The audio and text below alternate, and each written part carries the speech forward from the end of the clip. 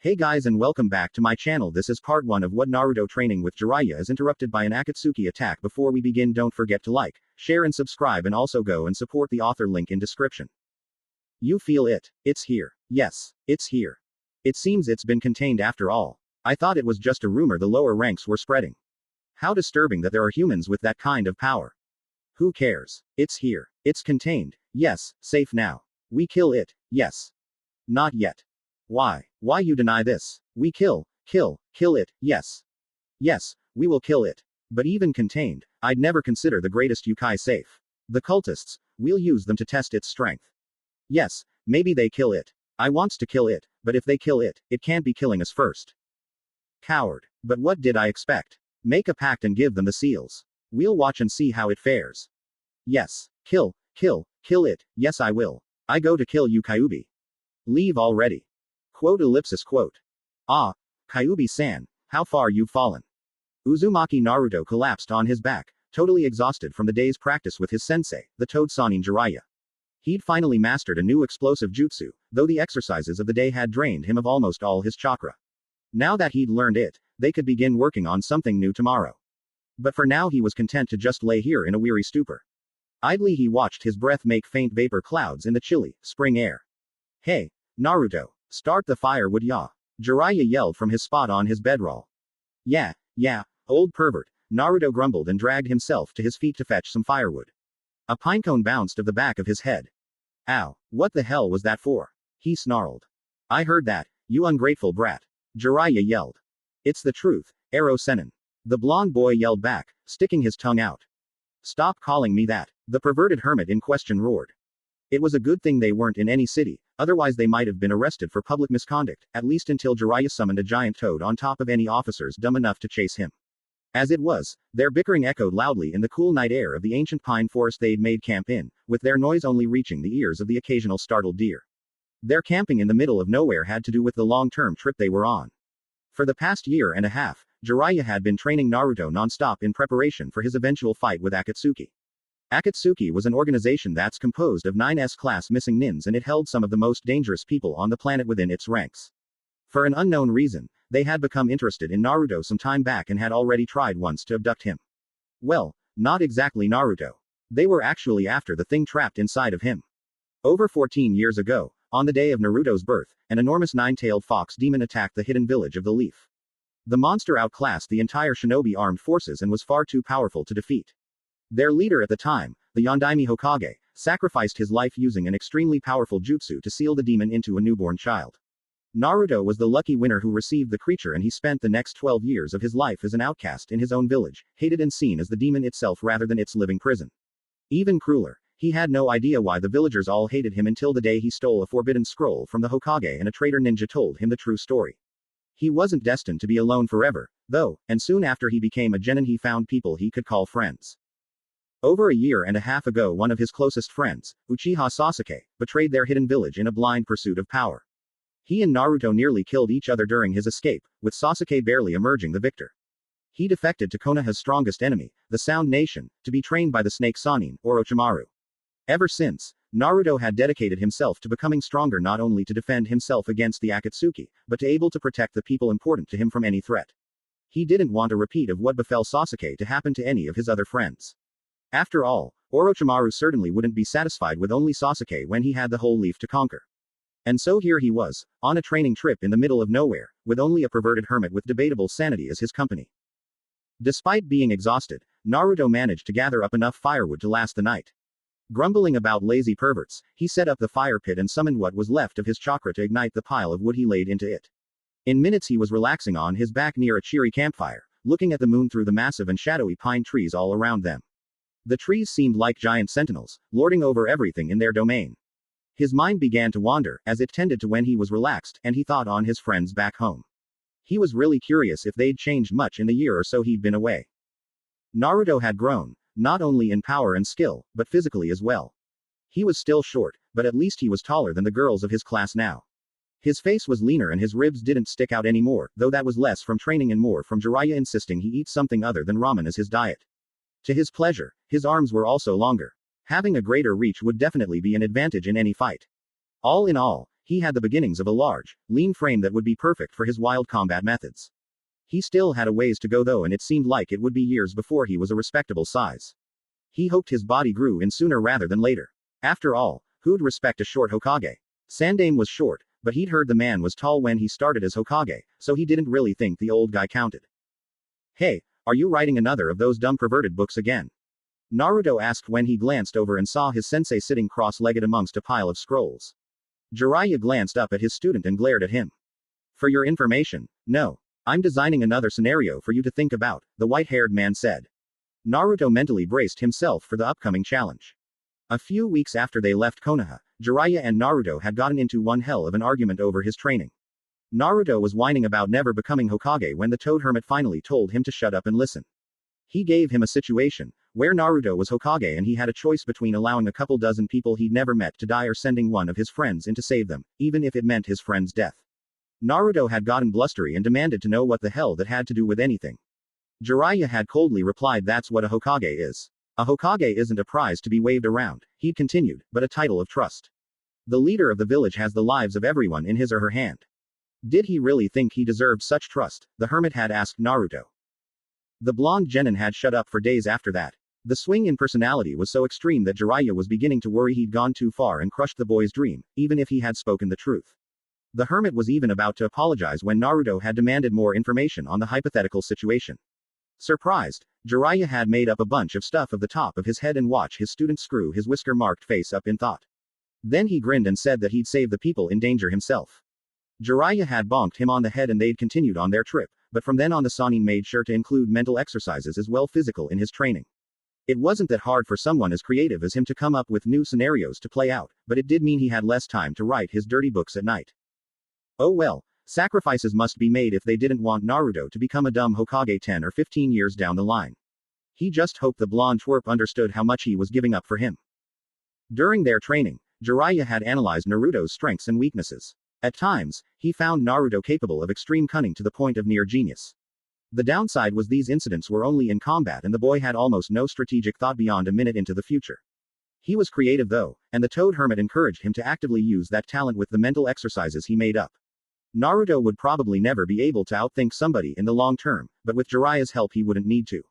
If they could get his cunning and tactical thinking up high enough, then he'd at least be able to understand when someone else came up with a better strategic plan and use that to his advantage. If that Nara genius kept exercising his own mind, they'd be a perfect complement to each as Hokage and advisor. Well, assuming he ever got Naruto past Genin. Though to be fair, the boy advanced fast. It actually kept surprising him how fast Naruto was growing. If the boy was absolutely unable to do something, like strategic thinking, then that part of him changed rather slowly. But if it was something he excelled at, like chakra capacity, then he advanced in leaps and bounds.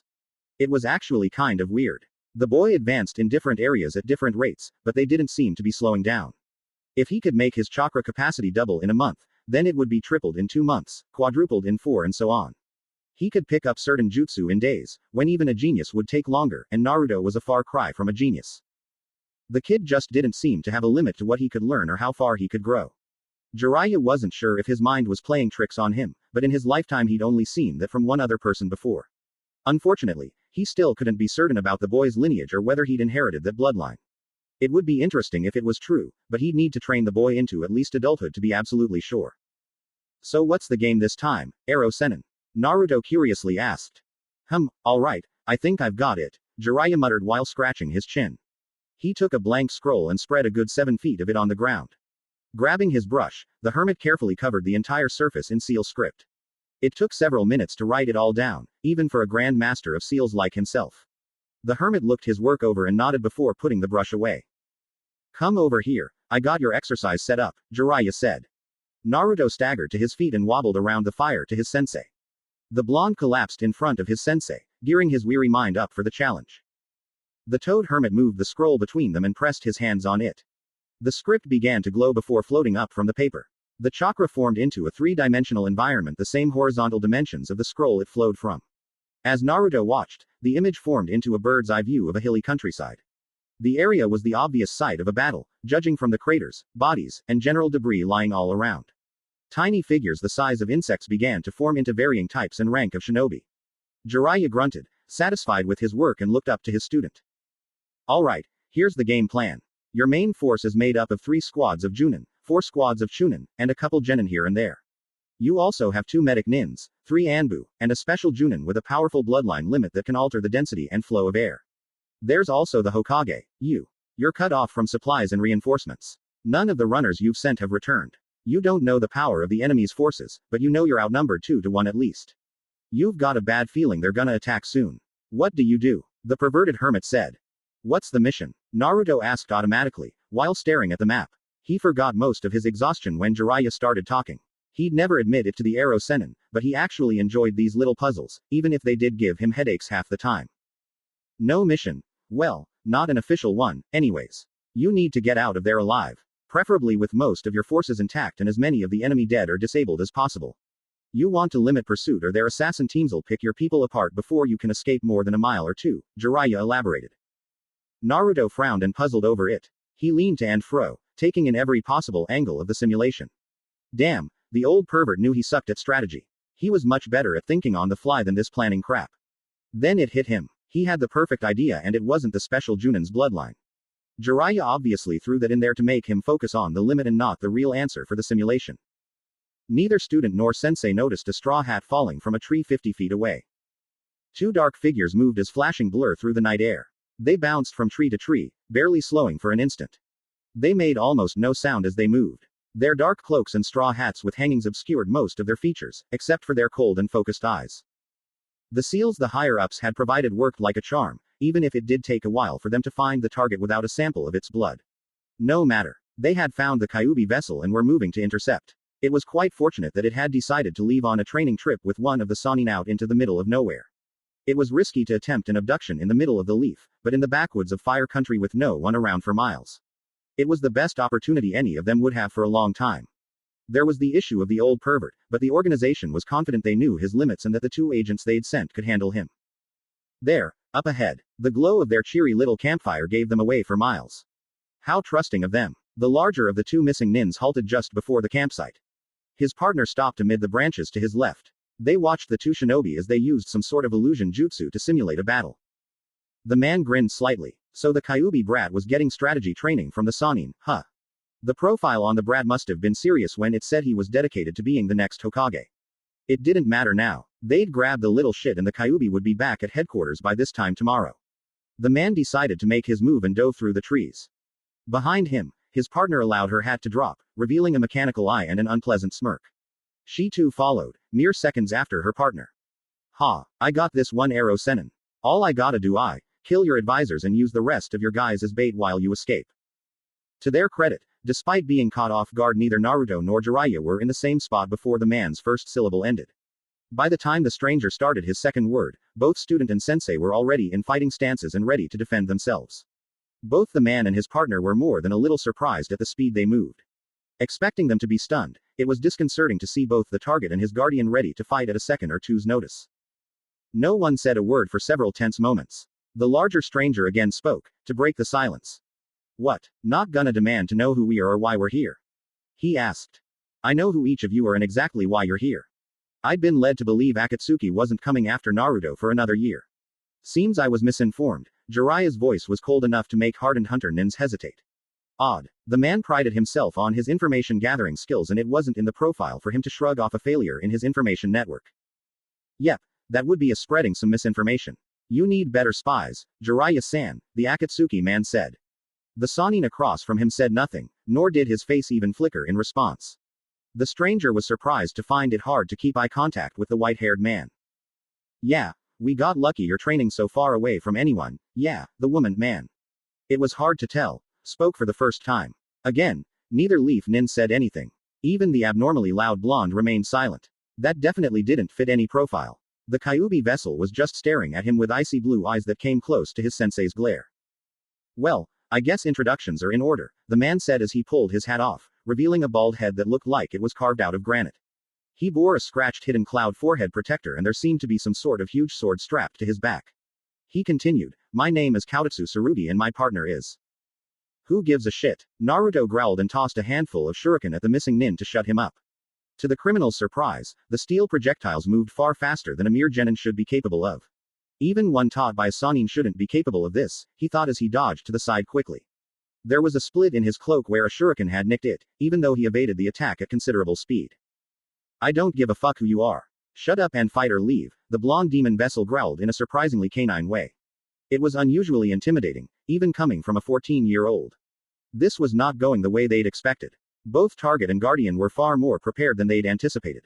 No matter, they'd simply adapt. It still annoyed Tsurugi though, that the plan was already experiencing mishaps. Fine, I hope your sensei's been preparing you brat, the Akatsuki growled. He rushed at the blonde the same moment Naruto charged him. The two exchanged a quick flurry of blows before Tsurugi leapt back a few paces. The kid was good, but it wasn't enough by far. He began making hand seals and wondered for an instant why the kid wasn't doing the same. So it looks like I get to kill you. Yeah, Jiraiya's lip curled in disgust at the arrogant smirk on the woman-man-thing's face. She wasn't making any real moves towards him, so he was paranoid of some sort of trick. That trick appeared right next to his face an instant later in the form of some sort of clay bird. The explosion knocked Naruto off balance and he rolled with it rather than fighting to stay upright. Glancing up, he saw a hail of metal passing right where he had been moments ago. Looks like his name really is a pun. Steel, huh? Another seal and more metal flew towards him.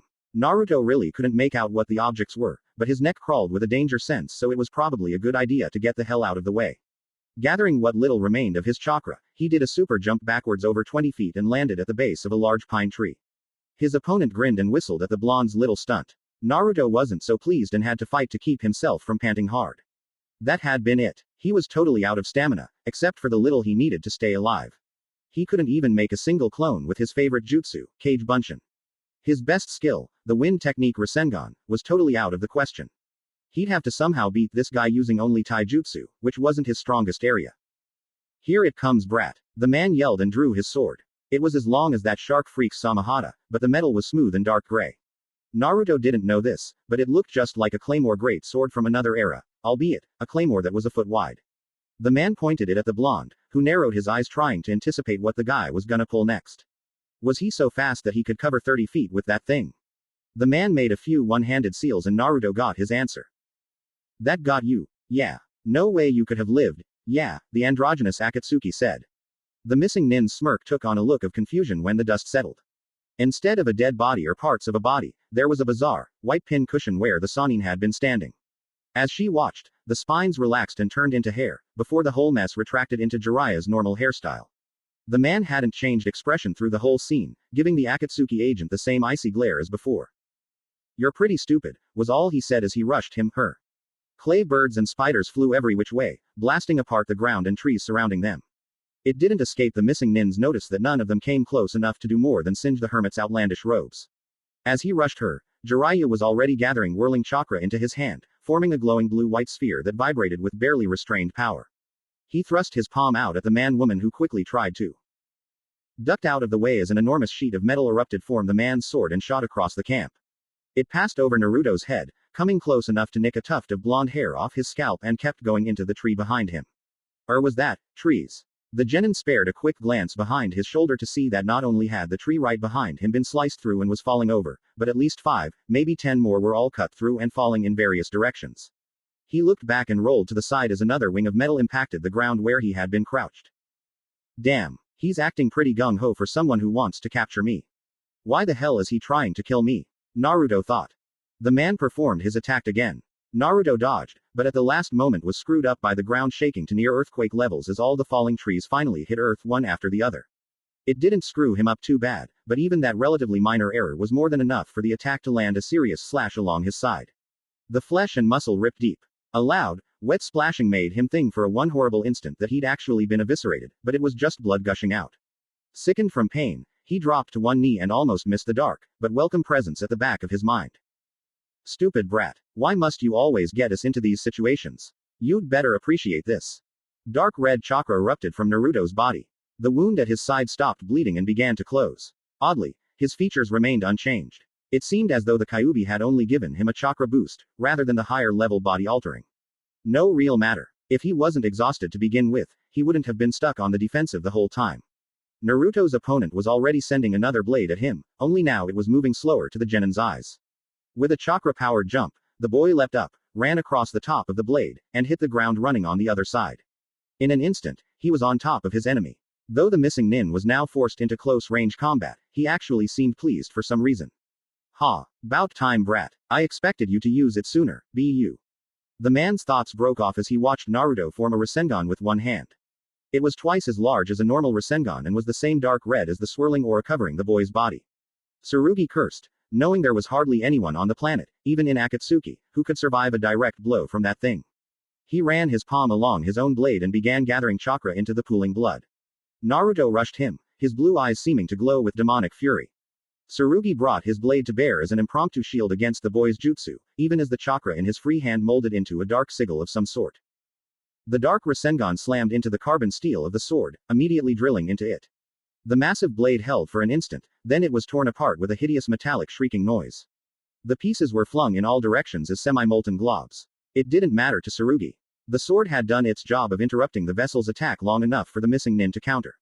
As the man swept his hand in to attack the blonde's abdomen, he was vaguely disturbed that the kid's jutsu had barely lost any form, even after shredding 45 pounds of high-grade carbon steel.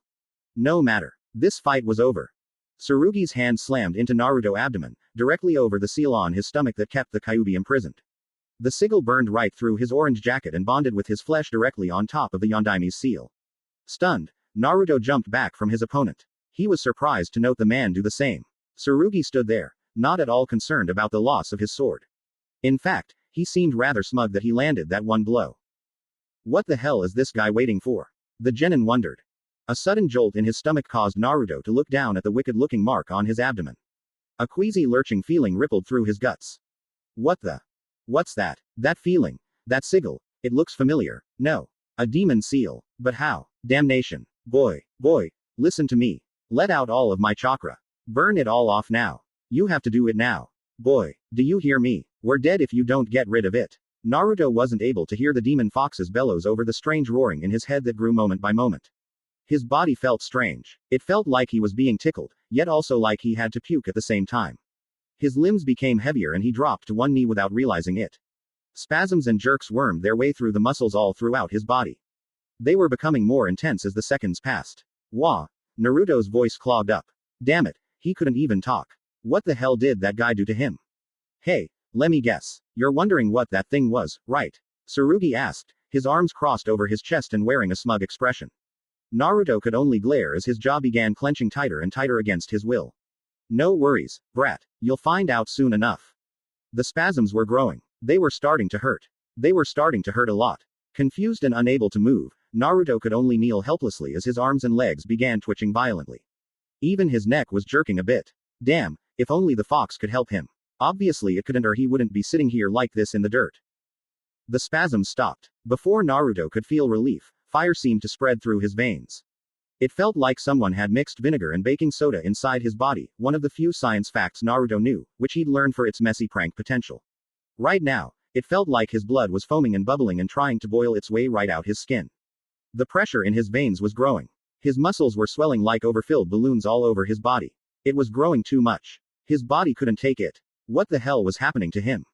Hey, any minute now, brat, any minute and you. With a wet, ripping sound, the larger muscles in Naruto's arms, his upper legs, his torso, and his back exploded as fiery, chaotic chakra tore its way out of his body. Blood splattered everywhere on the ground as the energy flew outwards. The greenish-gray chakra ripped up the ground all around him as it twisted and coiled on itself. The boy felt a single moment of horrifying agony and then he was down, still as death. The Akatsuki stared at the target, dumbstruck at the sight. The chakra continued to flow from the boy in torrents for several moments before it died down. A pool of blood started to spread under the brat. The missing nin couldn't believe that the seal had done this to the vessel. He was about to go and see if he could keep the target alive when the earth shuddered underneath him. The bizarre chakra had caught both Jiraiya and his opponent off guard. The Sannin had taken one look at Naruto's body and lost his temper. You two just made a huge mistake, the hermit growled at the woman thing, who couldn't muster up the usual smirk due to the target's state. Jiraiya merely bit his thumb and smeared it on his hand before slamming it into the ground. Kuchio's no jutsu. Summoning skill. The androgynous Akatsuki only had a chance to see an enormous cloud of ninja smoke, before a gigantic webbed foot flew out of it and landed on her. Jiraiya ignored the sickening crunch as Gamabunta landed directly on top of his opponent. As far as he was concerned, that was simply one down, one to go. He turned and gave the male attacker a look of unrestrained fury. Shit. Tsurugi snarled as he jumped back to the tree line. This was not how the mission was supposed to go. They let their egos get in the way when they made the deal for the seals and blindly assumed that their benefactors were actually helping them. The missing nin looked from the bloody boy to the Sannin and his toad. He had to suppress a shudder at the look of raw fury in the hermit's eyes.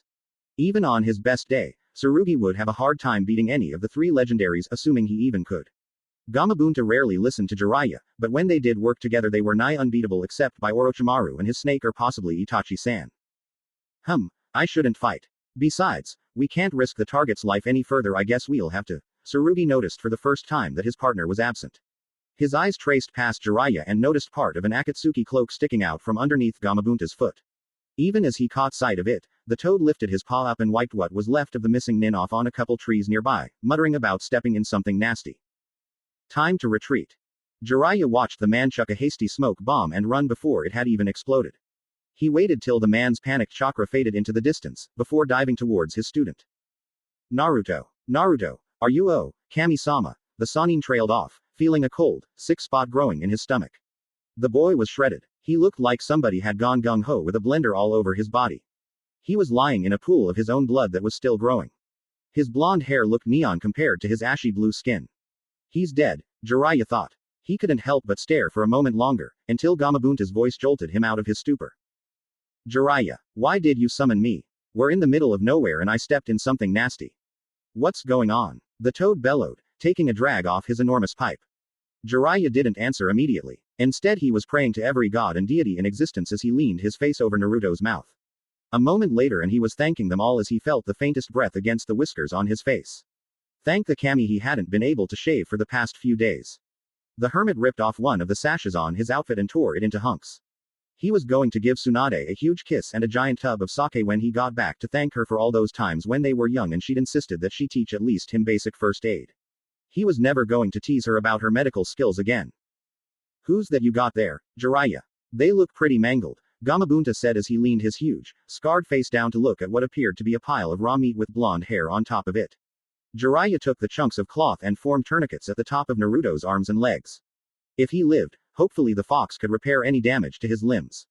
It wasn't like they were getting much circulation anyways, the hermit grimly noted. When he caught up to the man that did this to his student.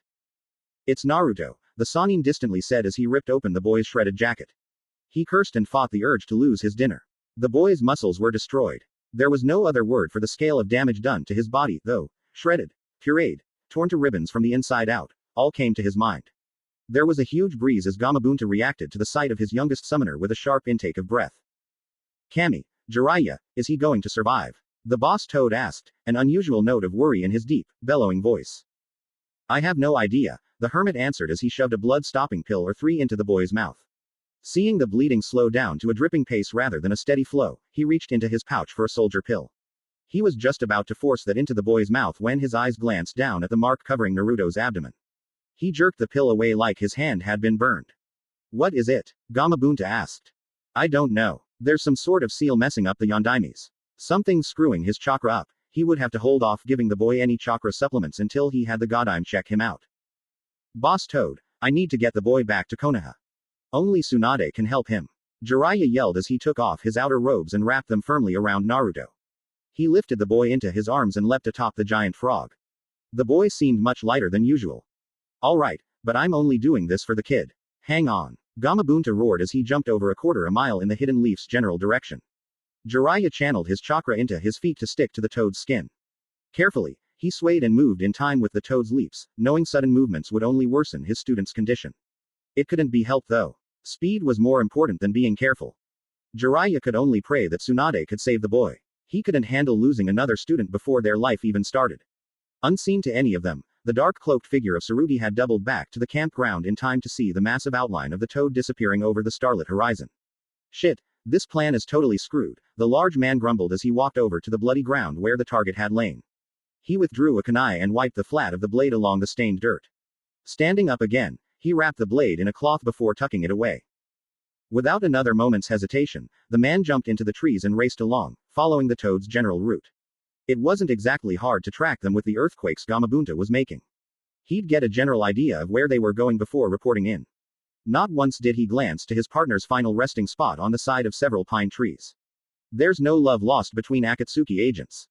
Hopefully the higher-ups will come up with a better plan next time, Tsurugi grimly thought as he raced through the dark.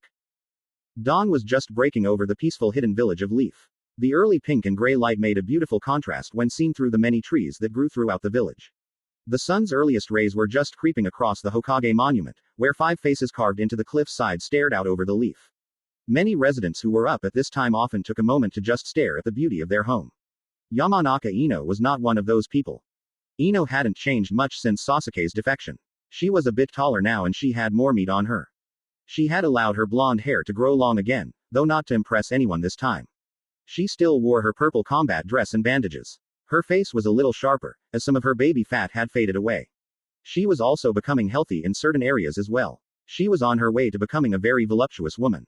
That fact mattered little to her though, as there was nobody in the village that she wanted staring at her curves.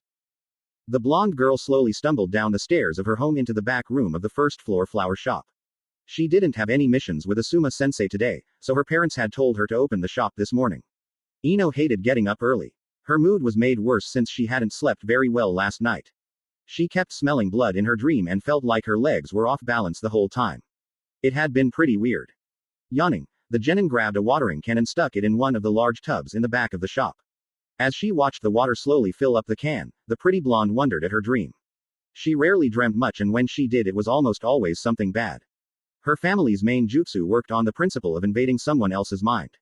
She had often wondered if her family sometimes had premonitions as a side effect of opening up the mind like that. She always thought to ask her father about it whenever she had the odd dreams, but she also seemed to forget every time before she could talk to him about it. Maybe I'll remember today, Ino thought, too tired to actually speak out loud. She reached over to turn the faucet off and lug the full can out of the tub. A sudden tremor stopped her. She blinked, looked around, and shrugged before reaching for the can again. A greater tremor stopped her hand again. The genin stared as yet another vibration rippled past. This one was great enough to actually form ripples across the water in the can. Slowly, she walked over to the back door and looked out the small window in it. A rumble strong enough to rattle the glass shook the shop. With some apprehension, the blonde reached out and opened the door to look outside. Her jaw dropped. That was a big frog. The massive red toad had just hopped over the outer walls and was looking for a clear spot to jump to deeper in the village. Even as Ino watched, it seemed to find one and took a massive leap into the air. Ino watched as it landed about half a mile away from her home. The rumble felt like an earthquake and her legs wobbled under her as she grabbed the door frame to keep her balance. A flash of deja vu hit her. This was the weird feeling she had in her dreams all last night. Then where was the smell of blood? Too late, Ino realized that not only had the tremors stopped, but the toad was in mid-flight again. The massive frog hit the ground 2 streets from her house. The ground seemed to turn to jelly as she was knocked onto her butt. Rubbing her shapely posterior, the blonde stared up at the frog in awe. She had been unconscious during the sound invasion and hadn't seen any of the snake summons that had attacked their city, so it was a definite first for her as she watched the giant toad. There seemed to be an odd-looking man riding on top of it. His white hair flashed in the morning sunlight and Ino could just barely make out the odd red lines on his face. He was holding a bundle of cloth that was covered in blotchy red marks. A spiky mess of yellow and red, straw. No, hair. Yellow and red hair stuck out of the bundle. Something about the man and his cargo seemed familiar to Ino. Why did giant toads, a white-haired man, and spiky blonde hair ring such a loud bell in her head? All in an instant it hit her. Flashes and snippets of conversation between her and her friend, rival Haruno Sakura floated past her. Learning that each genin of Team 7 was being taught by a Sanin. Hearing from Sakura that her teammate Naruto had left with the toad hermit Jiraiya on a training mission. Feeling jealously that the blonde idiot had such a powerful sensei, while her own spend more time playing games with her lazy teammate, Shikamaru. Naruto's grinning face as he kicked the crap out of Kiba and, later on, Neji. His blonde, spiky hair shining in the bright light. Spiky. Blonde. Naruto. With a sudden queasy feeling, Ino realized who was in that bundle and just what those red stains were. The whole time it had taken her to come to that conclusion had only been a couple seconds. Gamabunta, she now recognized the pipe and sword from the history books at the academy, was just starting his next jump. Without really thinking, Ino was jumping up and running in the direction of the hospital, knowing that was the toad's destination. She didn't even pause to close the door behind her. She looked up as the massive toad leapt over her head and further into the village. She wasn't even sure why she was doing this, but that didn't slow her run in the least. One of the rookie 9 was in trouble and she was going to make sure he was alright. At least, she was pretty sure that was the reason. The 5th Hokage, the slug hermit Tsunade, would have agreed with Ino that mornings were evil incarnate. She had managed to get totally drunk last night and, as Shizune had warned her, she was now paying for it. She slouched at the desk of her office and glared at the paperwork that refused to go away. It was morning, she had a hangover, and now she had a treaty with a minor feudal lord to negotiate on top of it all. What else could go wrong? Hokage-sama, an Anbu yelled as he burst through the door. Tsunade's eye twitched as the noise reverberated in her skull. Yes, she managed to hiss out between gritted teeth. The Anbu ignored the tone that had made stronger men than him flinch away in terror. Hokage-sama, Jiraiya-sama has returned. So soon? Tsunade asked, some apprehension growing in her voice. Her old teammate had said he wasn't going to return for another year or so. If he was back now. He came in riding on Gamabunta-sama just 5 minutes ago. He told me to get you. Hokage-sama. His student is wounded, the Anbu finished carefully, knowing the Godime's relationship with the Uzumaki brat. What? Tsunade tried to yell, but it came out as more of a strangled gasp. Her hangover was forgotten in a rush of adrenaline. How badly? Hokage-sama. He's critical. Jiraiya had to restart his heart once on the way back to the village. Shizune-san is trying to treat him now, but shish, the Anbu was cut off as Tsunade left. She didn't leave through the door though. The Hokage had turned and simply smashed through the window as she leapt to the streets below. The Anbu rushed to the empty window, along with the guards who had came in at the loud crashing noise. One of them let out an impressed whistle as they watched their leader blur across the rooftops to the hospital. Damn, I'm never getting between her and that kid. Ever, the man said in awe. The other two Anbu could only nod in reply. Shizune worked desperately to save her young friend's life. She had cut away his clothes to see the injuries underneath. Naruto's gaudy orange outfit now lay in a pile of red strips next to her. Behind her, Jiraiya hovered well out of the way, but ready to assist if he could. He was present mostly to see if there was anything he could do about that seal on the boy. As long as it was on him, the fox wouldn't be able to heal Naruto. The hermit had figured that out on the way back when he realized his student wasn't healing right. The genin had given him a terrible scare when his breathing had suddenly stopped 10 miles out from the village. Performing CPR on his student while on top of a gigantic, anxious toad was not a pleasant memory to the man. It did seem like the fox was able to at least slow the boy's bleeding and to force him to produce more blood. Naruto had lost more blood than there was in the bodies of 2 full-grown men over the course of the trip. Jiraiya was covered in it up and down his front, and Gamabunta's forehead had been a darker stain of red before he'd disappeared. The toad hermit only hoped Tsunade had totally gotten over her blood fear. He was worried about developing a phobia to the stuff himself. He'd watched as Shizune gently laid the boy out in the center of the large room. They were in the largest healing room in the building.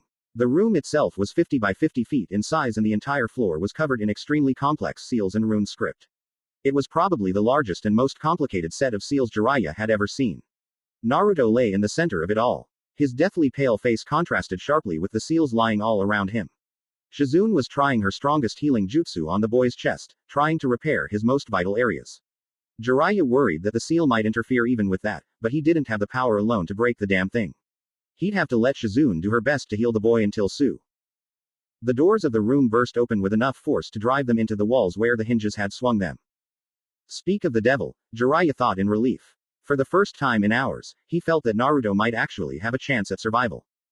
Tsunade hadn't even paused as she rushed into the room, several medic nins trailing behind her. Shizune's back was to her and she couldn't truly see Naruto from this angle. She crossed over and walked around her student, ignoring Jiraiya's warning. She dropped her medical bag, which she had swiped from a passing nurse earlier. Naruto was shredded. His whole body had rips and tears along it, like some wild animal had done its best to make him into ground meat. She could even see bone exposed in some places. And the blood. The beginnings of the old fear began to well up in the Sannin. In her mind's eye she saw Naoki and Dan's faces floating past her in a sea of red. Now Naruto's face was joining them. Another of her loved ones dying. Shizune's frustrated tears snapped her out of it. Tsunade shook her head a bit and looked to her student's progress. It wasn't much. No matter how hard she was trying, her apprentice couldn't get Naruto's flesh to mend for more than a second before it reopened. The Godime kneeled down and, needing her considerable strength, pulled Shizune's hands away from the boy. The young medic nin gasped at the sight of her mentor, not even noticing her loud entrance in her concentration. I'm sorry, Tsunade-sama. Nothing I do is working. Something seems to be blocking any jutsu I try, the dark-haired woman said, almost hysterical at the lack of progress. Now that Shizune was leaning back, the Hokage could actually see the extent of Naruto's injuries. A chill ran through her as she realized the boy should have been dead minutes after he was wounded. Something seemed to be forcing his blood production into overdrive to keep up with the constant loss. Must be Kyuubi, Tsunade muttered, channeling chakra into her hands and using a diagnostic jutsu. Sweeping her hands across the boy's body, she realized why Shizune was so damn upset. Something was blocking her jutsu and disrupting the chakra as it entered Naruto's body. Her eyes drifted past the red-black wound on his chest and to his surprisingly uninjured abdomen. She wasn't exactly sure what she was seeing, but she knew that the Kyuubi's seal shouldn't look like that. There was a glowing red seal surrounding it and worming its way through the original like a parasitic worm. The chakra in her hand disrupted further the lower she moved her hand until her entire jutsu dispelled as she passed over the seal. Tsunade stared at it in shock. If that thing disrupted chakra so badly that it messed up jutsu for other people, what the hell was it doing to Naruto's body on the inside? She made a couple quick conclusions as she stared at the script. Somebody get Jiraiya, she bellowed to the medic nins that were staring at the boy. I'm right here, Tsunade Haim, no need to yell, the hermit grumbled as he stepped forward. Why the hell did you leave this thing on him? The Sannin yelled. Because I wanted you to look him over first before I tried anything. You're the medic, not me, Jiraiya replied with a calm he didn't feel. Then get your bleeding ass over here and help me break this seal. The Hokage roared at the top of her lungs. Everyone in the room jumped, except the person she was yelling at. Her old teammate walked up and bit his thumb, while pulling a small brush from his pocket. Tsunade grabbed a sponge from her bag and began to clean away the blood on Naruto's abdomen. Did you try blood-stopping pills? She asked Shizune in a terse voice, though far gentler than the one she used with Jiraiya. Her apprentice shook her head. No. Jiraiya-sama said he's already given him 6 on the way here. I didn't want to risk blood clots since he's not healing right. If one should lodge in his brain, Shizune trailed off, not needed to finish her statement. She scooted back so Jiraiya had enough room to start making seals surrounding the sigil on the boy's stomach. Tsunade gave a worried glance to her old teammate. 6? She asked in disbelief. The toad hermit only nodded shortly. The Godime shook her head and said to Shizune, get some sutures, clamps, and any sort of advanced healing solution you can find. We need to stop the bleeding as soon as possible. Her apprentice nodded and rushed out of the room. You know, to break this thing, it's gonna drain all of our chakra. You won't have enough energy left for healing jutsu afterwards, Jiraiya commented casually as he wrote. I know, but that thing is screwing up his inner coils somehow and keeping the fox from healing him. I think it caused the Kyuubi's chakra and Naruto's own to react violently to each other. If we can't use jutsu, then we'll stitch him up manually until the fox can heal him, Tsunade said. She used a scalpel to make a cut in her own finger and began to ink out seals of her own onto the boy. Jiraiya nodded. His old teammate's analysis of the seal just supported his own conclusions. Orochimaru would be salivating if he knew these things existed. Shrugging off thoughts of his old rival, the Sannin bent down and continued his work. Ino carefully stepped over the broken glass of the Konoha General's automatic doors. It looked like a rampaging bull had busted in here just a couple minutes ahead of her.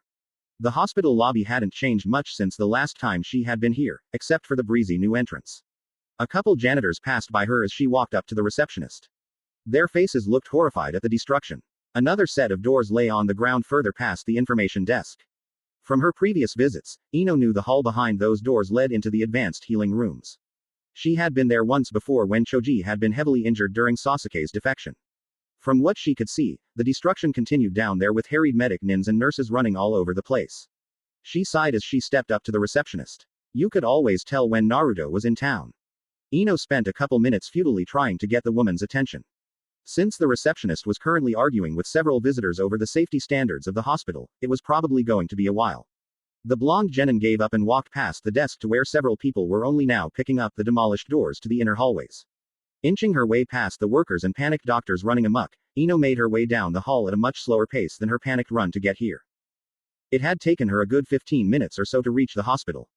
The toad had been long gone by the time she got there, though it left several enormous footprints in front of the medical building.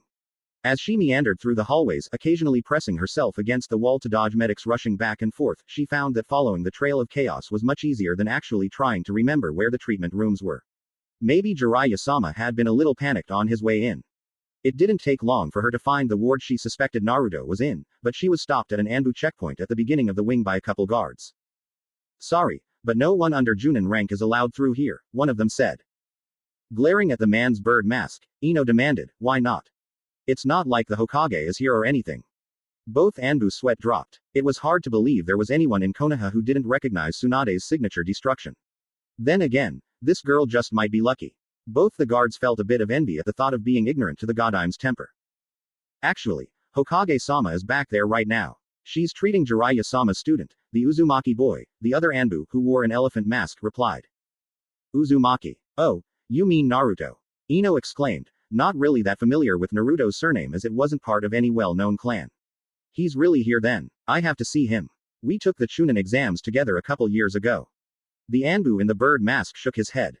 Like I said, we can't let anyone back.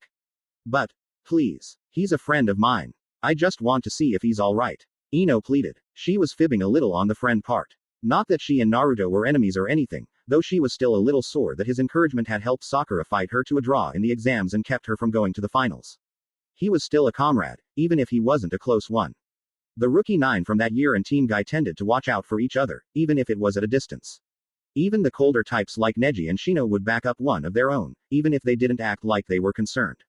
Ino was no different. She had to at least make sure their comrade was going to be okay.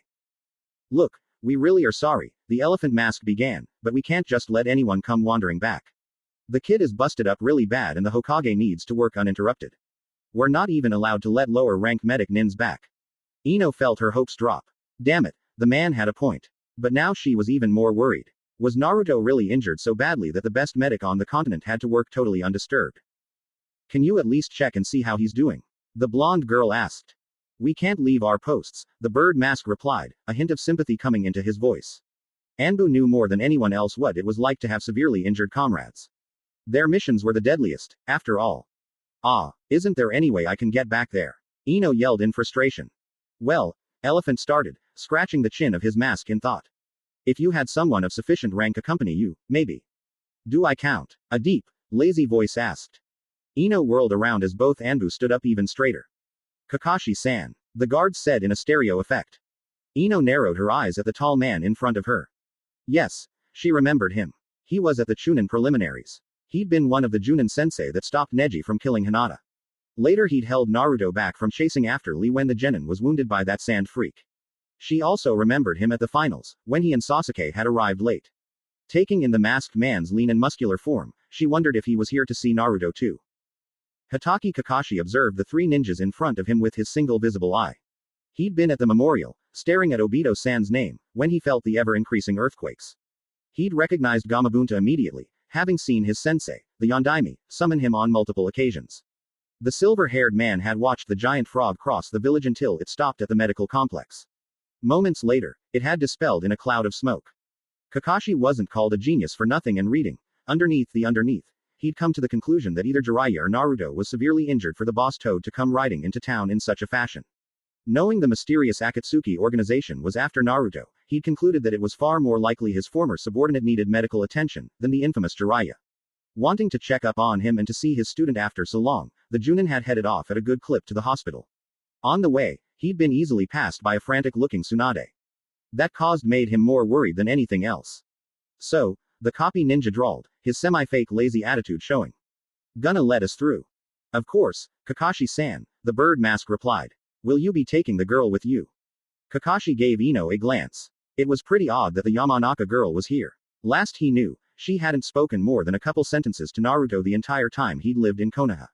If it was Sasuke, he'd understand, but Naruto. Oh well, if she wanted to tag along, that was fine by him. Besides, it looked like she might resort to using volume as the weapon of choice and every member of Team 10 turned pale at the thought of Ino's vicious tongue. Asuma-san told horror stories of his students' antics. Sure, the Junin said, in an easygoing way. Why not? I'm sure Naruto'll appreciate visitors. The Anbu nodded and moved aside to let them through. They immediately jumped back into position to block a harried-looking Chunin who was carrying a message to the Hokage from the Fire Council about property damage costs. The genin and Junin walked along the hall in silence for a minute or so before Ino turned to Kakashi. Thanks. They wouldn't even tell me how he was doing, the blonde said. Kakashi looked down at her and gave her his trademark half-circle eye smiles. No problem, he said, with a nearly visible heart floating above his head. I'm worried about the goofball too. Ino gave him a grateful smile. The two walked the rest of the way in companionable silence. It wasn't very hard to spot the room Naruto was in. There was a large hole in the wall where two double doors used to be. Ino wondered a moment at all the demolished doors she'd seen today before she stepped up to the doorway. She wasn't exactly sure what she was seeing at first. It was a large room, with seals covering the entire floor. That much she got. It was the strange object lying in the center of the room that she didn't quite grasp. It looked like a pile of shredded meat. What confused her was the blonde straw at the end of it. It looked like someone had shaped some raw beef into a vaguely human form and put a blonde wig on top of it. Blonde. Ino must have made some sort of sound, but she wasn't aware of it. She couldn't tear her eyes away from the Maya, the person on the floor. She wasn't aware of the other people in the room, only the person lying there. A dead person. There was no way anyone could look like that and be alive, not even a shinobi. The scent of blood filled her nostrils. Ino barely felt it when long arms wrapped themselves around her mouth and waist and pulled her from the doorway. She didn't know it, but Kakashi was doing the same thing to her that he had done to his blonde student at the Chunin preliminaries when Lee was hurt. The genin wasn't aware of the Junin leading her to the bench built into the wall beside the room and gently forcing her to sit on it. It was only when he snapped his fingers in front of her eyes that she finally focused on him. Ino-san, you all there? He quietly asked. She idly noted that he had to squat to be anywhere near eye level with her sitting. Naruto. That was Naruto, she choked out. The silver-haired man nodded. I'm going to go help them, Ino-san. Both Jiraiya-sama and the Hokage are running low on chakra and they might need someone to fill in. Are you going to be alright here? Kakashi asked. It wasn't very fair to leave the girl alone, but at the same time he needed to help his former student. The two Sannin in the room were burning through most of their chakra trying to break some sort of seal on the boy and they would probably need another person with high chakra levels to assist them. And as cold as it sounded, Ino was ninja. She'd have to learn how to deal with the gruesome side of being a shinobi sooner or later. If she couldn't take seeing a comrade mangled in a hospital, then she'd probably wind up making a fatal mistake on a mission if she saw the same thing in the field. Those who don't care about their comrades are worse than trash. Hi, Obito-san. I know I'm being hypocritical, but I can't watch her until I'm sure I'm not needed to help Naruto, Kakashi thought as memories of his best friend floated through his mind.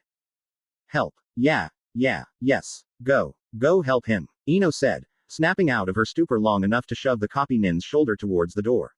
She barely made the tall man wobble even in an off-balanced squat, but her message got through. Kakashi gave her one last eye smile before he hurried through the doors.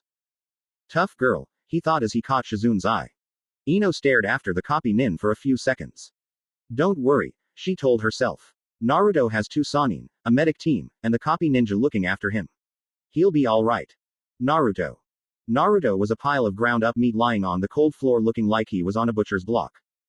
The thought hadn't yet fully sunk in before Ino was rushing to the restroom just around the corner. Her last coherent thought before she emptied her stomach in one of the stalls was that she would probably never be able to watch Choji devour steaks again. It had been almost 10 minutes and the damn seal still wasn't breaking, even with two Sannin channeling their chakra into the blasted thing. Jiraiya had no idea what that sigil was or who created it, but he was cursing its existence with every fiber of his soul.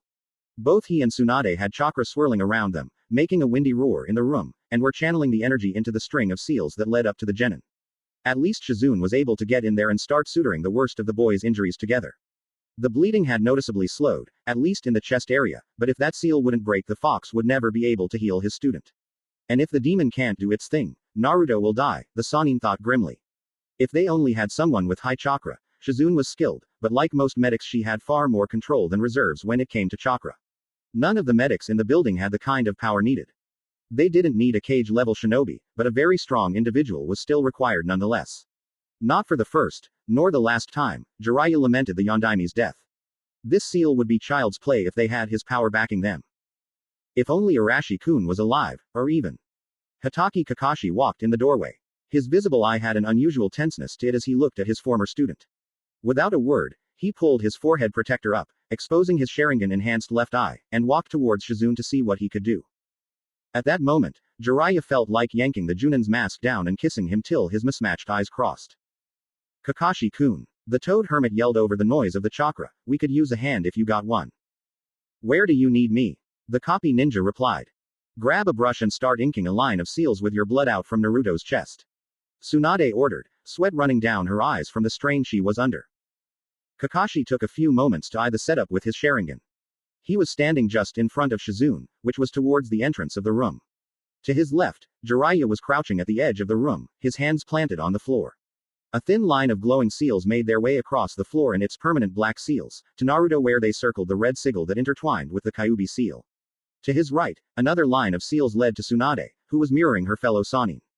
Kakashi closed his normal eye and focused on the chakra radiating from the script. The seal set was advanced, but linear. Both Jiraiya and Tsunade were using the same seals, even if they were at different positions to the boy. If they were using the same seals, then he could make an identical set and join right in. Kakashi was no seal expert, especially compared to a Sannin, but he had enough skill to use these without risking further harm to the boy. Got it, the Junin said as his Sharingan finished recording the seal order. He reached into Shizune's open medical bag lying beside her and pilfered one of her thin brushes. He carefully stepped past the woman and knelt across Naruto from her. He nicked his finger with a kunai and began to carefully ink out seals on the boy's stomach. Shizune didn't even notice him as she carefully finished closing off a severed vein in the genin's upper shoulder. It took several tense minutes to ink out the entire line of seals. Finally, Kakashi discarded the brush and gathered chakra into his hands before slamming the palms onto the marks he'd just made. The kanji glowed blue leading up the boy and the energy joined the Sannins in combating the dark sigil. At first the fresh chakra didn't seem to do anything, but after a couple moments there was a noticeable change in the strange seal. Jiraiya grinned viciously as he felt the sigil give. It was like poking a finger through thick styrofoam. Even with 3 powerful ninja focusing their chakra into it, the sigil still resisted several minutes before it cracked completely. Shizune paused as she watched the glowing red seal dim to black before breaking apart and fading from the boy's skin. As she watched, the Kyuubi seal slowly reformed into its normal state. She laid her suture and needle down and tried a diagnostic jutsu on the boy. The chakra worked like a charm. Tsunade-sama, the jutsu are working now. Shizune called to her mentor. Her voice felt louder than usual, now that the noise from the chakra winds had died down. The Hokage got to her feet and staggered over to Naruto. Let me see, she said as she performed the same technique as her student. Her eyes closed in concentration, but they snapped open in surprise. Damn it to hell, Tsunade muttered. Sensing 2 presences hovering behind her, she turned to look over her shoulder. Hataki-san, if you had come 10 minutes later, Naruto would have died. Thank you, and I don't mean that just as the Hokage, the Sannin said. Kakashi gave a nonchalant shrug. Glad I showed up on time for once, he calmly replied. Tsunade noticed that he didn't cover the Sharingan. In fact, he was watching both her and Shizune's hand motions very carefully with it. How is he? How bad is it? Jiraiya asked. Tsunade sighed and motioned to Shizune to keep stitching the boy. She turned to look at the 2 men. Whatever made that seal knew just how to kill a demon vessel in one strike. The Yondaime's seal allows the Kyuubi's chakra to mix freely with Naruto's, with the only limit being how much the fox is willing to give up or how much Naruto's body can handle. This mixing of human and demon chakra isn't harmful in any way to him, even without the seal in place. The seal just acts as a one-way floodgate and the 2 chakras merge naturally in his inner coils. Tsunade turned back and began perform a delicate healing jutsu. She trailed the glowing energy over the areas that Shizune had stitched up. The boy's torn flesh began to sluggishly mold back together, though not as much as it should have. That thing though, I don't know what it is or does exactly, but I do know what it did to Naruto. It mangled his chakra somehow, right? Jiraiya asked, while crossing his arms in thought. Kakashi continued to watch both the stitching and healing jutsu with undeterred focus. Much worse than just that, Tsunade said. The new seal warped the original seal to cause the demonic chakra to react violently with the human chakra. It was like mixing potassium with water. Shizune looked up from her work with a shocked look on her face. She was the only one with enough real chemistry knowledge to know what that meant. She grimaced and returned to her work. Naruto's bleeding had slowed enough that the tourniquets could be removed. Looking at the blue-white flesh of his arms and legs, the medic nin prayed that the Kyuubi would be able to restore function to the boy's limbs. A shinobi would rather die than lose the use of their arms and legs. Basically, it caused the chakra to explosively tear out of him. The damage to his muscle groups came from the inside of his body outwards, destroying them almost completely. Tsunade continued as she traced a line of stitches along Naruto's collarbone. Not only did the chakra destroy his muscles, but it also screwed up his inner coils and acted as a scrambler for any incoming chakra. That's why our healing jutsu had no effect when we first brought him in. I wonder why the hell those bastards used it on him, Jiraiya muttered. Kakashi's ears perked up. Who did this? He asked, though he had a sneaking suspicion he already knew. Jiraiya glanced around and made sure nobody else was in immediate earshot. Akatsuki, he mumbled as he leaned in towards the younger man. The copy nin only narrowed his eyes and nodded. He had yet to break eye contact with the medic nin's hands. From the effects you described, I'm guessing the seal was a mistake on their part, the Toad Hermit continued in a marginally louder tone towards the Hokage. All our information said they wanted Kyuubi, and by proxy Naruto, alive for whatever psycho reason they cooked up. Makes no sense for them to kill him in the middle of nowhere. I thought they were a bit more competent than this, trying out an untested seal out on their main goal. Kakashi muttered, taking in the news. Well, whatever mistakes they made, that thing did a number on his chakra. Even now my healing jutsu isn't having much effect, Tsunade said. We'll have to manually stitch him up before trying any healing. Though it could be because my chakra is so damn low from breaking that seal. Hokage-sama, Kakashi broke in, let me take over for you. I still have most of my chakra left. You'll be able to focus on closing up his critical areas. Tsunade gave the man a critical look. You know medical jutsu? She asked, not having seen such skills anywhere on the elite Junin's rather lengthy profile. Kakashi winked with his normal eye and tapped the left side of his head, next to his Sharingan eye. Tsunade was torn between whacking the man for stealing her technique and relief that he could keep going in her place. She was getting dangerously low on chakra. Alright, but you better have damn good chakra control. Just trail behind Shizune as she works. Don't worry too much if it's not having much of an effect. Just do your best with it and move on. We're just trying to keep him alive for now, the Hokage said. She moved over and let Kakashi kneel next to her. She was only partially surprised when he performed the jutsu near flawlessly and picked up where she left off. Well, at least he'd have that skill if he was ever injured in the field. Hoping the Kyuubi will pick up and repair the kid where we can't. Jiraiya asked, leaning over to watch the assorted ninja work. Absolutely. As it stands, there's no way for Naruto to ever resume active duty if the fox can't undo the destruction done to his system. Hell, he probably won't ever be able to walk again if the Kyuubi can't heal him. What's the extent of the damage? Kakashi asked, as he calmly channeled chakra into the boy's damaged flesh. What isn't damaged is more like it, Tsunade grumbled, though her anger wasn't at the boy. To start with, his inner coils are royally screwed up, even with the Akatsuki seal gone. The demon chakra and human chakra won't work properly together for quite some time. That's what's keeping Kyuubi from healing Naruto right now. The demon can't control any chakra it sends out, keeping it from repairing anything. I'm surprised it was even able to get his blood production up enough to save the boy. Speaking of which, I guess the fox decided to go overboard in the areas it could still affect. The Kyuubi made Naruto's blood production increase over 20 times its natural rate. That's the factor that saved his life. The cost, though, is that it's stripped his body of almost all its reserves. What's left of his muscle groups have atrophied. If he ever gets back on his feet, he's lost months if not years of physical training. Worse than just that is the damage the tourniquets did. Tsunade gave a look to Jiraiya. They kept blood in him and that kept his body from completely eating itself, but as it is his arms and legs are virtually dead from anoxia. I think the Kyuubi can repair the damage in time, so we'll hold off amputation, but it may be weeks or even months before he regains use of them. He won't be happy about that. That's an understatement, Jiraiya muttered. Oh well, the brat could yell at him as much as he wanted, as long as he was alive to do the yelling. Internal damage is minimal, thank the kami. He's busted a few ribs and cracked a vertebrae, but it's nothing life-threatening. There's not much else, except for his destroyed muscles. The muscular damage extends from the front and back of his upper torso to his upper arms and most of his legs. Those sectors are almost totally destroyed. It's not really a matter of healing as much as regenerating new flesh from scratch. Even I can't do that to another person. If Kyuubi doesn't rebuild his muscle structure, he'll never leave a bed again. Hell, he'll never be able to lift his arms again, Tsunade grimly finished. Well, maybe the demon's taken a liking to the kid, Jiraiya muttered. 3 sets of eyes gave him a look that said, did you hit your head? Sweat dropping, the toad hermit tried to cover for himself. Okay, well, Kyuubi probably hates Naruto more than any other human except the Yondaime, but even so, it'd be suicidal to not get the boy back into fighting condition. They won't leave off just cause the brat's bedridden. Tsunade. Hamed, in thought. Well, that's not here and now. Let's finish patching him up and get him to a bed. He needs nutrients badly and I want to get an IV in him as soon as possible. Nobody said anything else as they worked on Naruto. Staring at the wall for 3 hours isn't healthy. Ino had reached that conclusion 2 hours and 35 minutes ago. At least the wall was better than that hanging clock's taunting ticking. This was even worse than waiting on Choji.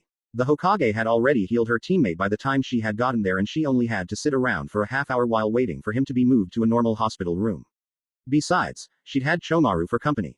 Though the clan head was a bit intimidating, he was quite friendly to her and they had passed the time talking about some of Choji and Shikamaru's more amusing antics.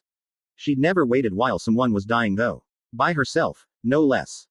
The only thing that kept her from storming in there and demanding to know what was going on was the memory of Naruto's decimated form. She had little desire to see that again before he was all comfortably bandaged up. Besides, she might interrupt some delicate procedure that could cost the boy his life and she didn't want that hanging over her head. Still, this waiting was getting to be painful. She would just peek in, see how far along it all was, and sit back down.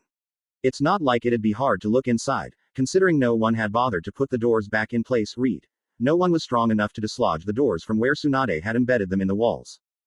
Ino had stood and was just leaning to look into the doorway when both Tsunade and Jiraiya came rushing out the room and down the hall. Tsunade was carefully carrying a large, blanket-wrapped bundle. The two Sannin disappeared around the corner before Ino could get a word out. She was about to follow them, having a pretty good idea what was in the blanket, what was with Sannins, and toting Naruto around like a sack of potatoes, when a large hand landed on her shoulder. Don't worry, he's fine. They're just in a rush to get him into a hospital room and on a nutrient drip or something, Kakashi said. Ino looked up at the tall man and jumped at the sight of his blood-red left eye. The copy nin noticed her stare. Oh, whoops, the Junin said sheepishly, as he pulled his forehead protector back down. Forgot I still had that open. I was wondering why I was getting dizzy. A large sweat drop appeared on the back of Ino's head. What a flake. So he's alright? The genin asked, changing the subject. Kakashi started to answer when he suddenly wobbled on his feet. Ino let out a startled yelp as the large man nearly bowled her over on his way to the floor. Both ninjas were surprised when his fall stopped as the blonde girl caught him under his arm. Years of dragging Choji out of restaurants when the chubby boy had eaten himself halfway to oblivion had paid off. Staggering, Ino managed to get the tall Junin over to the bench she'd been sitting on. Chakra exhaustion. You moron. I thought you're a Junin, for Kami's sake. The girl snarled as she propped the copy ninja's semi-limp form back against the wall. You're supposed to know better. You idiot. Naruto must have rubbed off on you. Nope. I've always acted like this, Kakashi replied with a cheerful little upturn to his visible eye. Ino fixed him with a baleful glare that could have wilted all the flowers in her parents' shop. The copy ninja's eye seemed to smile, even brighter. Pain in the ass, the girl muttered as she sat down next to him. So how is he? Kakashi's eye returned to normal and visibly drooped lower than usual. He's alive. That's really the best we could have hoped for. His muscle structure was destroyed throughout most of his body. Odds are he'll never regain full use of his arms and legs. Even if he does, the injuries have set him back years in physical training. He'll have to reteach his body how to be a shinobi all over again, the Junin said, his voice low with sadness rather than laziness for once. Oh, Ino said in a very small voice. Then his dream. Kakashi nodded. He'll never be strong enough to become Hokage, the copy nin replied, his shoulders sagging. Flashing images of Naruto screaming out Hokage at the top of his impressive lungs moved through Ino's mind. When you thought of Naruto, Hokage was always in there somewhere. Everyone in the Rookie 9 knew he dreamed of being Hokage. Hell, anyone who really knew anything about Naruto knew that. Even in their earliest days at the academy, the hyper-blonde was always spouting off about it. Even if it was just nonsense, at least Naruto was able to dream and work towards his goal. To have that taken away from you completely must be a terrible feeling. But Tsunade-sama was able to heal even Lee. Can't she? Ino trailed off at the look in Kakashi's eye. Even the Godime has limits. Lee was all there, even if he was damaged. There are pieces of Naruto that are simply gone, the Junin sighed. Days like this, he felt all 28 years of his life. He shouldn't feel this tired when he wasn't even 30, damn it. Not all of his exhaustion could be blamed on overusing the Sharingan yet again. Kakashi-san. Who did this to him? Ino asked. It was one of the thoughts that had repeated itself like a broken record the hours she'd been waiting. Very dangerous people, was all Kakashi said in reply. At Ino's questioning stare, he sighed. I'm sorry Ino-san, I really am, but I can't tell you anything specific. All I can say is these people have been after him for years and with his injuries, he's a sitting duck. Even the Hokage's Anbu guards might not be able to protect him. If he doesn't recover. Oh. Ino trailed off. They sat in silence for a few minutes longer, before she jumped up. Well, we'll just have to go see him then. She declared. He won't stay down for long. He'll be up and destroying people's eardrums in no time. Even I know you can't keep him from his dream and I barely know the idiot. Kakashi had a surprised look in his slouching eye as he watched the girl in front of him as she scrounged up a crutch from a nearby storage room. Naruto. Even if you don't get your dream, you've gained another friend. The tall Junin didn't say a word as Ino fussed about, hauling him up and propping the crutch under his arm. Then again, Kakashi didn't need to say anything, even when Ino grabbed his unoccupied arm and held him up on the other side. His visible eye was upside down and beaming brightly enough to give passing medics sunburns. For a man who never showed his face, Kakashi was surprisingly expressive. Alright, now you don't move. Hi. I'll be back as soon as I find Sakura and get some flowers. I'll see if I can find another crutch for you while I'm out. Ino left the strange Junin in a chair next to Naruto's bed as she went to find her rival. She was relieved to note that Naruto didn't look too bad. Well, to be fair, that was mostly because she couldn't actually see any part of him. The blonde was decked out head to toe in bandages. Only his eyes, mouth, and some of his scalp were exposed. Okay, so he didn't look good but he still didn't look bad. Ino carefully forced the memory of the blonde's mangled body from her mind. He's alive. He'll be fine. He's alive. The pretty blonde mentally repeated that to herself as she walked. She glanced up to notice that she'd walked through half the hospital without realizing it. Where the hell is Sakura? Ino complained out loud as she stopped at a crossway in the hall, looking left and right for the pink-haired Chunin. What do you want, Ino pig? A feminine voice came from behind her. Ino's eyes took in Sakura as she turned around. Not much had changed about the girl in the last couple years. She still wore her hair short and had the same style of dress she had since the academy. The biggest change was that her rival carried herself with much greater confidence now. It irked Ino to no end that Sakura had grown so much under Tsunade's mentorship. Her own Junin instructor was as lazy as ever, spending more time hanging out and playing games with Shikamaru than he did training her in Choji. Sakura, on the other hand, had passed the first Chunin exam after Naruto left. Something she took great delight in reminding Ino. Ino hated to lose, but in recent times she found it was worse to be left behind. Most of the rookie 9+ team guy had already made Chunin. Kiba, Lee, Naruto, and herself were the only ones who were still genin. Naruto at least had the excuse of being on a training trip the whole time and would likely dominate any exam he took in the future, assuming, of course, he recovered. Kiba demonstrated good skill, but he still had a blustery ego to overcome, and that cost him every time. Lee was an odd case. The Hokage had refused to allow him into the exam immediately after his operation to make certain he was fully recovered. The boy was disappointed, but he merely used that as motivation for training. However, he got a nasty surprise in the next two exams when he was beaten by Genjutsu techniques each time. Lee's taijutsu rivaled if not surpassed most Junin's abilities, but his weakness to ninjutsu and genjutsu held him back. And worse still, word had gotten out around amongst the younger Leaf Nins about an incredibly powerful genin who could be dropped like a fly with well-placed genjutsu. Other genins taking the exams knew what to expect from Lee. He kept doggedly trying, but he had yet to devise a counter-strategy. Ino, on the other hand, she was weak. That was it. She lacked the skill and power to keep up with the others. Of the 12 members of their group, if Sasuke was still included, she was at the bottom end of the totem pole. She had one special skill and it had a terrible rate of success in active combat. Like Lee, word had spread about her and everyone that fought her knew to avoid her Shintention no Jutsu. She'd been soundly beaten by mediocre opponents in every exam she'd been in. It was really starting to piss her off, but there was little she could do without an instructor who took training seriously. Well, except try to make Sakura prematurely deaf in their arguments. Finally, forehead, I've been looking for you everywhere, Ino exclaimed as she walked up to her friend rival. Sakura's face reddened in anger at the nickname. Oh really? What do you want, pig? The Chunin asked, one hand on her hip in annoyance. Ino snorted, just wanted to let you know your old teammate is here in the hospital. Sakura's face lit up in unexpected hope. You mean, Sasuke-kun? Where? What room is he in? What? Ino yelled, startled by the mention of the traitor Uchiha. She's still hung up on him. No, you pink-haired ditz. I mean Naruto. He's upstairs right now. Didn't Hokage-sama tell you? Oh, Sakura said, her face noticeably falling. No, I didn't meet with her today. Naruto's here. Yeah, Ino replied. They stood there for several moments in uncomfortable silence.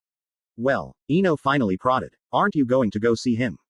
Yeah, I'll see him in a while. It'll be nice to catch up, the Chunin replied, glancing down at some of the documents she was holding.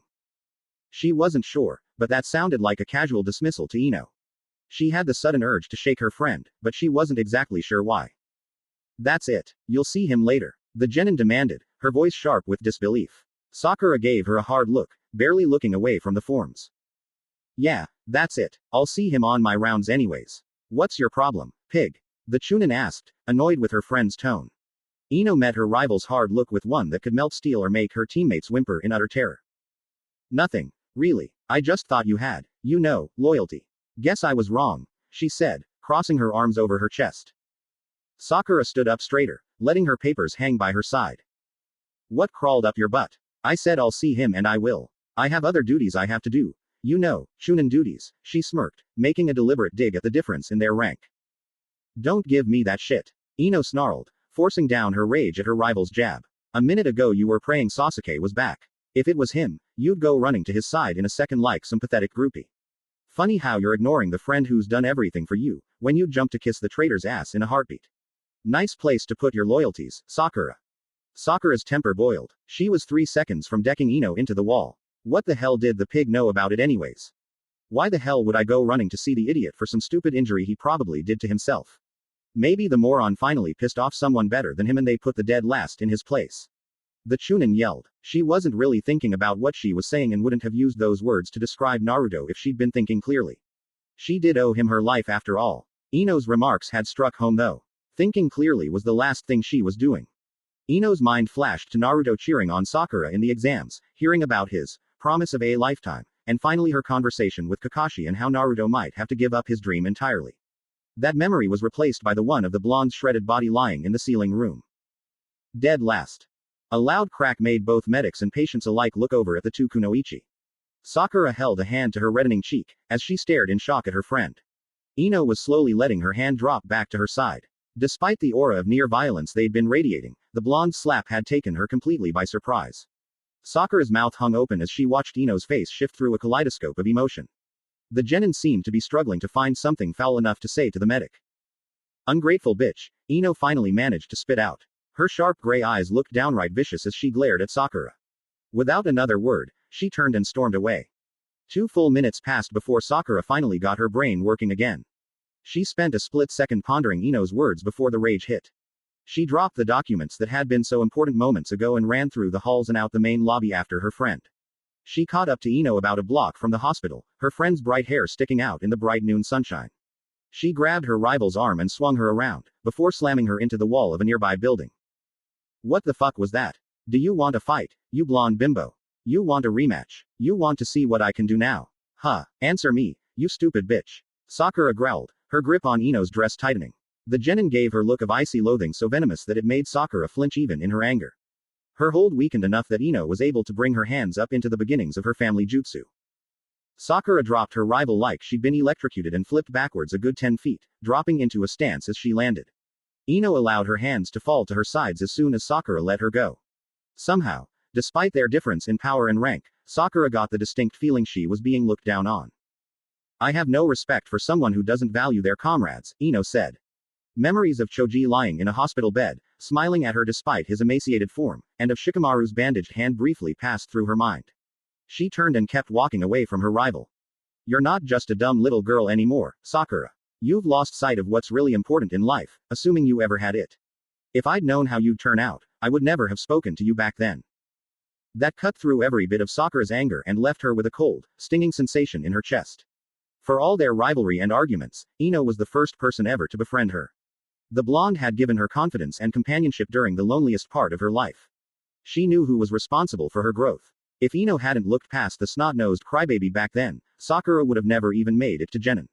That knowledge was a blow to her pride and that was the source of her jabs about their differing strength. But she couldn't deny that even though she was far stronger now, Ino was the one who built the foundation to that strength. The same part of her that treasured their friendship was forever grateful to the girl for acknowledging her back then. That Ino regretted her decision hurt her more than she'd ever allowed herself to believe possible. How like Ino to strip all her anger and pride away with a single cutting sentence.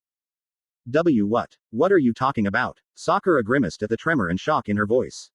You heard me, Ino replied, stopping her walk but not turning around. But, why? Why are you so mad about all this? Sakura asked with a little desperation. Ino stayed silent for a long moment, before finally turning to face her friend. Her eyes held a tired coldness to them. You called him dead last, she said. But, I was Jew. You called him dead last, Ino repeated. Wasn't Sasuke the one who got the idea to call him that? Why the hell would you call him a nickname thought up by a traitor when he's your most loyal comrade? Sakura didn't say anything. That comment cut deep, but she couldn't make herself react to it. All she could do was stare wide-eyed at her friend. Dead last, Ino continued in an almost thoughtful tone. He's saved both your life and Sasuke's, when neither of you thought he could fight his way through a yard of preschoolers. He proved that he's at least stronger than Neji, who was the number 1 for his class. He caught the eye of a legendary Sannin and somehow managed to get the guy to train him. He even tried to bring Sasuke back for you. Ino crossed the distance between them and stopped a couple feet from the Chunin. Her eyes glittered like pieces of blue-gray crystal in the bright sunlight. He's been in love with you for years and he'd bring back someone totally unworthy of you, just because you asked him, she quietly said. I know all these things about him and I've spoken to him roughly 3 times since I met him at the academy. Hell, our whole crowd of friends knows this about him. You, his teammate and friend, should know that he's a better human being than Sasuke will ever be. He'd die for you, for his friends, to protect this village. Ino leaned her face until her nose almost brushed Sakura's. And you call him dead last and say you'll visit later, when you feel like it, the blonde said in barely a whisper. Sakura flinched at that, guilt welling up despite her confusion at Ino's odd behavior. Hadn't Sasuke-kun himself admitted that Naruto saved them both from Gaara's full power?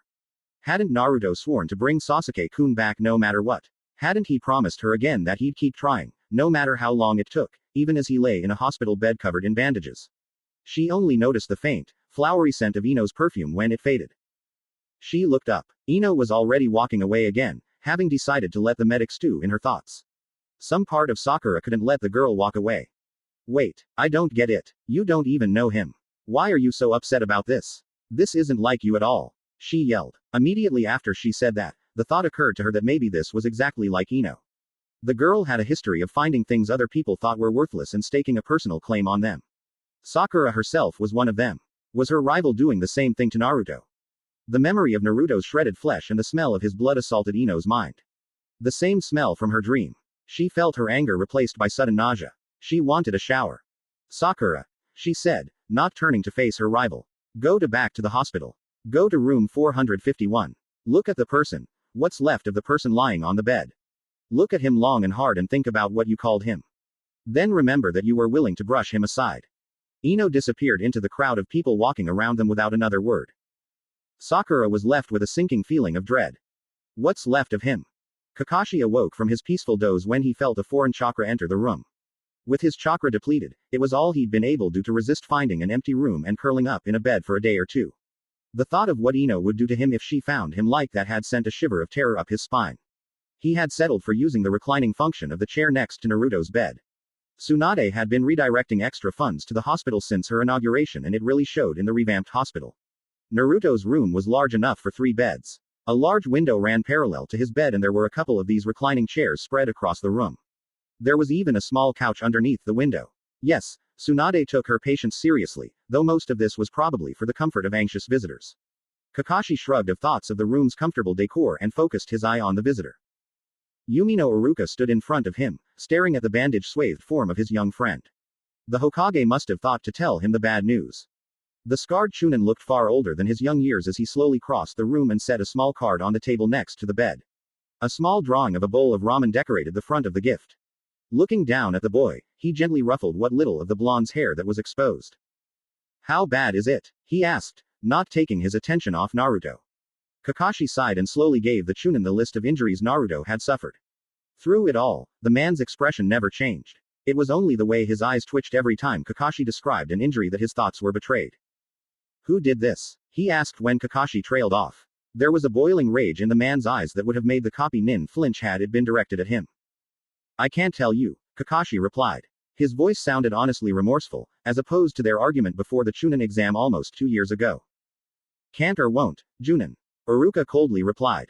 Can't, Chunin, and wouldn't even if I could, Kakashi answered evenly, giving the Chunin a firm stare. Hokage-sama ordered this to be kept quiet, and even if she hadn't, you wouldn't want to go hunting these people. I think Naruto would want you here with him when he wakes up and not lying dead in the woods somewhere.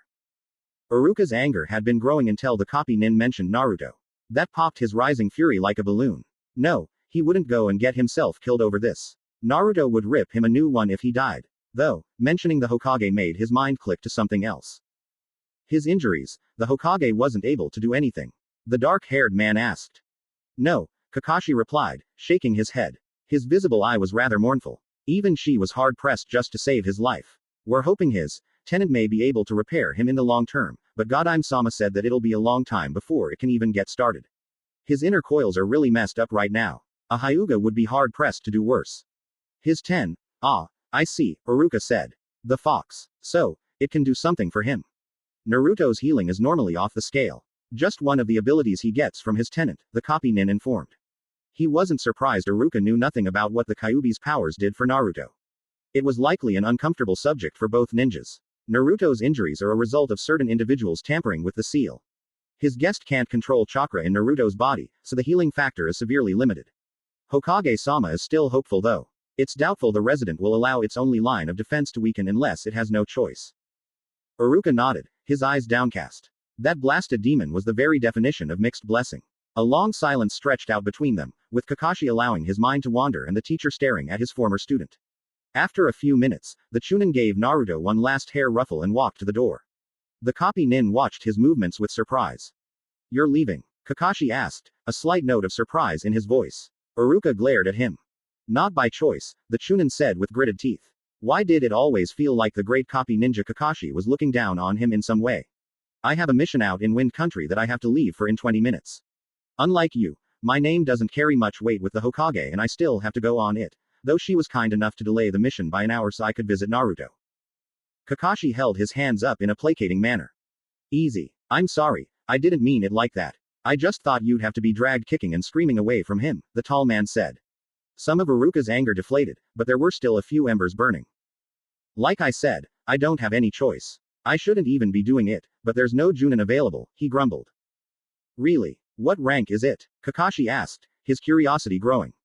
A rank. I'm going with a team to assassinate a missing nin who's been making trouble.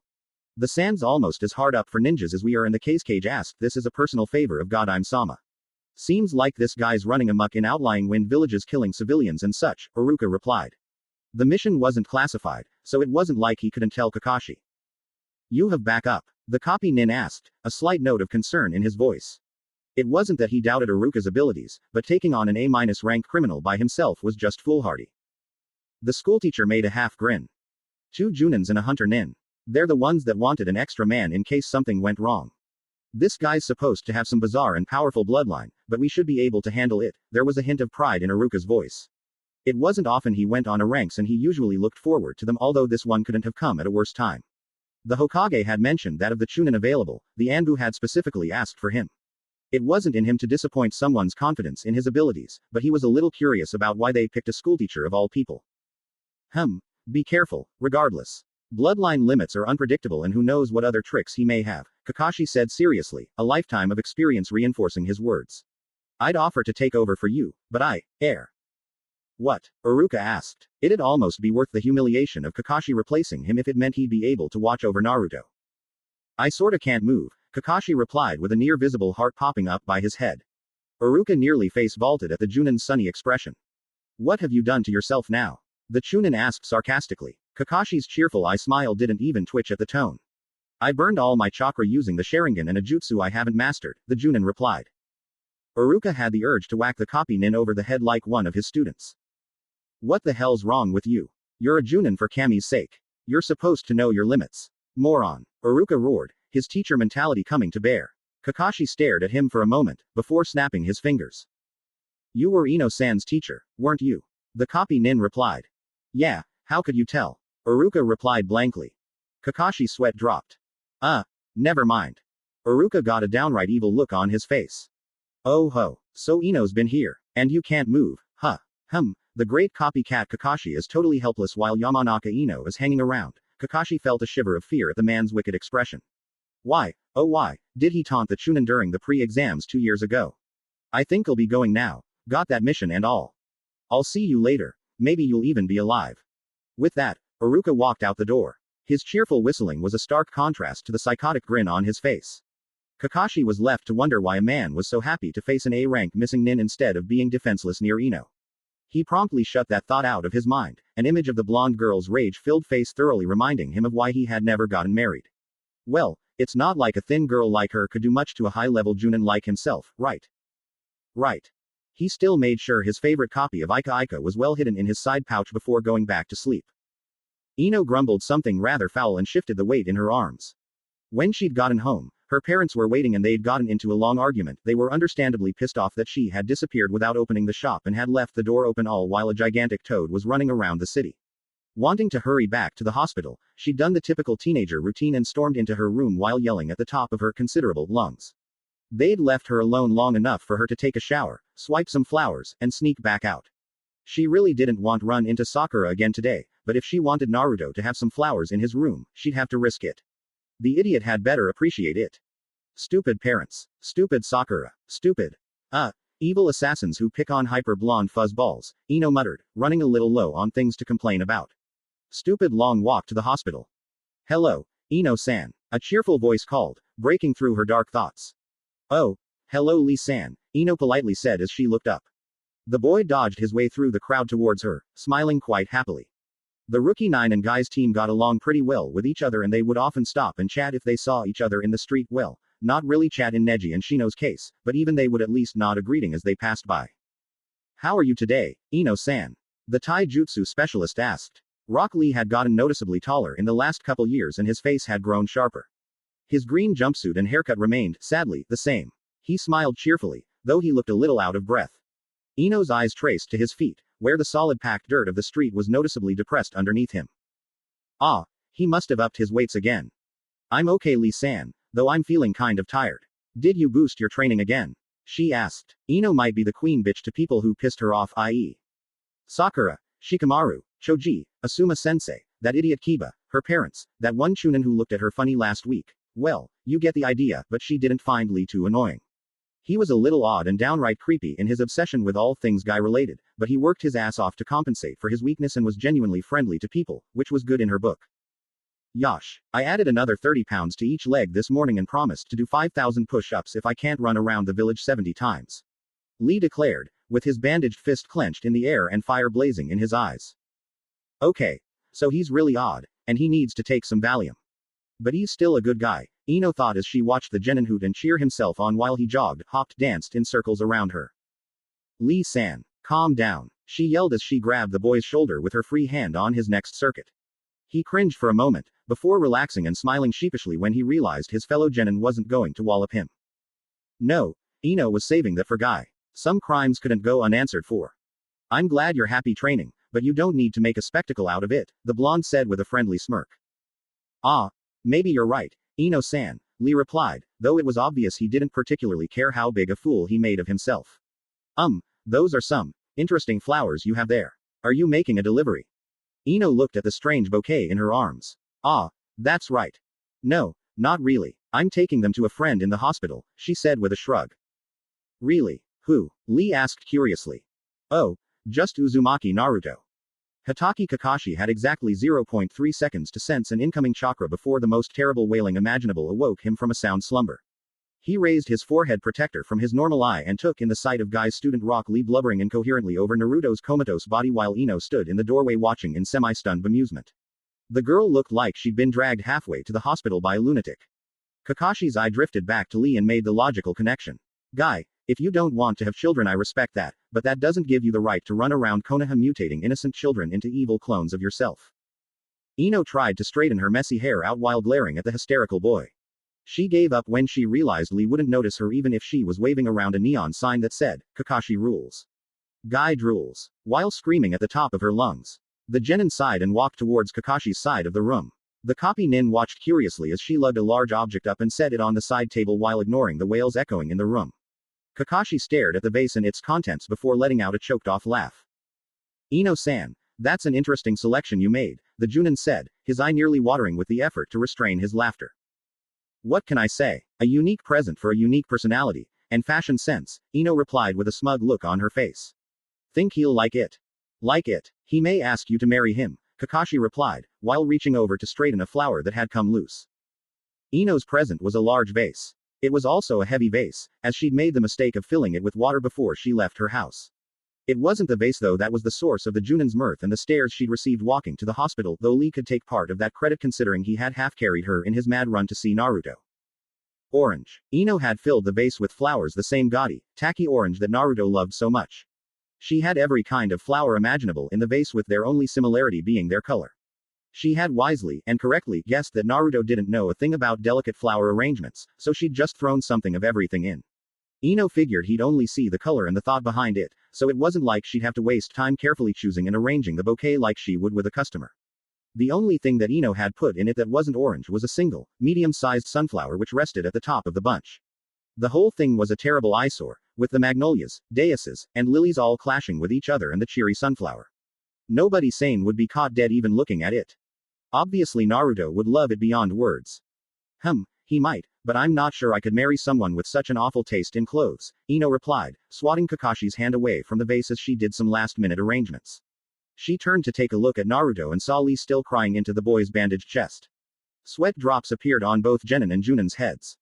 Lee-san. Lee-san. Lee. Ino yelled trying to get his attention. She glanced at Kakashi. The tall man shrugged. I've been dealing with Guy for years. This really isn't that bad, the copy nin replied. Ino grumbled something and walked over to the boy to drag him off their fellow genin. Unfortunately, Lee was a hell of a lot stronger than her and his jumpsuit made it hard to get a grip on him. She finally put him in a full Nelson from behind, all the while listening to his wailing. Don't worry, Naruto. Youth power will save you. Your fires of youth shall never be vanquished. Your springtime shall never wane. Damn it, Lee. Get off him before you make his injuries worse. Ino had just managed to pull Lee a few feet from the bed, as Kakashi watched with visible amusement when a booming voice interrupted them. Eternal rival, how can you sit by idly when your wonderful student has been cut low in the prime of his youth? Lee spun like a top towards the newcomer, accidentally throwing Ino across the room. Oh Guy-sensei. Oh Lee. Oh God, Kakashi muttered as he pulled his forehead protector down over his exposed eye again. He would avoid watching the beautiful beast's hug if it killed him. Besides, if he leaned back and acted like he was asleep, maybe they'd leave him alone. Sensei and student were too busy embracing to a sunset background to notice the Junin. Ino wobbly got to her feet and stared at the spectacle in front of her.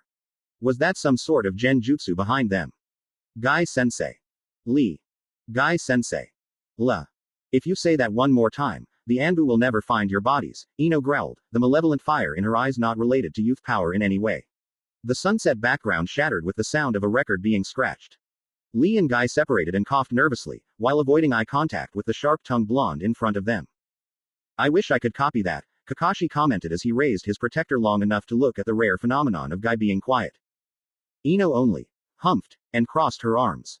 So he's really that bad, huh? Lee quietly said. Ino nodded, briefly glancing over to where Kakashi was involved in a low-voiced conversation with Guy.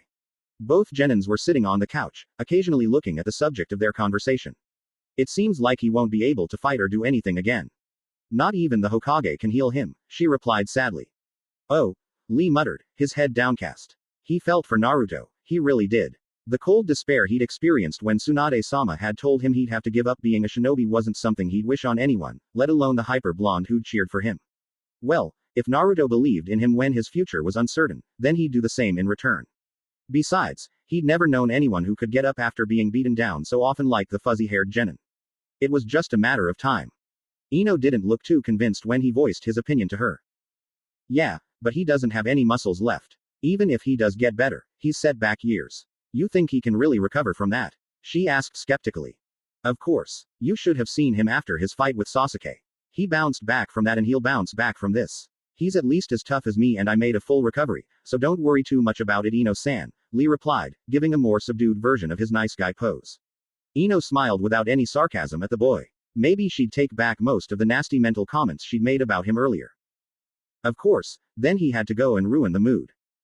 And if Naruto doesn't make a full recovery, then I'll do 10,000 push-ups while standing on my hands. 5 for me and an extra 5 for him. Lee declared.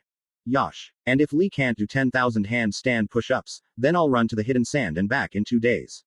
Guy said, jumping to his feet. A large sweat drop appeared at the side of Kakashi's head as he tried to convince himself that he didn't know this man. And if Guy-sensei can't make the run in time, I'll carve Naruto's face on the Hokage monument. Lee yelled, also jumping to his feet and clenching his fist in triumph. Ino covered her face with her hands. And if Lee is arrested by the Anbu before he can finish, I'll break him out of jail with a boulder tied to my back. Guy announced. Guy-sensei. Lee. Kami-sama. Ino muttered. Ino stretched out on the couch in Naruto's hospital room, idly reading a scroll she had picked up from her house earlier. It wasn't very late in the day, still only around 3 or 4, so she didn't feel like going home yet. Guy had mentioned that Tsunade would drop by again early in the evening to do a checkup and Ino wanted to be present and ask the legendary medic some questions. She glanced up at the clock, then to Naruto's still form, and over to Kakashi silently snoozing in his chair. The only sound was the rustle of paper and the light beeping of the heart monitor. Ah, Ino thought, savoring the absence of the bowl cuts. Lee had wanted to stay, but Kakashi had suggested that he go and alert the rest of their circle to Naruto's present condition. The boy had taken that as a personal quest and rushed from the room in search of the assorted genin and shunin. Some of them were probably on missions right now, so it would be a while before he returned. Guy also had a mission that he'd held up because he'd taken off when he heard the news and he'd vacated soon after his prize student left. In the blessed silence that followed their absence, Kakashi had dozed off again. He did wake up long enough to thank Ino when she scrounged up another crutch for him, but he was out again before she even sat back down on the couch. Chakra depletion is nothing to laugh at, the blonde thought. She really didn't know, having never totally burned herself out of chakra. Then again, she was usually cautious about it since she lacked the large reserves that people like Naruto seemed to have in spades. Well, who knew what long-term damage had been done to him? Anyways, after seeing Kakashi's exhaustion and the effects it had on him, Ino had been curious enough to dig up a couple of her old scrolls from her academy days. She had done well on the exams, but some of the basic knowledge had slipped over the years as an active genin. She figured refreshing her memory might help her find her niche. Her near fight earlier with her rival had rubbed at least 1 point in. She was weaker than everyone else and it was about damn time she did something about. Ino envied Sakura and the other Chunins not only for their superior strength and rank, but also because each of them seemed to have something that felt right. Each had a certain style or a combination of abilities and knowledge that fit them perfectly. Sakura had her medical skills and a good talent in genjutsu, Neji had the Byakugan and all the Hyuga techniques, Hinata also bore the Hyuga bloodline and had medical talent as well, Ten had her weapons, that Shino guy could do all sorts of things with his bugs, hell her own teammate Shikamaru had his family's jutsu and his powerful mind, and her other teammate Choji had all of his family's skills to work with. Even among those still genin everyone had something that they did well and suited them.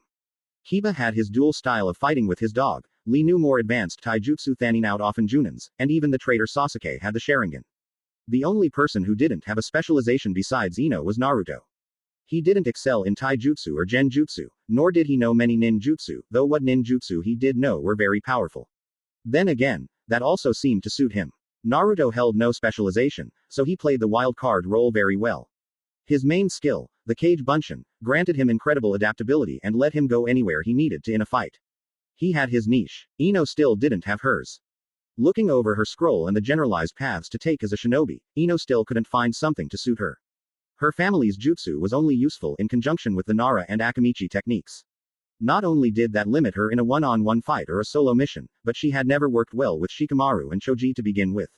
Even those two, despite being best friends, didn't work seamlessly together. Part of the problem was that their team had been forced together by their parents, who had all been on the same team in their genin days. Though the Ino-Shika-Cho formation had worked exceptionally for them, it hadn't served their children very well. So her family's skill was a bust. Well, the Shintention was out, though there might be more that she'd yet to learn. Her father had an incredibly powerful jutsu that let him take over enemy mines from a distance, but he had yet to teach it to her, much to her annoyance. Whenever she asked, he always made up some excuse and changed the topic.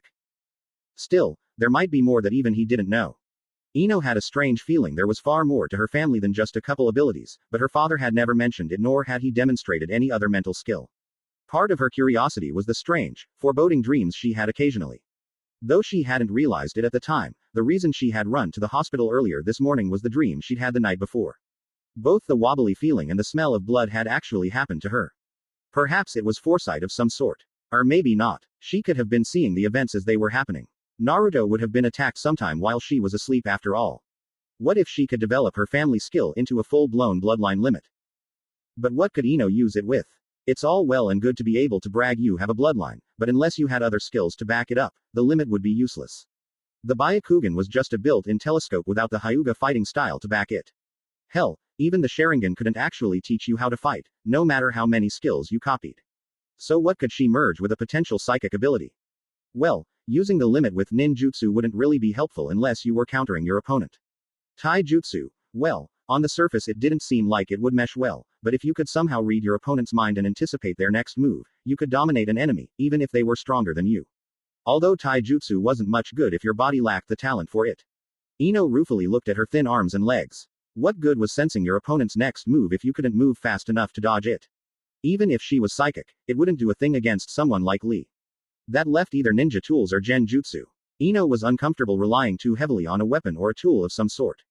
Kiba was an example of over-depending on a tool. He relied on the soldier pills to pull off his best maneuvers with Akamaru and that hadn't gotten him far against Naruto or that sound nin he fought on the Sasuke recapture mission. So that left genjutsu. Ino stared long and hard at the kanji for gen on the scroll in front of her. Perhaps genjutsu was often overlooked by younger shinobi, but in the right hands it was deadly even to experienced junins. Granted, that was usually only if someone was caught by the illusion. A psychic ability might be able to entrap an opponent with ease and make the illusion itself far more intense. It would also be a total bitch to break out of. Yes, that felt right. Ino stood and quietly walked to the cabinets on the far side of the room. It took a little while, but she managed to find a thin brush and an inkwell to use. The genin glanced at Kakashi, who apparently slept with both eyes covered. The Junin hadn't even flinched when past him. He slept like most ninja, deeply and quickly, but able to rouse themselves at a moment's notice when a threat was detected. Her movements wouldn't disturb him unless she was standing above him with a scalpel or something. Watching the dozing copy Nin, Ino's resolve only increased. Remaining aware of the surrounding environment while sleeping was a little thing to a ninja of Kakashi's caliber, but it was something Ino had yet to even brush. Even if he did have over a decade more experience than her, it was still a reminder that she wasn't at the level she wanted or needed to be at. Ino sat on the couch with her legs stretched out in front of her. She carefully propped the inkwell on the armrest next to her and spread the scroll out on her lap. She found a large blank space after the genjutsu section and dunked the brush in the ink. Carefully, she drew out a pentagon and added 5 lines that ran from each point to the center. She leaned back and blew on the ink to dry it. It wasn't perfect, but it was a reasonable rendition of the cards that gray-haired guy with the glasses had shown them at their first Chunin exam. She frowned slightly. Come to think of it, she hadn't seen him at any of the other exams, even though she knew he had failed again. Ino shrugged, brushing the thought off. It wasn't her business if Four Eyes quit being a ninja, she hadn't even bothered to learn his name. Like Four Eyes cards, she put a careful kanji mark outside each point. Nin, Gen, Tai, Tool, and Blood. First of course was the genjutsu specialty she wanted to develop. She shaded the gen point all the way. Even if she never became a genjutsu master, it was good to have a high goal to work towards. Naruto wanted to be Hokage, but even if he never did he could still end up as high as Anbu Commander or something, though she doubted Naruto would ever settle and he'd likely make life a complete and utter hell for whoever got the Hokage title over him. Even if she never pulled it off, it would be good to at least train like she intended to be a master. Ino skipped over tools entirely, and marked about a quarter of the way up on Tai and halfway up on Nin. As far as she knew, even the best genjutsu couldn't totally defeat an opponent, so she would need to have other skills to rely on. She'd never be able to compare even to the other genins of their group in those fields, but they were necessary skills to have if she wanted to survive in the shinobi world. Eyeing the diagram, her attention fell to the point marked, blood. Ino sighed and drew a small question mark there. Of course, all of this assumed that she even had a bloodline limit to awaken. Even if she did, the odds weren't exactly in her favor that it would be what she wanted. Her weird dreams could be just that, weird dreams. They seemed real enough, but did she know for sure? They could just be a side effect of the Shintention, like she'd originally thought. And of course, if she did have a bloodline limit and it was a useful psychic ability, she didn't know any way of awakening it. It was unlikely that she'd just be walking along one day and have blazed to life in her head. Ino set the brush and inkwell on the floor and leaned back further on the couch. What on earth could she do to awaken a bloodline? If she was honest with herself, any limit would be welcome, even if it wasn't one she expected. Who could she ask? The Nara and Akamichi clans had family styles of fighting, but they weren't bloodlines, so she couldn't ask Shikamaru and Choji's dads for help. Her own father was the same scenario and she wasn't really close enough to him anyways. The Aburame clan had a bloodline, but it was more like a permanent summoning contract than a limit. The Hyuga clan was a good choice, except none of the members had to actually awaken the Byakugan. They all had it, at least to a certain degree. Now the Uchiha clan might have been helpful as the Sharingan needed to be activated, she knew that much from her Sasuke fangirl days, except the whole lot of them were either dead or traitors. But, speaking of the Sharingan, Ino looked up at the snoozing Kakashi. She weighed the pros and cons of bothering him about this. Despite his lazy attitude, the copy Nin was a busy man normally. Their shared concern over Naruto was the only real connection they had to each other. Ino already had a sensei even if he sucked at teaching, and Kakashi had other things to attend to. It really wasn't her place to impose on the man. Although, as long as he was down with chakra depletion, he probably wouldn't mind answering a few questions about bloodlines. Maybe she could even weasel out how he got the Sharingan without being an Uchiha. Well, she'd save that for after he answered her questions, in case it was a sensitive subject, which it probably was considering he'd never told anyone about it. For now the genin would let him sleep though. The man was exhausted after all and it would be pretty rude of her to wake him up. She didn't want to piss him off and never get her questions answered. Nah, she'd bug Kakashi about it later. Setting her scroll to one side, Ino stood and stretched her back. Looking around the spacey room, the genin idly noted that Tsunade was doing something nice with Konoha's medical program. The room was large, at least 20 by 15 feet, and was well stocked with the usual set of counters, cupboards, sink, and large bathroom, for a hospital anyways. A large window ran the length of Naruto's bed and he would have great view of the trees outside whenever he got around to waking up. Naruto's actual bed was one of those fancy mechanical things that could raise, lower, and change shape with the push of a button. It was currently in a slightly raised position, so the boy looked like he was reclining. There was the couch she'd been sitting on, which she discovered was actually a small fold-out bed when she dropped her scroll in between the cushions earlier, and also several lightweight, reclining chairs that looked cheap, but seemed to be pretty comfortable. Kakashi's steady slumber implied a moderate level of comfort, at least. There were even a few tasteful modern lamps scattered about that could be used instead of the harsher fluorescent lights. All in all, pretty nice for an IC room. Although, she had yet to see a single nurse come in. Didn't someone so heavily injured need to have constant supervision? The boy had nearly died about 12 hours ago. If she was on the nursing staff, she'd be pretty damn worried about his status. A frown marred her pretty features as Ino walked to the side of Naruto's bed closest to the window. Damn, what little she could see of his face was white as his hospital sheet. The boy was pale and sweaty, as though suffering a fever. Naruto's face twitched slightly, a faint grimace of pain apparent even through his bandages. Without realizing what she was doing, Ino reached out and brushed at the tufts of hair that stuck out from the gauze strips. The texture surprised her as her fingers ran through the blonde mess. Fuzz ball indeed. The golden blonde strands felt fuzzy and soft, yet had a subtle coarseness to them. It was oddly familiar, yet weird, like it shouldn't be on a human. What the heck did it remind her of? A memory came to her, one of a young cat that she'd brought home once. The kitten's fur had been soft and coarse at the same time, similar to Naruto's, though his felt far less downy. Fur. Naruto's hair felt like soft animal fur. How strange. The genin gently rubbed a tuft between her thumb and forefinger, liking the feel of it. Though, it did annoy her that a boy had better hair than hers naturally, when she used half a dozen products on her own lemon blonde locks at home. It suddenly occurred to Ino that she was standing over a near stranger's bed playing with his hair and anyone could walk in the door. Or worse, Kakashi could wake up. Ino withdrew her hand with a sigh. Not really wanting to sit back down, the genin settled for leaning against the plastic rail on the side of the bed. What the hell was she doing? Why was she even here? I don't even know you, the genin thought, staring at the unconscious boy's face. Why the hell do I even care? I made a fool of myself running around today, fought with my parents and my best friend, and had to deal with the creepy bowl cut squad all because you decided to come back to town. The dream had spurred Ino into chasing after Naruto the first time. She'd waited 3 hours because she had to know if he'd live after seeing how terrible his injuries were. She could have left after leaving Kakashi here as his former sensei, current guard, but why didn't she? Why did she get him flowers that she knew he would love? Why did she even come back at all? Dead last. Damn, that might be it. Sakura had managed to set that part of Ino's personality off. It burned like hell to see the medic brush off a teammate like he was a mere acquaintance rather than a comrade that had always stood by her. Ino had her problems with Shikamaru and Shoji, but one thing they always did was stick with each other. They might not work well together and they might argue all the time, but they always cared about each other. Even when she thought Shikamaru was a useless bum and Shoji a fat idiot, she never turned her back on them if they were in trouble. To see Sakura act like that, well, it made her furious to see her dismiss a comrade. It just wasn't right to blow off someone who'd saved your life. Sakura would have run people over in her rush to see Sasuke, even after all the shit he put the rookie 9 through. And people thought Ino was the shallow one. The genin sighed out loud, relaxing her suddenly clenched hands. Sakura. Perhaps Sakura herself was part of this little riddle. All her life Ino found things other people ignored or dismissed as useless, cleaned them up, and showed them off. Maybe it was a rebellion from being her parents' little girl, or maybe she just liked showing people up. Whatever the reason, every now and then she'd bring home another piece of junk, as her mother called it, and spend weeks fiddling with it. Broken toys, ripped up old scrolls, rusty kunai, stray cats and dogs, though her parents always took those to the Inuzuka vet office, pound after she brought them home, you name it, she found it and fixed it. Strangely, almost everything that caught her eye turned out to be a diamond in the rough.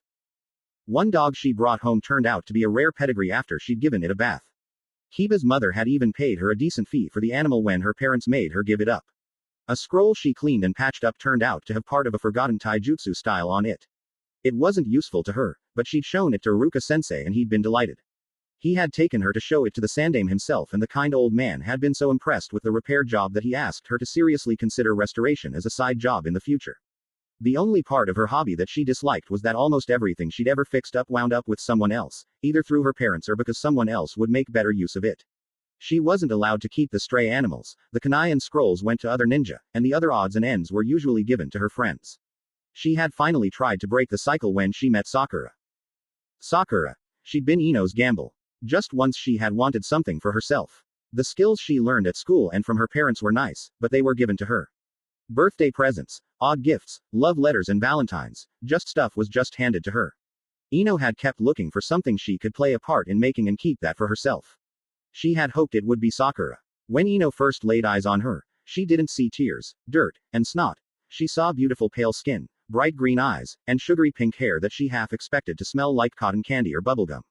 Sakura was the prettiest flower Ino had ever seen in her life, even when the girl was bawling her eyes out. So Ino had given her a ribbon and became her friend, while spending most of her academy days building the girl's confidence. She wanted Sakura to become even more beautiful, and she'd figured getting the girl to believe in herself and become a strong kunoichi would help. Part of her was jubilant that she'd cleaned off Sakura's crusty exterior and revealed just how beautiful she really was for the world to see. Part of Ino wanted to keep the pale girl locked up forever, so nobody would ever steal her away. And another part of her was just happy to have someone close to her. Then Ino got a crush on Sasuke and warbled on about him to his other fangirls, forgetting that she had someone far more beautiful already. Then Sakura got a crush on Sasuke too. That made Ino nervous, but she didn't really think much of it because at the time she figured only an idiot wouldn't like Sasuke. And then came one of the most painful days in her life. Sakura gave back the ribbon and walked away. Ino hadn't stopped her. It was Sakura's choice after all. Even though it hurt like hell, Ino didn't fight it. Sakura was just one more thing that would never belong to her. The pain from that day still burned her though. Their early rivalry had sprung from Ino's resentment and Sakura's urge to prove herself to Sasuke. The blonde girl had accepted over time that not only was Sakura not hers, but she was never going to be. Unfortunately, Ino's feelings hadn't gone away over the years. They had merely changed from a child's admiration to a teenager's desire. It didn't help that Sakura's beauty grew almost daily. In the end though, it didn't really matter. Sakura had walked away from her and she seriously doubted the girl would suddenly drop to her knees in front of her and declare her undying love. And if Ino was honest with herself, she could admit that it was probably for the best. Sakura could be a real bitch sometimes, and having two in the same relationship was just asking for trouble. Ino had stopped her hobby after Sakura, not wanting to go through that pain ever again. But when Sakura had called Naruto dead last, and dismissed him like nothing, Ino had felt the old urge come back. She could see how the boy would set it off. The fuzz ball fit her mold almost perfectly. Naruto was the poster boy for diamond in the rough. On the surface he was a near worthless idiot, who made stupid boasts and dumb mistakes. He was rude, ignorant, and had a fashion sense that could make a clothing designer commit suicide. But that was just the surface. Underneath was a ninja who was insanely dedicated, had raw potential out the ass, and cared a lot about other people. The last part sounded corny, but it was true. Ino hadn't lied when she said Naruto would die for his friends. The boy wouldn't even hesitate. Ino barely knew him, but the hypergenin just seemed like the person to fight for other people and not budge an inch. Underneath his idiotic exterior, Naruto was the embodiment of every major trait a Hokage should have. More than that, he was a good person and would grow into a good man. Very, very few people saw that. Naruto fit the profile for every single thing that Ino had ever claimed before. It was perfect. Except for one detail. Naruto didn't need Ino. Everything else that she had ever fixed up, Sakura especially, would have withered away without her. Each trinket, animal, and person had needed Ino, even if only for a little while. Naruto didn't. The hyper boy was growing just fine without her. Hell, he grew just fine without anyone. He grew better with other people and he treasured them above everything else, but in the end he'd survive and flourish by himself. He was like a tree seedling slowly forcing its way up through pavement. Ino didn't want to interfere with that. She couldn't clean off Naruto's exterior like she had with Sakura. There was nothing about him that she could improve that wouldn't change naturally with age and experience. Something about him still called to her, though. He didn't need her, but if she were brutally honest then maybe that's what she needed. Someone who could be an equal. Neither given to her nor made by her, but still near her. Not necessarily as a boyfriend or a comrade, though she wasn't really adverse to either possibility, but just someone to be around. A friend. Was that why she was here? Did she want that? Did Naruto offer something Shikamaru, Choji, and Sakura didn't? Ino honestly didn't know. She did want to find out though. Perhaps that was why. Naruto was a possibility, of what she wasn't sure. Maybe she wanted to change this part of her life as much as she wanted to change her fighting style. Maybe she wanted to take another gamble. For all she knew, Naruto could wake up the next day, thank her for the flowers, and forget all about her. But maybe he wouldn't. Ino still didn't know much about him, but one thing she did know for certain was that Naruto had a way of surprising the hell out of people. She doubted she'd be an exception. Ino shook her head out of her daze. Glancing up at the clock, she was surprised to note that she had been standing beside the boy for almost 40 minutes. It was getting late and she was getting hungry. Not to mention the Hokage would be here soon and she'd better wake Kakashi up. The genin walked around the bed and towards the still sleeping copy nin. Not surprisingly, the Junin moved almost the instant Ino touched his shoulder. Kakashi lazily stretched for a long moment, before sliding his forehead protector up from his right eye. Ah, Ino-san. What's the problem? He drawled out in a relaxed voice. Nothing. I just thought you might want to be awake when the Hokage shows up, Ino replied, standing up straight. The Junin nodded. Yes, I would. Thanks. You probably saved me from getting my head pounded, Kakashi said with a cheerful, upturned eye. Ino snorted at the sight and walked over towards the bathroom door. You better not fall asleep again, she growled. Hi, the copy nin replied, looking around the room to find something to do while he waited for Tsunade to show up.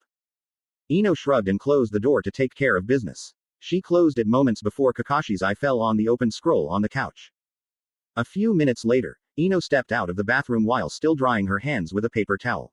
She nearly dropped it in surprise when she saw the copy ninja calmly reading through her scroll in his chair. The genin's lip curled in annoyance. Stupid curious Junins. Hey, you mind not reading that? That happens to be mine, you know, she snapped, tossing her crumpled paper towel in the garbage can. You say something Ino-san. Kakashi replied as he glanced up at her.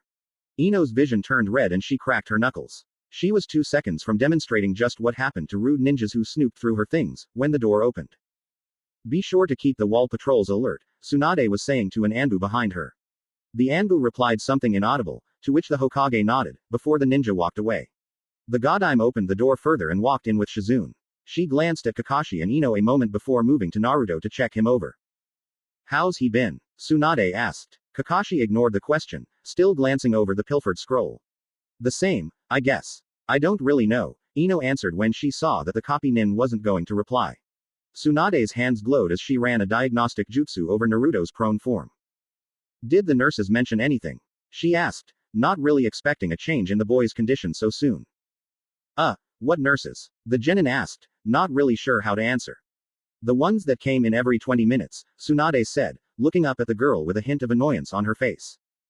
Ino glanced over to Kakashi a moment, before looking back at the Godime. She cautiously answered, Hokage-sama, no one's come in here all day except for Lee-san and Gai-sensei. What? The Sannin asked, rather incredulously. She gave Kakashi a sharp look, is this true? No one's been in here aside from myself, Ino-san, and those two, the copy nin lazily answered. He had taken out a small brush and was writing something on the scroll. He had yet to look up at anyone in the room. Tsunade stared at him for a moment, before storming over to the foot of the bed. It moved a couple feet to the side as she forcefully ripped the chart off of it. She glared at it and flipped through several pages. Finally she tore the pages off the metal backing and shoved them into one of her robe's large pockets. I'll be dealing with this soon, the Godime growled, looking every bit the legendary Sannin infamous for her temper. Shizune gave a little shudder at the thought of what was in store for the nurses who deliberately ignored the Kyuubi vessel. Despite the cold shiver crawling up her spine, the dark-haired medic found very little sympathy for such unprofessional conduct. Social stigma had no place in a hospital, especially in an IC ward. Hokage-sama, Ino asked hesitantly. Now she knew why Sakura looked like a nervous wreck after some training sessions. Yes, Tsunade said, looking over at the slim blonde girl. A hint of familiarity flickered through her eyes. You're the Yamanaka's girl, right? Yeah, Ino replied, the flare of annoyance at being the daughter of a famous clan killing her nervousness. What is it? The Hokage asked, moving over to the monitoring machines next to the bed. Naruto. Is he going to be? The genin asked. Tsunade sighed and glanced over at the smaller blonde. I assume Kakashi gave you the details. She said. Just in general. He couldn't give me the specifics, Ino replied. The copy nin in question didn't even blink when his name was mentioned. He was still scribbling something down on the scroll he'd swiped. I see. Tsunade stared at the girl, as if sizing her up. Ino shifted a little, but otherwise didn't break eye contact, which took all her willpower considering she was facing a Sannin.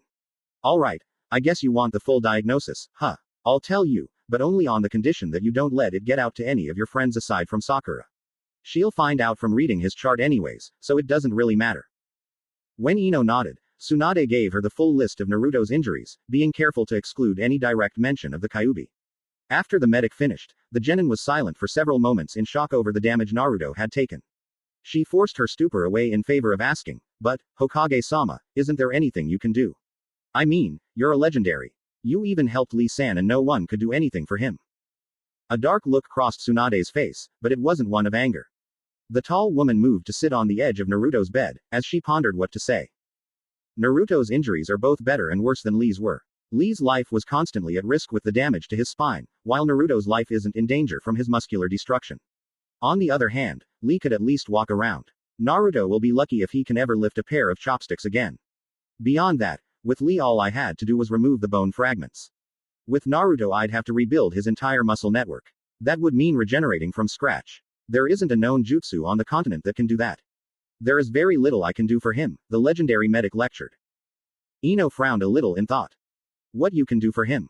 What's that mean? Somebody else can help him. In a sense, Tsunade muttered, looking towards Naruto's abdomen. Louder, she replied, Naruto has a certain ability. His body has an accelerated healing factor that normally repairs virtually all damage to him. Really? Ino said, surprise and hope coming over her face. A bloodline limit. How powerful is it? Tsunade shook her head as she said, not an actual limit. His body is just different from other people. As for how powerful it is, when I debriefed and checked him over after Sasuke's defection, he mentioned that the Uchiha brat had rammed his entire hand through his chest with a Chidori. It punctured and burned through his right lung, but he was able to regenerate it entirely in a minute. When I checked the spot, he didn't have scar or any sort of internal damage to that area at all. Even his cells had no traces of genetic damage like normal fast healing would leave. Not only that, but he didn't have a scar anywhere on his body, even though he'd been on active duty for almost half a year. That not only got Ino's attention, but Kakashi's as well. When he'd brought back Naruto, all he had seen were chakra burns all over the boy's body. There wasn't any trace of being directly hit with a Chidori, so he'd assumed that Sasuke had just beaten the crap out of him. That meant he'd vastly underestimated both his students. The Kyuubi's influence on Naruto's body was far greater than he'd originally thought, and Sasuke had fallen much farther than he'd dared to think.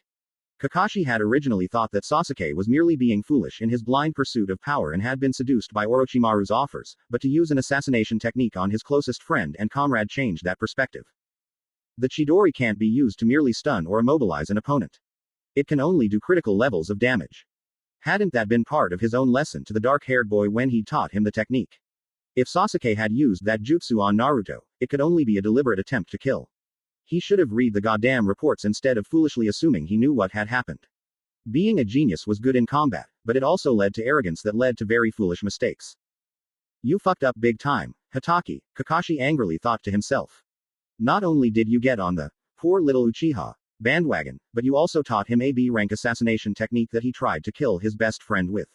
And since you assumed Sasuke would never use it against a friend, you never taught Naruto a counter and he nearly got killed because of it. Nice. Genius, nice. While Kakashi was berating himself, Ino was staring at Tsunade with a hopeful expression. So he'll be up in no time, right? If he can regrow part of a lung, then his muscles should. The genin trailed off as the Hokage shook her head. It's not that easy. This is much worse than just a lung. The Chidori wound was externally inflicted damage. Naruto's muscles have atrophied as a side effect of his healing factor overcompensating for blood production. That changes things, the Sannin replied. Ino stared at her blankly. She wasn't dumb, but medical talk tended to go over her head. Fortunately, Shizune was listening in right behind her and noticed her confusion. What she means is when he was hit with the Chidori, Naruto-kun's body recognized it as an outside threat and dealt with it as such. Atrophy, on the other hand, is the body strip mining itself to keep from dying. Naruto-kun's healing factor might not repair the damage if it came from the inside, the dark-haired medic explained as she put a comforting hand on Ino's shoulder. Oh, the genin's voice sounded very small and disappointed. This is assuming his healing factor even works, Tsunade grumbled. He seems to heal faster when actively using chakra, so I would normally try outside chakra stimulation with a jutsu or acupuncture, but it wouldn't do any good with his inner coils so screwed up. Right now, he can barely keep enough energy flowing to stay alive, let alone regenerate. I see, Ino quietly said. There was a long silence that stretched out uncomfortably. Tsunade looked towards Naruto again to distract herself when something occurred to her. Where's his necklace? She asked, though it came out more like a demand. Ino watched in confusion as Shizune suddenly moved past her. Necklace. Oh, I'm sorry, Tsunade-sama. Here it is, the dark-haired medic said as she pulled out a leather string with a very pretty green stone on the end of it. I took it when Jiraiya-sama brought him in. It was dirty, so I wanted to clean it off before he wore it again. Oh, thank you, Shizune-kun, Tsunade replied, her anger noticeably calming.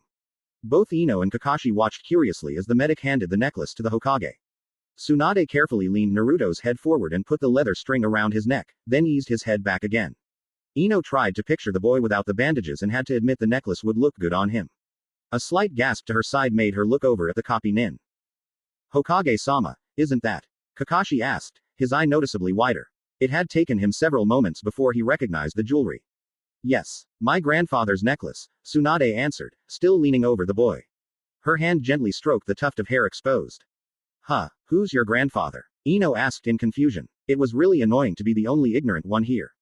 The Shodai, the first Hokage of the Leaf. That stone is rumored to be worth enough to buy several mountains, Kakashi answered.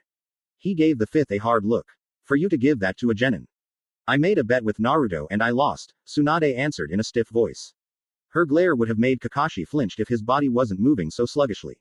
Besides, it has absolutely nothing to do with you, Hataki-san. Mind your own business. After a tense moment of silence, Ino asked, what was the bet? It must have been something big. Tsunade turned away from the copy nin and back to Naruto. For a long moment it seemed like she wouldn't answer. Ino was just about to apologize for being so forward, when the Sannin spoke. When Jiraiya and Naruto found Shizune and me on their trip to recruit me as the fifth, Naruto was a few days into learning a powerful move called Rasengan. We got into a fight and he tried to use an imperfect version on me. Obviously it failed. I made a bet with him that he couldn't master it in a week. On the 7th day after that, we fought Orochimaru and one of his flunkies. Not only did Naruto pull off a completed version of the move, but he also did it while saving my life and defeated an elite Junin-level ninja in the process. I gave the necklace to him afterwards, Tsunade said. A painful, dark look grew in her eyes. He certainly earned it. A week, Kakashi exclaimed, his voice choked with disbelief. Are you serious? How were you sure it was a perfect Rasengan?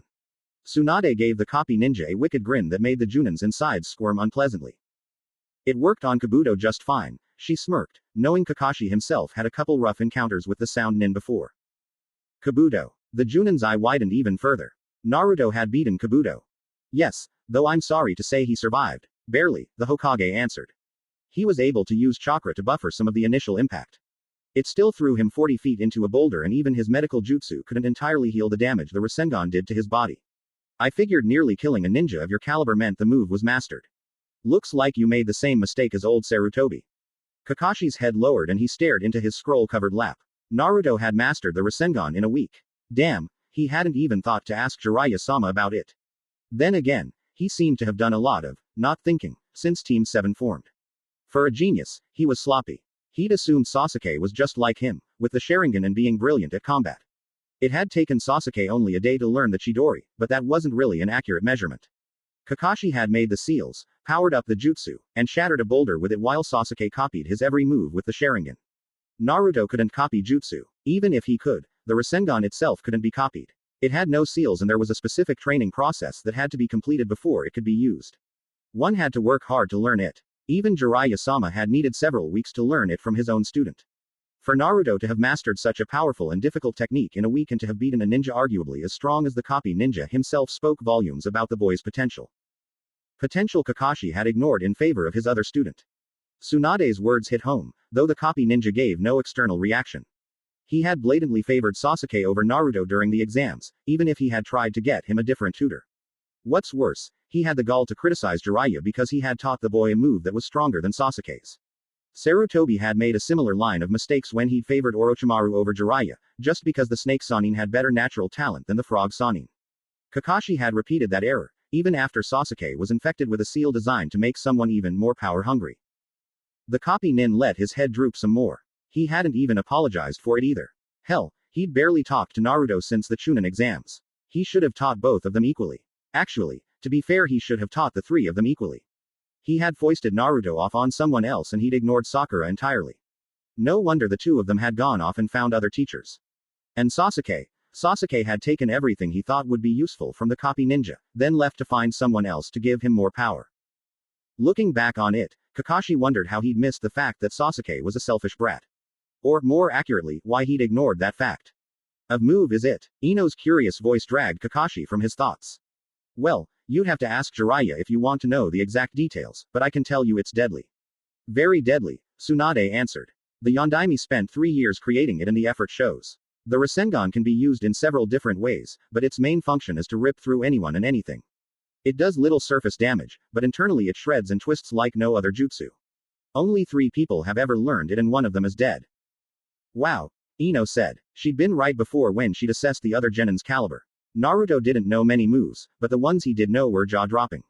Maybe he could show it to her when he woke up. What rank is it? A rank, Tsunade and Kakashi responded at the same time. Ino raised an eyebrow, both at the rank and the stereo effect.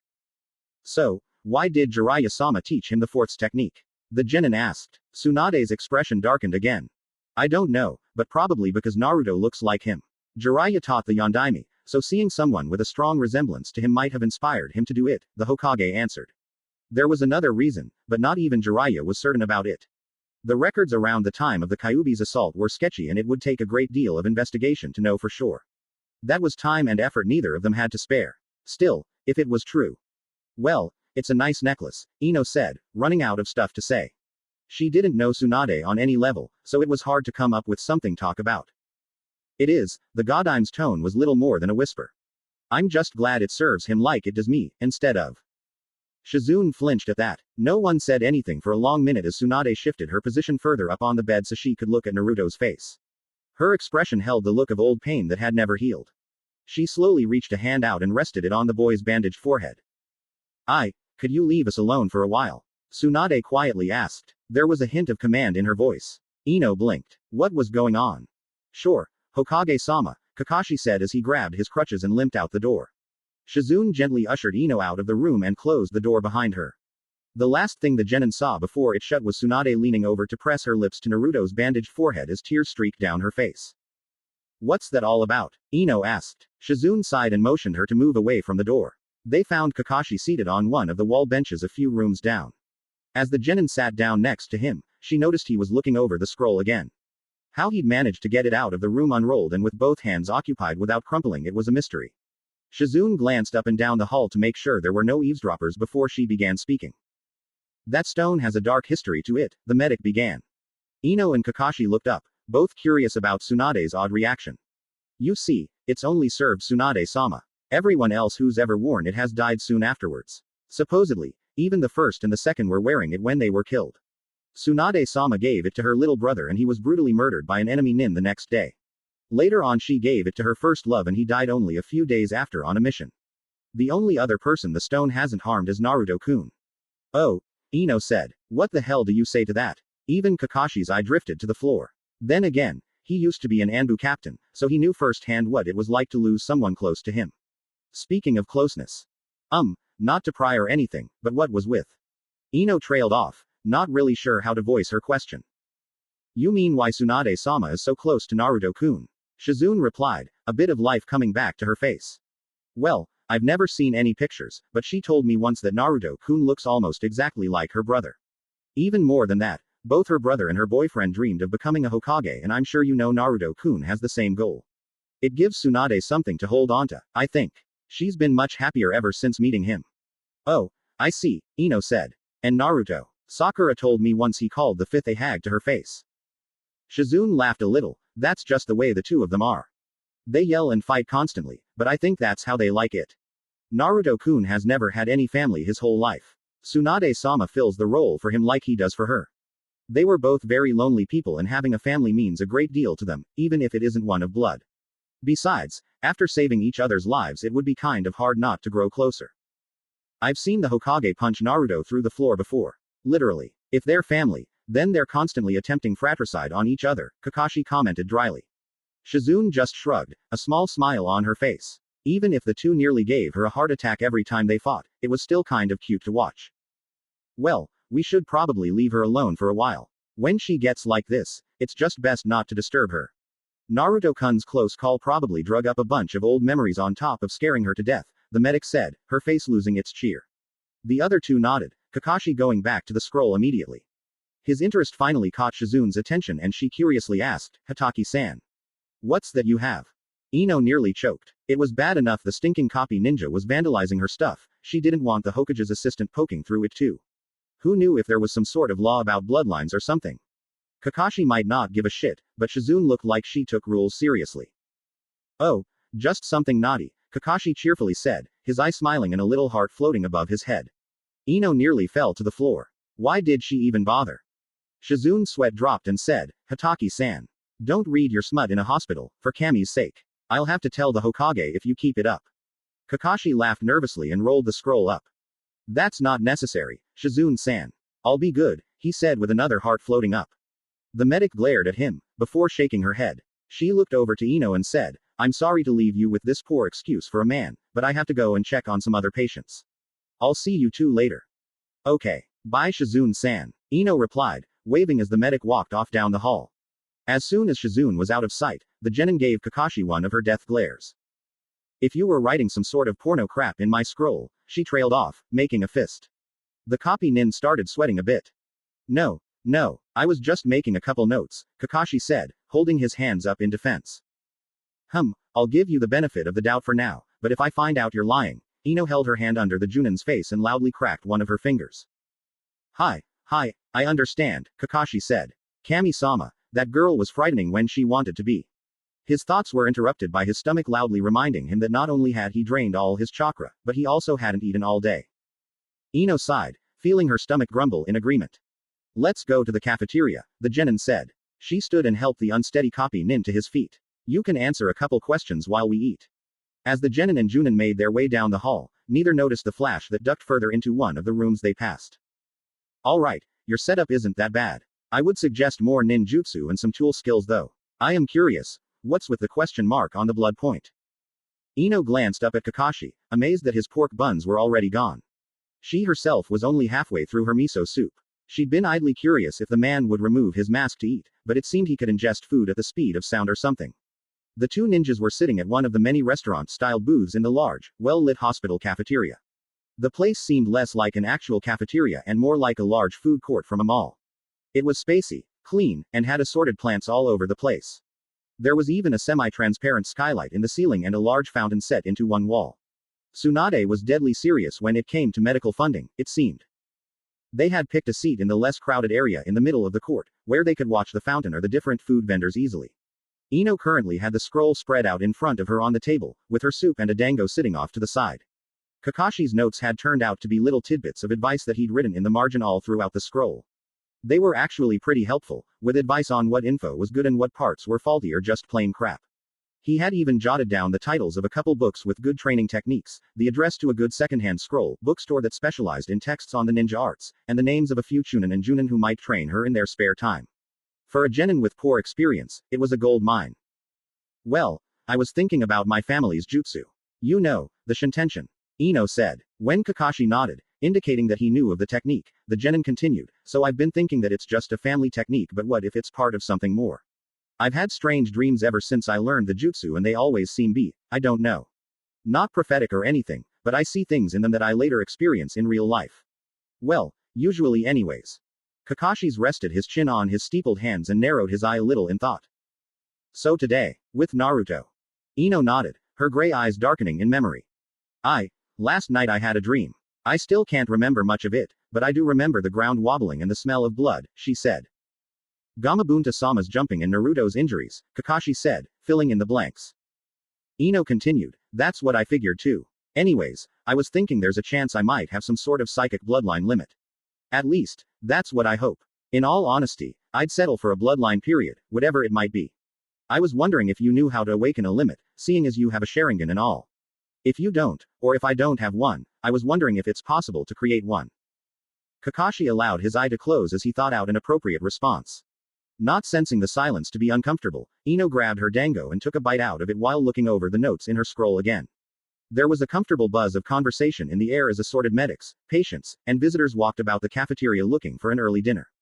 Kakashi's eye finally opened and focused on the girl in front of him. He took in the sight of a slim, pretty blonde who looked more like someone who spent their days at the mall than someone who spent their days figuring out how to kill more efficiently.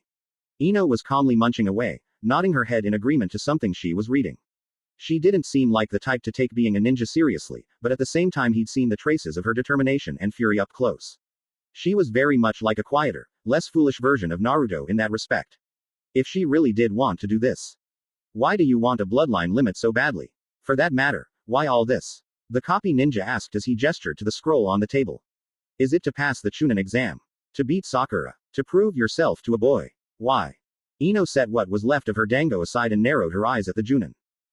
The long and short of it. I'm weak. I'm at the bottom of the pole compared to the rest of the ninjas my age, and while I graduated near the top, everyone else has exceeded me. I've got one special move and that barely works unless it's used with the Nara family jutsu. Teamwork is important, but so is being able to stand on your own 2 feet. I want to get better and stronger. More than that, I want my own niche and place to fit in. This, she said, pointing at the scroll, will hopefully be a start to that. A bloodline would be a powerful asset and would give me a specialty that could be useful. Even without a limit, maybe with some advanced training I'll be able to at least catch up to my friends while I'm looking for a unique style of my own. Ino trailed off and watched Kakashi for his reaction. For a long moment he didn't even blink, but a pleased glint seemed to appear in his eye after a while. Not a bad argument. Could be better. The copy nin casually dodged as Ino chucked a wadded-up napkin at him, but a good start, either way. I do have some knowledge on bloodline limits that'll help you, but more than that, I think you need to spend some time researching exactly what you want in a fighting style. Kakashi reached out and tapped the pentagon on the scroll and said, like I said earlier, this is not a bad idea. It needs fine-tuning and you shouldn't force yourself to stick to it if you aren't going anywhere, but it's got potential. You understand enough about genjutsu to know that you can't over-depend on it. You do need some taijutsu training, but with your build it would probably be better to learn more ninjutsu. I'd say the focus on tai is fine, but mark the nin point up a little more and fill at least a quarter of the tool's point. You'll still need to know how to throw a kunai and what the odd object your opponent just pulled out is. I left it blank because I didn't want to over-depend on it like Ino started, but was cut off when Kakashi interrupted, like Kiba does. Yes, I'm surprised Kurenai-chan allowed him to do that. A tool is supposed to play a supporting role, not a necessary part of the fighting style. Anyways, you should still have some knowledge in that field. I suggest getting a few weapon and tool books to study. A few scrolls on traps would be helpful too, so you can at least identify them. For taijutsu, try to get one of your friends to tutor you in it. I'd suggest Lee Kun. He's almost as weird as his teacher, but he's powerful as hell. No one knows more taijutsu in Konoha than Maeda Guy, and that shows in his student. Lee Kun's been training under him for only 2.5 years and he went from dropout to near Junin levels in that time. Just don't let them talk you into wearing one of those god-awful spandex suits, okay? I'd rather melt my eyeballs out with lye than be seen in something like that, Ino deadpanned in a perfectly serious voice. Kakashi replied in an equally serious tone, good. Anyways, the Junin continued. As far as genjutsu goes, I'd say buy a bunch of scrolls and books on it and mark all the jutsu you want to learn. Then take them to a genjutsu specialist and have them train you in it or tell you if you're looking at the wrong skills. On top of that, regularly do exercises that build stamina and chakra control. Don't expect miracles for your chakra reserves, but definitely plan on perfecting your control. Genjutsu doesn't rely on control as heavily as medical jutsu does, but it's far more important than having a lot of raw chakra. Ino had pulled out a normal pen she'd scrounged up from somewhere and was scribbling down additional notes as Kakashi talked. Most of what he was telling her he had already written on the scroll, but it was still helpful to have it in her own words. Got it. So what about ninjutsu? She asked. At that, Kakashi frowned and scratched his chin. Ironically, the best person to tutor your ninjutsu would be Naruto, he said. Ino dropped her pen in surprise. Really? You're serious? She asked. Kakashi nodded and continued, you see, I'm setting this up so your trainers match how far you want to go in a particular field. You want to specialize in genjutsu, so you'll need a junin to teach you, while you comrades will be able to improve your ninjutsu and taijutsu, and tools you only need to review. Now, of your comrades the people with the best skills in pure ninjutsu would either be Naruto or Sasuke, if he hadn't left. Everyone else is specialized in some other area or has their ninjutsu tied up to their bloodline or family jutsu. Naruto doesn't know many ninjutsu, but he learns them fast and is a total stamina freak. If you wanted someone to help you learn a ninjutsu skill, those are the best qualities in a tutor. Besides, who knows what kind of skills Jiraiya-sama has taught him since they left. Ino nodded slowly. I get it, but he's totally laid up right now. Who'll teach me in the meantime? Kakashi's eye turned into an upside down, you. Ino shook her head in disbelief. You. Well, I can't spare too much time since the Hokage always has me on missions, but I have more free time now that I don't have a team anymore.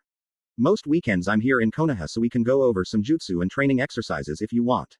Although, you might want to get Asuma's okay first, the copy ninja said, leaning back in his seat. PFF'd. Ino rolled her eyes at that one. Asuma-sensei's a good fighter, but he barely trains us at all. He spends most of his time playing old man games with Shikamaru and tells us to train on our own. I've been yelling at him for years to take us more seriously. He'll agree just to get away from my nagging. Kakashi nodded. Good. We can meet up this Saturday at the Memorial Training Ground and I can look over your progress so far. Ino put a finger to her chin in thought and asked, why are you willing to train me? We've met like 3 times before. Not that I don't appreciate the gesture, but I'm curious. Kakashi stared down at the genin's unfinished soup for several long moments before saying, I fucked up. Ino blinked. That wasn't what she was expecting. Excuse me. The copy nin met her gray eyes with his obsidian gaze. With my team. I screwed up. The girl thought about it for a long moment before realizing, Sasuke. To her surprise, Kakashi shook his head. Not just him. I messed up just as bad with Naruto. And Sakura to a lesser degree. Ino asked, how so? I mean Sasuke turned traitor, but none of us really saw it coming. And both Naruto and Sakura turned out great. Under other sensei, Kakashi replied. He crossed his arms and looked down at the table. While I gave general training to them all, I focused much more on Sasuke. I made the mistake of just looking at who they were on the outside. Externally, Sasuke was a genius, Sakura was weak, and Naruto was a fool. But I didn't follow my own teachings. My first lesson to them was, look underneath the underneath. If I had bothered to look, I would have seen that Sasuke was power-obsessed and riding a vengeance kick, Sakura had excellent chakra control and medical potential, and Naruto. As Kakashi's eye closed, Ino filled in the blank. Naruto is potential incarnate. The copy ninja gave a painful nod and continued, at the time all I could see was a genius and two extras, despite Naruto and Sakura's great progress. I actually bragged once that Sasuke was just like me. I even told off that sand kid for assuming he knew what Sasuke was really like even as I was making the same mistake. It figures I'd be proven wrong by a lunatic. But I didn't realize it then, so I kept training him and teaching him as much advanced jutsu as I knew. I even taught him the only technique I ever created. Ino looked a little confused as she asked, that's it? I mean that bad considering he turned traitor but. Kakashi shook his head and said, no, I don't mean I just trained him. I favored him over Naruto, blatantly. The blonde's eyes narrowed as she said, define blatant. The Junin sighed and rubbed his eye. As in he asked me immediately after the Chunin preliminaries for help in the upcoming tournament and I flat out told him, no, that I was going to train Sasuke instead. Ino raised an eyebrow and crossed her arms as she said, I have to say Hatake, when you fuck up, you do it big. Kakashi winced a little at the sharp tone. It sucked being in a guilt trip, but it sucked even worse when someone else agreed with your reasoning. Yeah, I tried to get him another tutor, but he wanted his own sensei to teach him. He saw it as being tossed aside for the umpteenth time for the great Uchiha Sasuke, this time by his own teacher who he'd worked hard to impress. Then he went off on his own and by luck stumbled across a better, stronger teacher. And now it burns you that not only did you basically tell him that he wasn't worth the time to train because Sasuke was better than him and would beat him anyways, he bounced back and now he's someone else's star pupil and you can't take any credit for it. Am I right? Ino calmly stated in her calm, yet razor-sharp voice. Disturbingly correct. Are you sure you're not psychic yet? Kakashi jested, trying to cover his guilt with a bit of humor. The guilt in his eye gave him away though. And now you want to make that up a little bit by properly teaching someone else. The sharp blonde continued. Kakashi could only nod.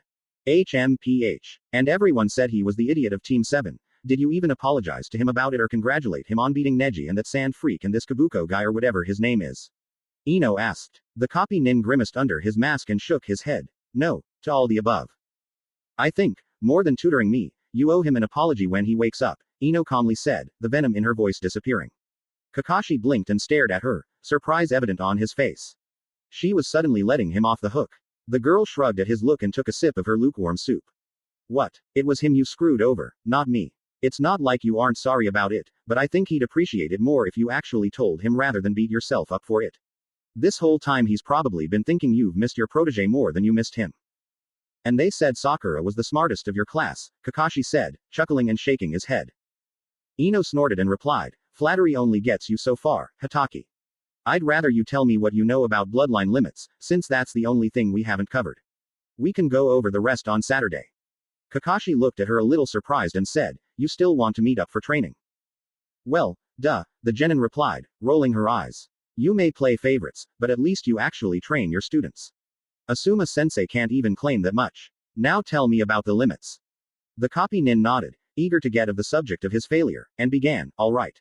First off, while you may have a hidden limit that's been forgotten by your family or was added by an external marriage, the odds of it are very low.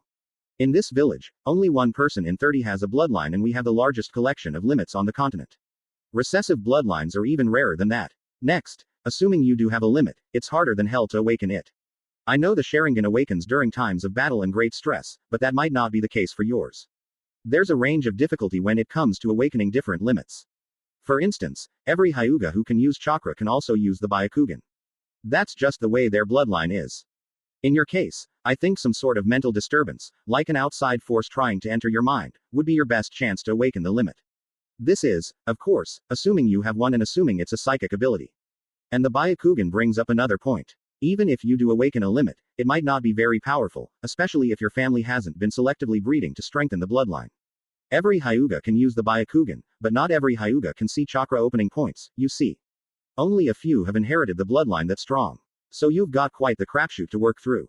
Your bloodline might be weak, you might not be able to awaken it, and you may not have one at all. Ino sighed. She had known it would be a gamble, but she hadn't known just how bad the odds were. Still, there was one other route. What about making a bloodline? She asked, having no idea if it was safe or even possible, but figuring it wouldn't hurt to find out. Kakashi shook his head as he said, not a good idea for two major reasons. 1. Creating a limit is a very long process. It takes mastery of seals, rituals, and extensive knowledge on the workings of the human body. Not to mention you need to be about as powerful as a Sannin to pull off the creation process. The seals have to be balanced properly and they need to be thoroughly tested to avoid nasty side effects. The rituals themselves are deadly and even masters get themselves and everyone involved killed half the time because of a tiny error. You also pay a high price for making the limit. The bloodline wouldn't go to you, but to your children. In return for your descendants bearing the limit, your ability to use chakra is virtually destroyed. To get a limit you either have to be born with it or have it sealed into you the day you were born. That's the first reason. And the second? Ino asked in a groaning tone, her hopes at creating a bloodline already destroyed. The second reason is no one knows how to make them anymore, Kakashi said with a cheerful eye smile. The genin rolled her eyes at the man's mood swings. The Junin ignored the not-so-subtle jibe and kept talking. The only place that information is kept would be in an old clan's scroll vault or in the scroll of forbidden seals that only the Hokage has access to. Either way, the knowledge is pretty much gone in the leaf. There may be other hidden villages that still actively practice bloodline creation, but not here.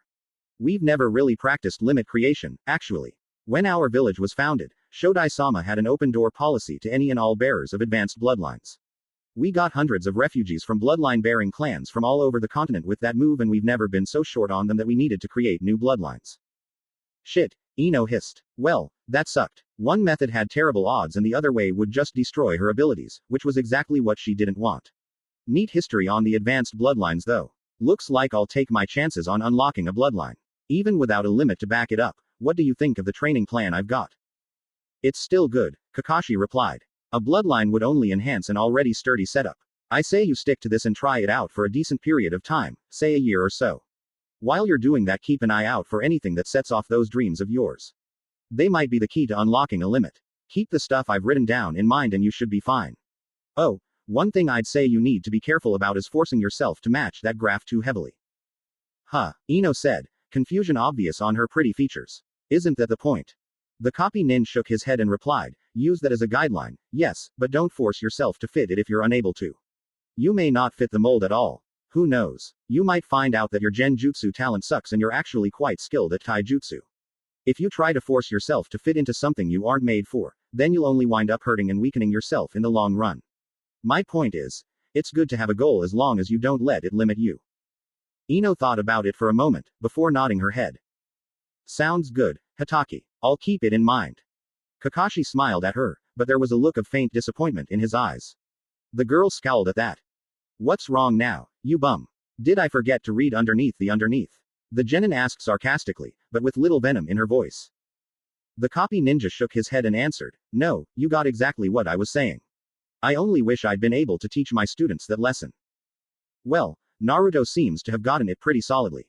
And I hate to burst your little I'm a genius everything relies on me bubble, but Sasuke turning out to be a traitorous asshole instead of a loyal asshole isn't your fault, so whatever he didn't learn from you is on his head. Don't know about Sakura, but who knows what she's thinking? Ino said with a raised eyebrow as she forced herself to finish the rest of her cool soup before eating what was left of her dango.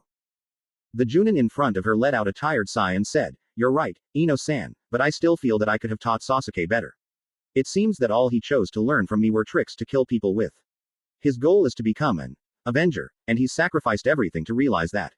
Ironically, he's only destroyed his growth in the process and he'll never be able to fulfill his ambition. As for Naruto, Kakashi looked down at the table his arms rested on. He painfully said, I could never teach that lesson to Naruto because he's known it all along. He could teach me a thing or two about allowing a dream or a goal to hold you down. Part of being the Hokage is being the best at damn near everything, including being a good human being. I have little doubt that he'll succeed in his dream. Well, I had little doubt. With his injuries. Ino looked up as she swallowed the last bite of her dango. Speaking of Naruto, I wonder if the Hokage is feeling better.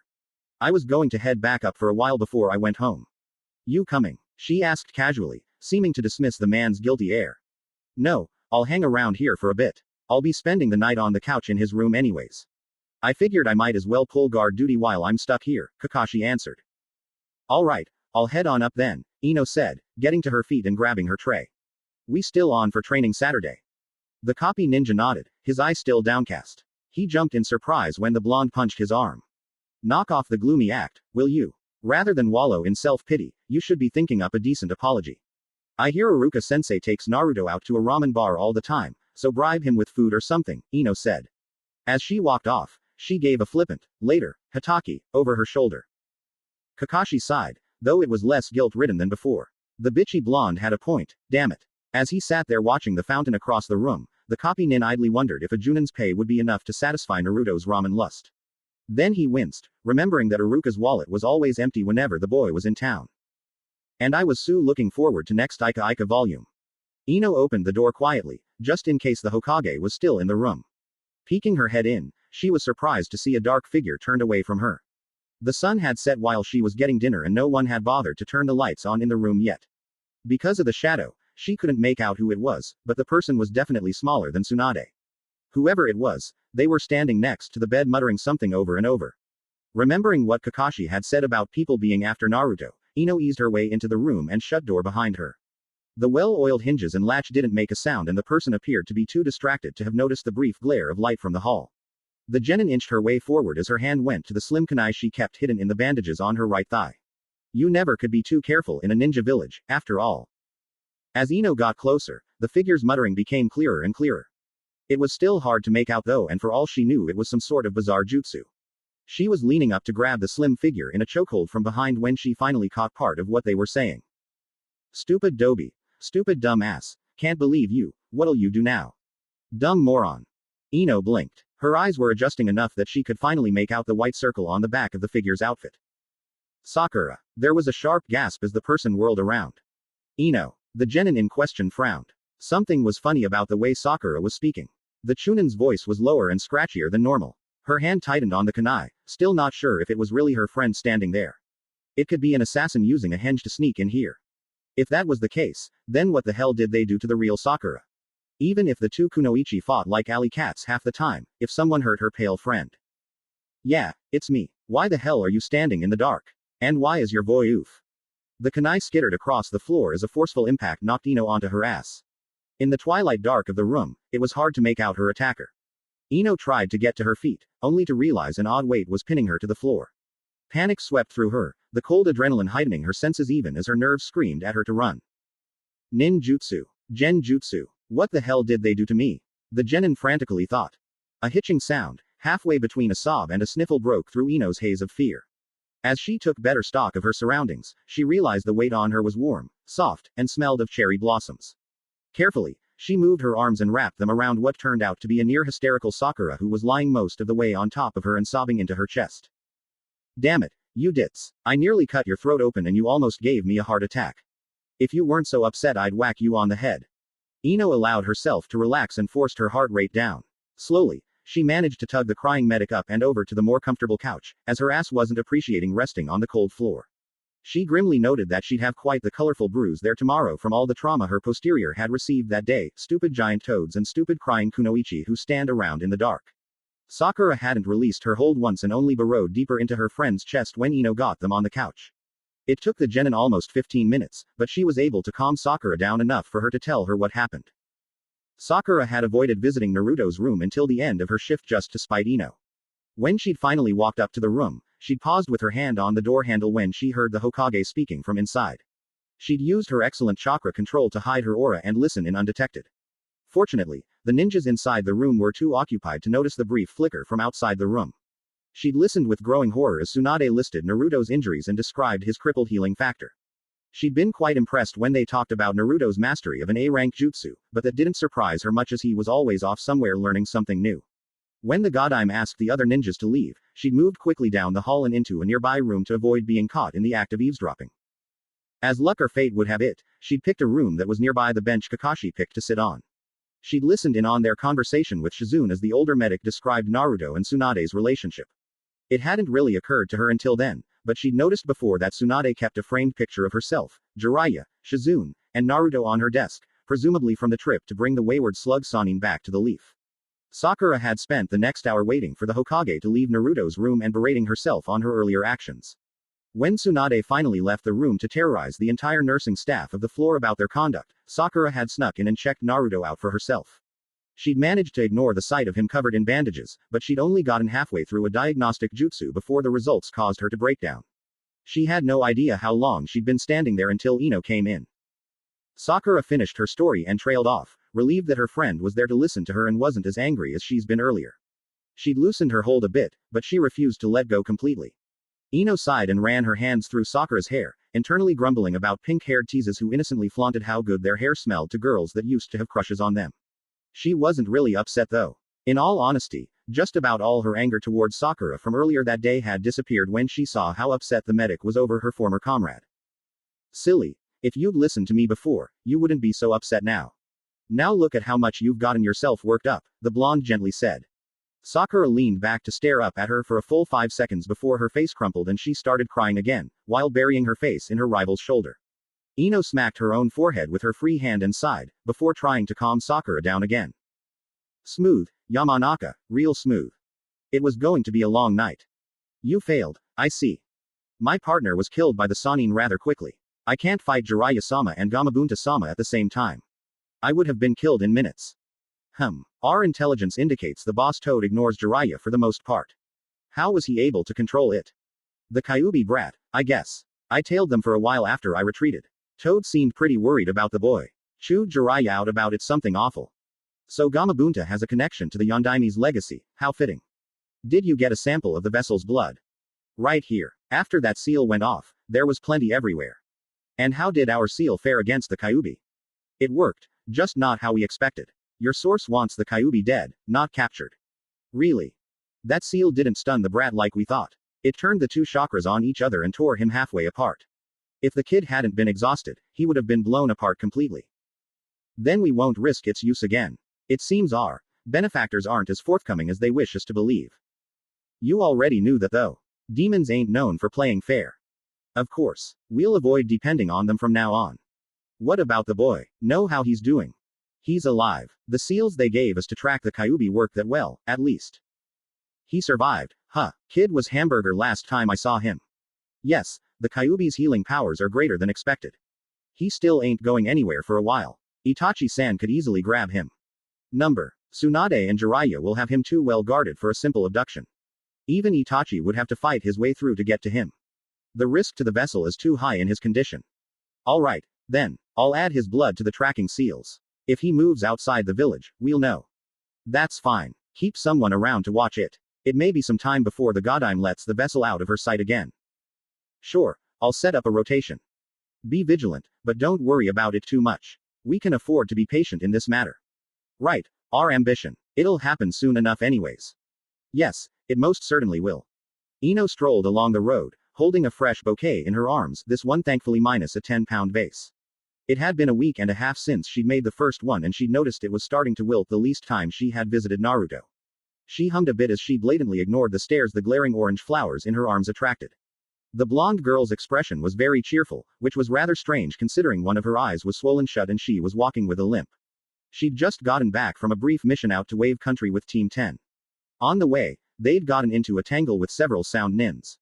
Orochimaru had apparently declared that any leaf nin seen outside of Konoha was to be killed on sight to teach that uppity old hag a lesson. With 5 against 4, it seemed like it would be a nasty fight, but in reality it had been a pathetically quick battle. Shikamaru had merely shadow-bound them all and released them a split second before Choji had rolled over all but one with his meat tank jutsu. The surviving enemy nin made a break for it, but Ino had surprised everyone, including herself, by intercepting and catching him off guard with a fire jutsu in the face. It hadn't killed the nin and she'd gotten beaten up immediately afterwards, but her delaying action had bought enough time for Asuma, who'd been checking for enemy reinforcements, to catch up and knock the man out. On their return to the Leaf, Tsunade-sama had been pleasantly surprised and congratulated all of them. They'd killed 4 sound nins and because of Ino they had also gotten one of them alive for interrogation. Ibiki was very happy. Though she acted smug on the outside when her teammates had questioned her about it, inwardly she was jumping around in joy at her accomplishment. Ino honestly hadn't made a conscious decision to go after the enemy ninja. She'd just done it on instinct, and nearly puked afterwards when the adrenaline high left. Still, it was something she was proud of and maybe that creepy Ibiki guy would be able to persuade. some valuable information out if the sound nin that would help Konoha. She couldn't wait to tell Kakashi and Sakura all about it. In truth, Ino would have never pulled it off if she hadn't followed Kakashi's advice. The day after she and the Junin had talked in the cafeteria, she gathered up her savings and headed to the scroll shop he'd mentioned, where she bought anything that looked remotely useful. The shop owner had been a smart old man who knew a determined ninja when he saw one. He hadn't allowed her to buy the more advanced texts as she was still a genin, but he made up for it by pointing out which scrolls and books were useful and which were garbage that he kept in stock just to make some extra money off of ninja wannabes. The old man had wholeheartedly agreed with every text on Kakashi's list. He was so impressed with the notes the Junin and Ino had collectively written, that he let her get away with buying one higher level Genjutsu scroll, on the condition you use it on those damn snake things that trashed my shop during the invasion. The old fart was forward, sharp, and took no crap, even from upper level shinobi. Obviously he and Ino got along just fine. Ino had been so excited that she'd spent all of her free time reading through the texts she'd bought. She took time away from studying only to go on missions or visit the hospital.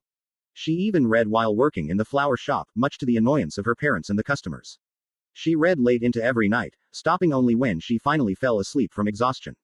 It was a good thing Kakashi was always late, or he would have waited several hours for Ino to show up, as she overslept the day they were to meet. As it was, Ino was frantically worried that the copy nin had already left and had paced around for 10 minutes before she saw the Junin limping along down the path towards her. The first training session wasn't very productive, as Kakashi had only wanted to test her to see what she knew and how powerful she was.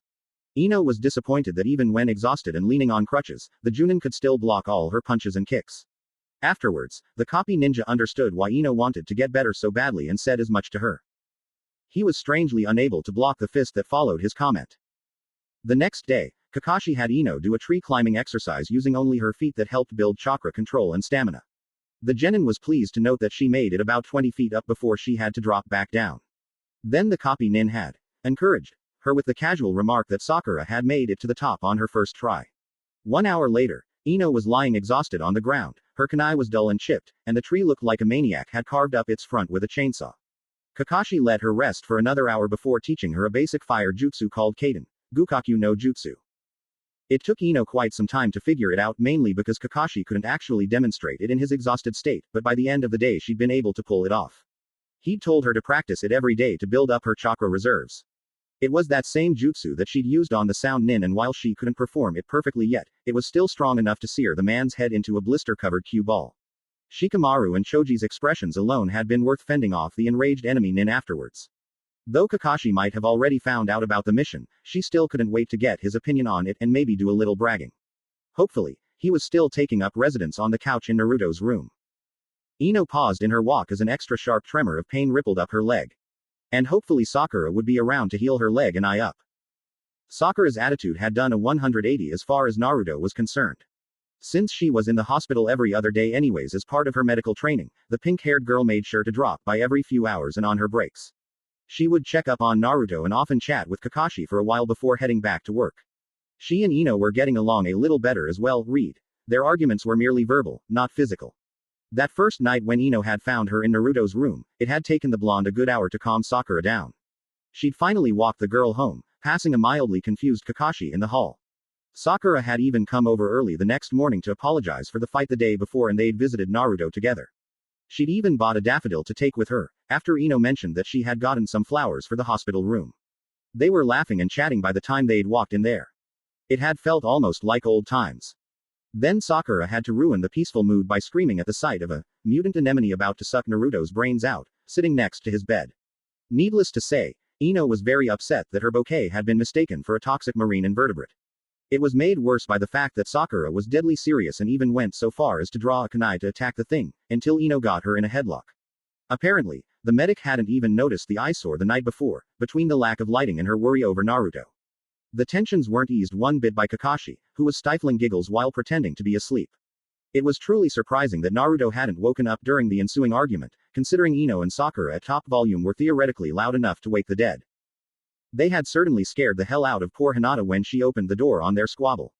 The shy girl had jumped at the dark looks the fighting kunoichi had sent her way, which they promptly withdrew upon seeing who it was, and the only reason she hadn't run was her cousin's hand on her shoulder. Neji's stoic presence had calmed things a bit and the arguing girls had settled down. Well, at least until Neji's sharp eyes traced over the bouquet.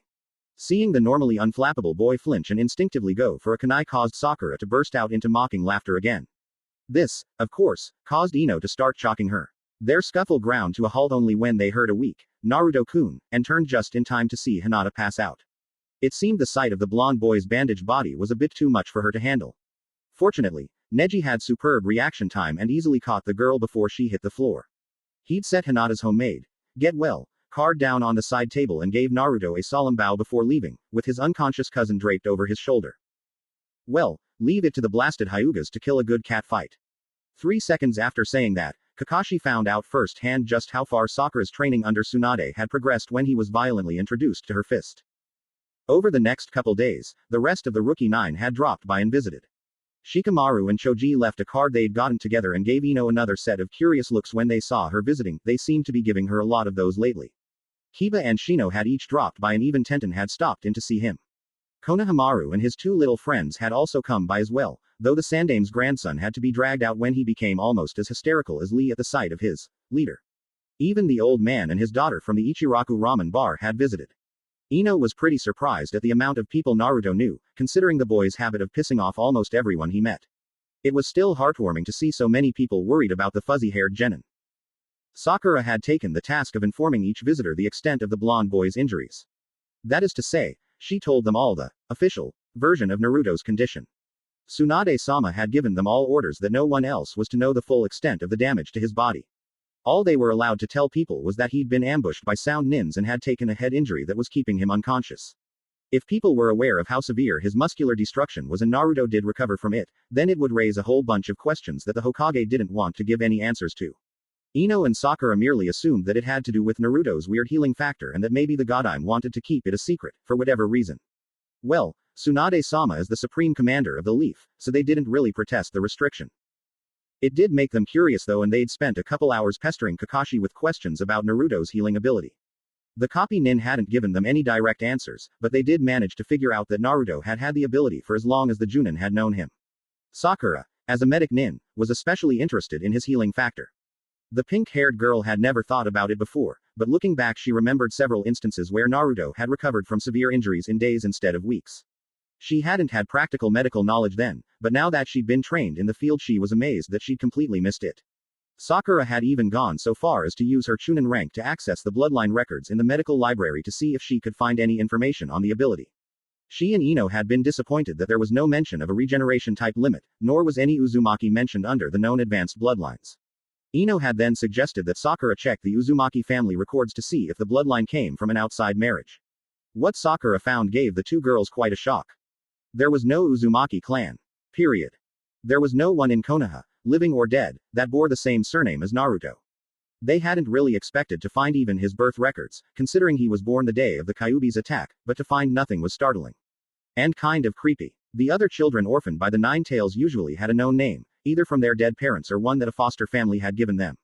With Naruto, it seemed like someone had just pulled a word out a hat and slapped it on him.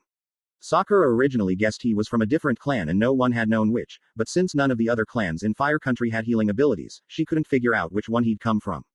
Assuming, of course, he was from any of the Fire clans. It was like the boy had just appeared from thin air one October day 14 years ago. Honestly, it didn't really change anything, but it would have been a nice coming out of a coma present to be able to tell Naruto a little about his family history. Oh well, they'd just have to get Kakashi to treat the boy to ramen when he woke up. The Junin had visibly flinched when Sakura suggested that idea to him. Naruto's ramen addiction was almost as infamous as his loud voice. Ino glanced up as a large shadow blocked the warm, spring sunlight. The hospital was looming above her already. She grinned and rushed inside as fast as her bum leg would allow her. Between the shiner on her eye and the orange monstrosity she was holding, everyone she passed gave her some really strange looks. Fortunately, you can't be teammates for several years with an eating machine like Choji without learning how to ignore people staring. Ino reached Naruto's room and was just pulling it open when she heard a deep, loud voice talking from the inside. Find a trace of the bastards anywhere. It's like they up and disappeared off the face of the planet, it was saying. That's not good, Kakashi's familiar lazy tones replied. There was a pause and he continued, Ino-san, please come in and shut the door. Ino was too curious to be embarrassed at being caught eavesdropping. She slipped inside the room and quietly closed the door after her. The owner of the deep voice gave her an appraising and slightly lecherous look, before turning back to Kakashi. Oddly, the strangely dressed man didn't even blink at the sight of her bouquet. Anyways, somehow they not only found out I was spying on them but they also managed to feed me false information through several different and normally reliable sources, Jiraiya continued. Ino walked over to Naruto's bed and started replacing the flowers, not even hiding the fact that she was listening in. She figured that if one of the Sannin and the copy ninja were openly talking about it in front of her, it either wasn't classified or they didn't mind her knowing. Did you find out how many of your contacts have been compromised? Kakashi asked. Ino took note that his eye was unusually serious as she crossed the room to pitch the old flowers. She also took the opportunity to give Jiraiya a once-over. The man was very tall and had snow-white hair in an odd spiky style that ran down his back in a long horse tail. He didn't wear a Konoha forehead protector, but rather some odd horned plate with an unusual symbol on it. His robes were outlandish and his face had two bright crimson streaks running from each eye to underneath his chin. He seemed powerful, flashy, and loud. No wonder Naruto had wanted this guy to train him. No, and that's what worries me. My spy network is one of the best and it's taken me 20 years to get it so strong. Even Orochimaru and his little nation of tone-deaf freaks can't keep tabs on them. If they, the Sannin added a slight wink here, can find even a handful of my spies, then they can find all of them. As it is, I don't know how much they know or if anything I know is what they want me to know, you know. I don't even have any idea how long this misinformation has been going on, so I can't even trust the old info I gathered. Some of their members may have been playing me for a fool before the group was even founded. Ino sat on the couch, listening intently to every word the two ninjas were saying. What group are they talking about and how could they be so good that they were able to trick a Sannin? I don't think they've been messing with your information that far back, Kakashi said. He scratched at his masked chin as he continued. When I encountered two of their agents a couple years ago, I mentioned that we already knew about their group. I was just trying to bluff them, considering you hadn't been able to tell us much, but they were very surprised that they'd been found out. They were even about to kill me and two other Junin before Guy interfered and got them to back off. They probably started messing with your info after you, Naruto, and Sasuke encountered them. They must have made the logical connection that it was you that told us. Unfortunate that they were right. Jiraiya, HMMD, thoughtfully and nodded.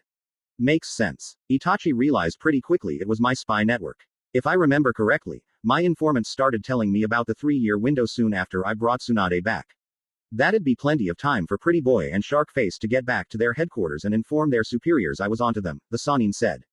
He shrugged after a moment and said, it doesn't really matter now. What's really important is that I figure out some sort of early warning plan that'll let us know if they come after the brat again. Ino's guts froze as adrenaline started pumping into her veins. After Naruto. Then they're talking about the bastards who attacked him. It took all her willpower to keep from jumping up and demanding answers, but the thought of them kicking her out and not learning anything else killed that urge quickly.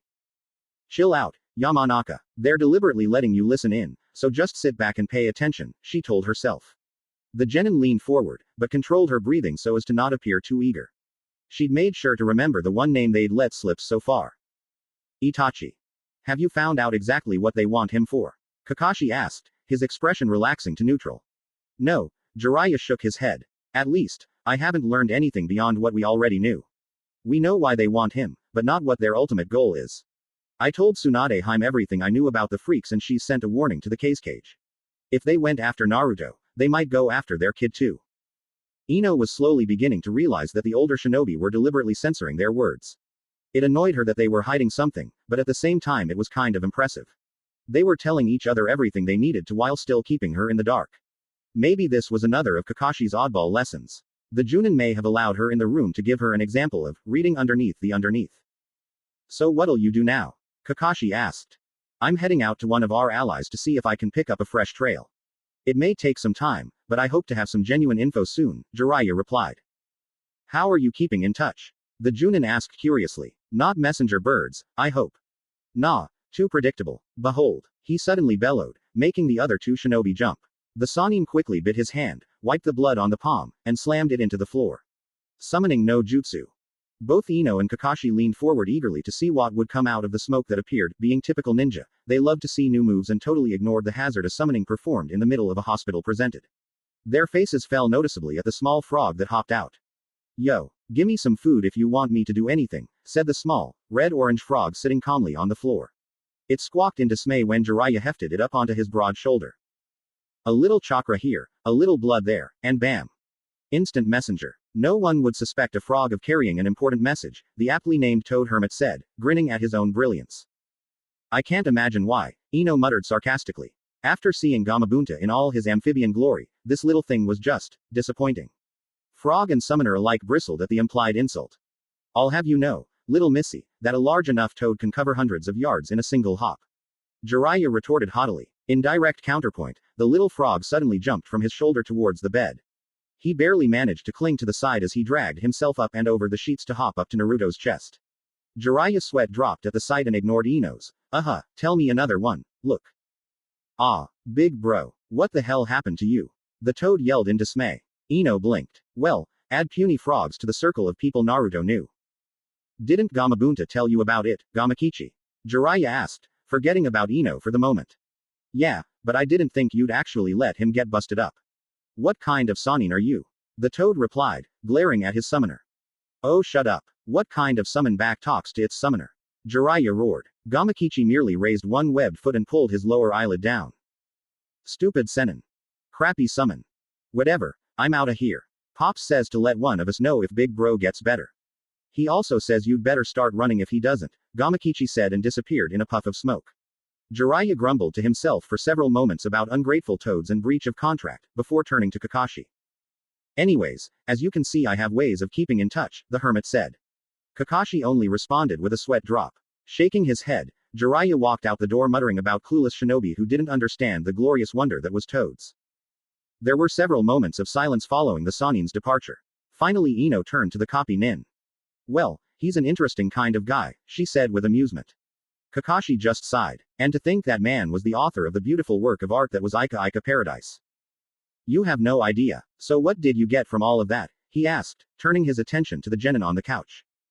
I thought you let me in here on purpose as a training exercise. Ino said in cheerful triumph. She wrinkling her forehead in thought as she answered, let's see, the group Jiraiya was talking about is the same one that attacked Naruto, obviously. They're after Naruto for a specific reason, which you only know part of and that you don't want me to know at all. The attack came as a surprise, which is why the Hokage is only now warning the sand. Apparently, there's someone in their village that has a connection or similarity to Naruto that may attract the interest of this group as well. You guys are worried, cause they've managed to find out about and fool a long-established and skilled spy network. They turned a Sannin's own spies against him and now you're concerned that all the information on them is faulty or some sort of deception. So this group is dangerous as hell. How's that? Kakashi nodded. Good, good. You got everything I hoped you would. Though it's usually not a big deal with genin, when you advance to chunin and higher ranks, information gathering become very important. Even more important is the skill to hide your information from the enemy while at the same time passing on what you want to an ally. It'll be hard for you now, but you'll catch on quick. Good job, Ino-san. Thanks Hatake, Ino replied, a light smirk on her face. So, are you going to tell me how you got busted up? Kakashi prompted, a glint of amusement in his eye. Ino grinned and began to go over her mission in detail to the attentive Junin. Sakura grimaced at the knot of pain in her neck as she leaned away from her desk. No wonder medics looked so terrible when they got older. She leaned back in her chair and sighed, idly looking around the small office. Being the Hokage's apprentice had some perks and a personal working space was one of them. Granted, the room was small and she had to leave the door open during the summer because of the heat, but it had a desk, some cabinets, a couple chairs, and a window that looked out onto the pretty hospital courtyard. It was more than most medics her age could brag. It also gave her a place to eat lunch privately or to do some medical research without being disturbed. It wasn't uncommon for Shizune-san or Tsunade-sama to find her in here up to her neck in semi-pilfered scrolls, working on some pet project that had caught her interest. In the year and a half since she began her apprenticeship, she'd researched everything from antivenoms to bone deterioration to nerve damage to even muscular structure, after one of Lee's diehard training sessions went bad. The muscular data was still fresh in her mind from the last time she'd researched it and gave her a head start on her current project. The healing factor of her ex-teammate, Naruto. She'd used all of her authority as a chunin, which only went so far, but it was much better than a genin's, to drag up Naruto's thin medical folder and all the information she could find on cellular regeneration. Unfortunately, she had found little to work with. Naruto had only been hospitalized twice before in his whole life and one of those times had been from simple exhaustion just before the sound invasion.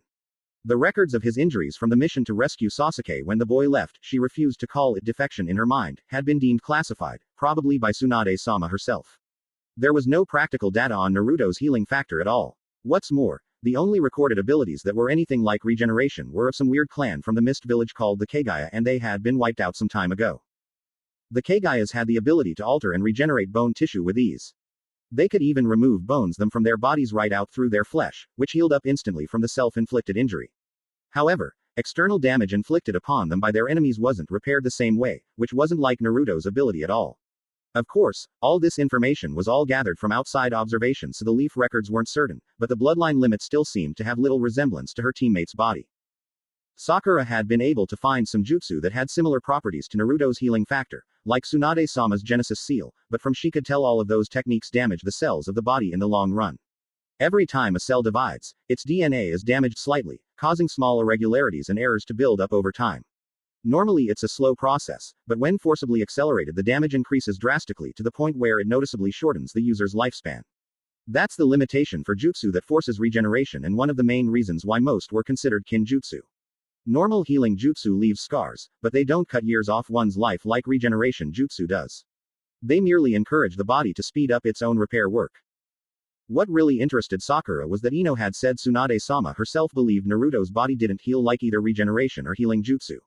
Not only could the boy regenerate body tissue with ease, but there was no damage left behind afterwards, whether in the form of a scar or on the cellular level.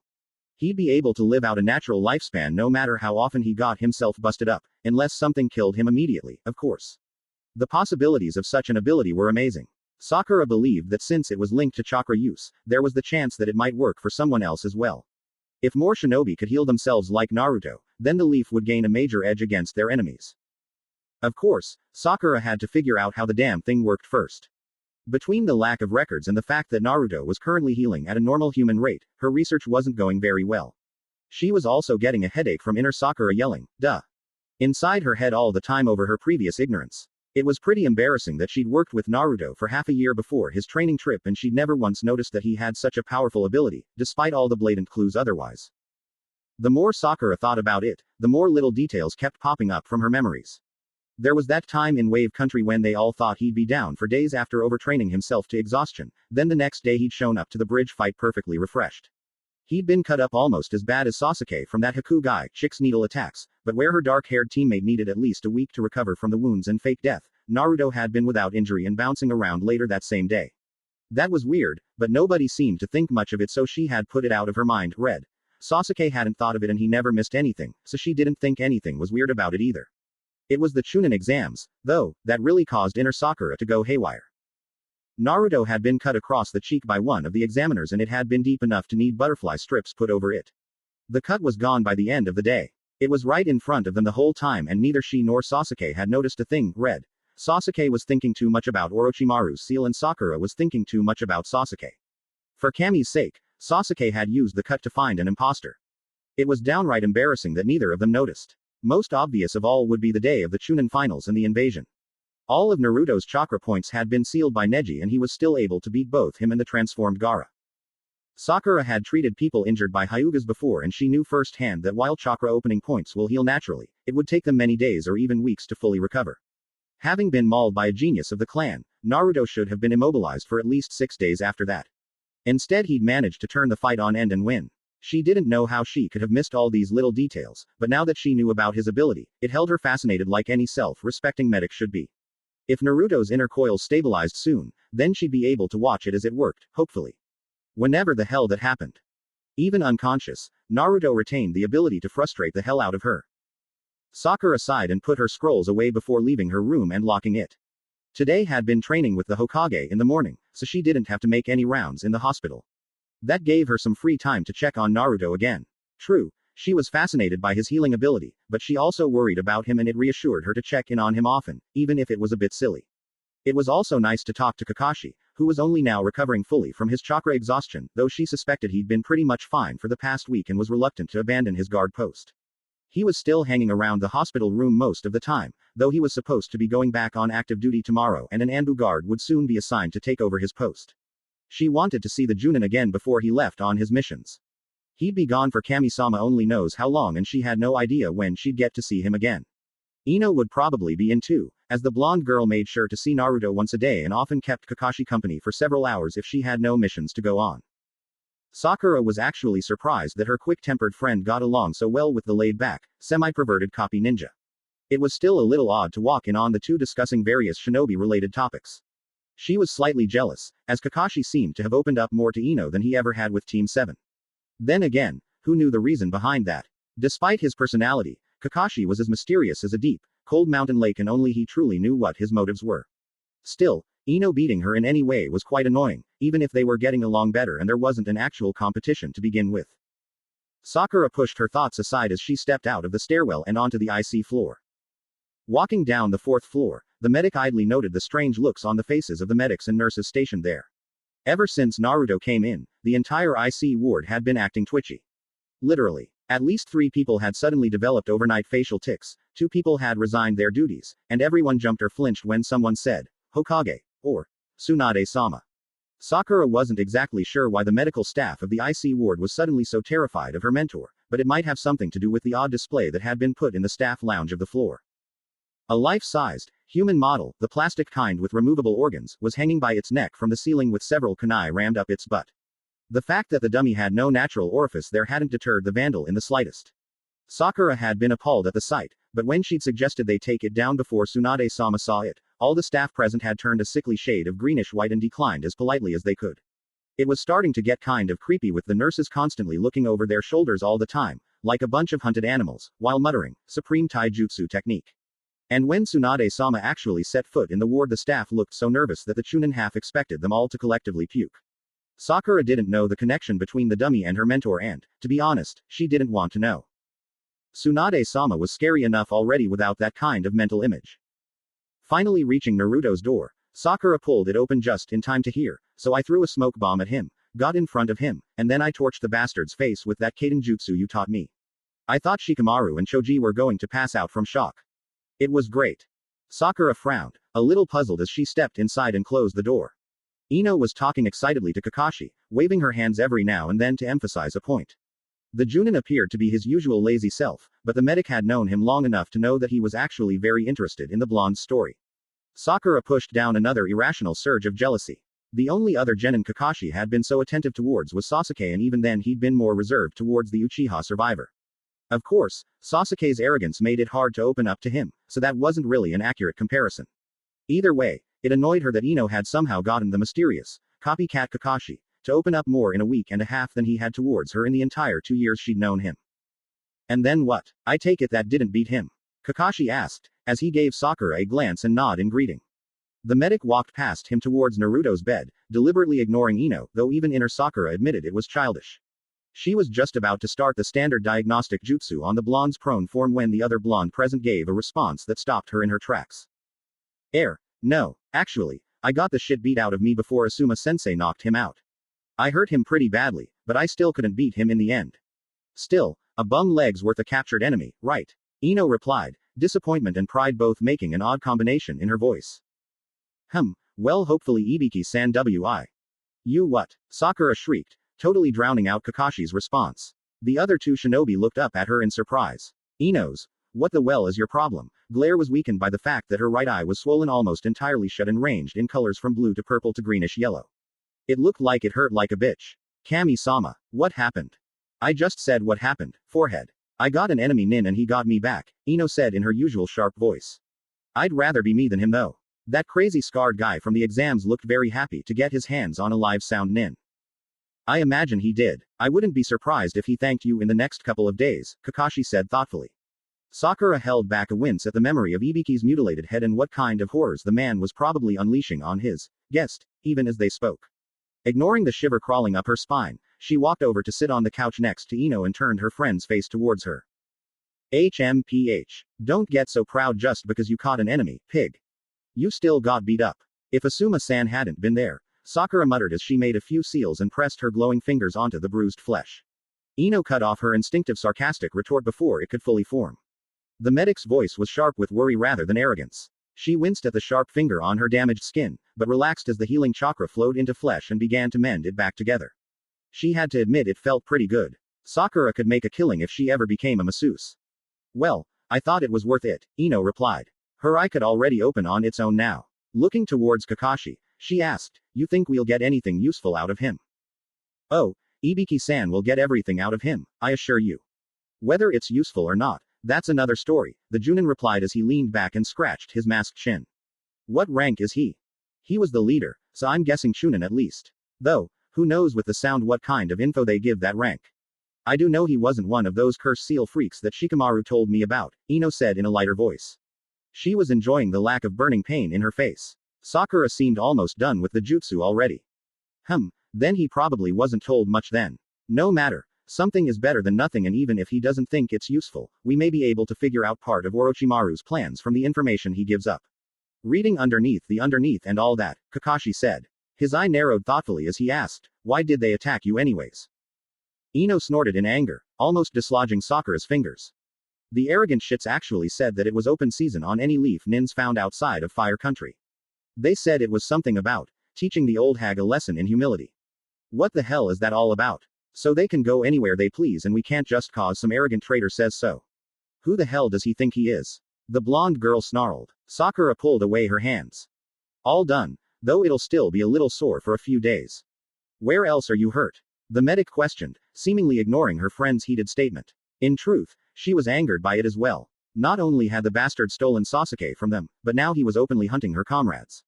A mental image of inner Sakura dancing around a bonfire holding a pike with Orochimaru's head on it managed to bring a slight smile to her face. He kicked my knee almost entirely out of place, but I held up against him enough that he couldn't do anything else until Asuma-sensei got there.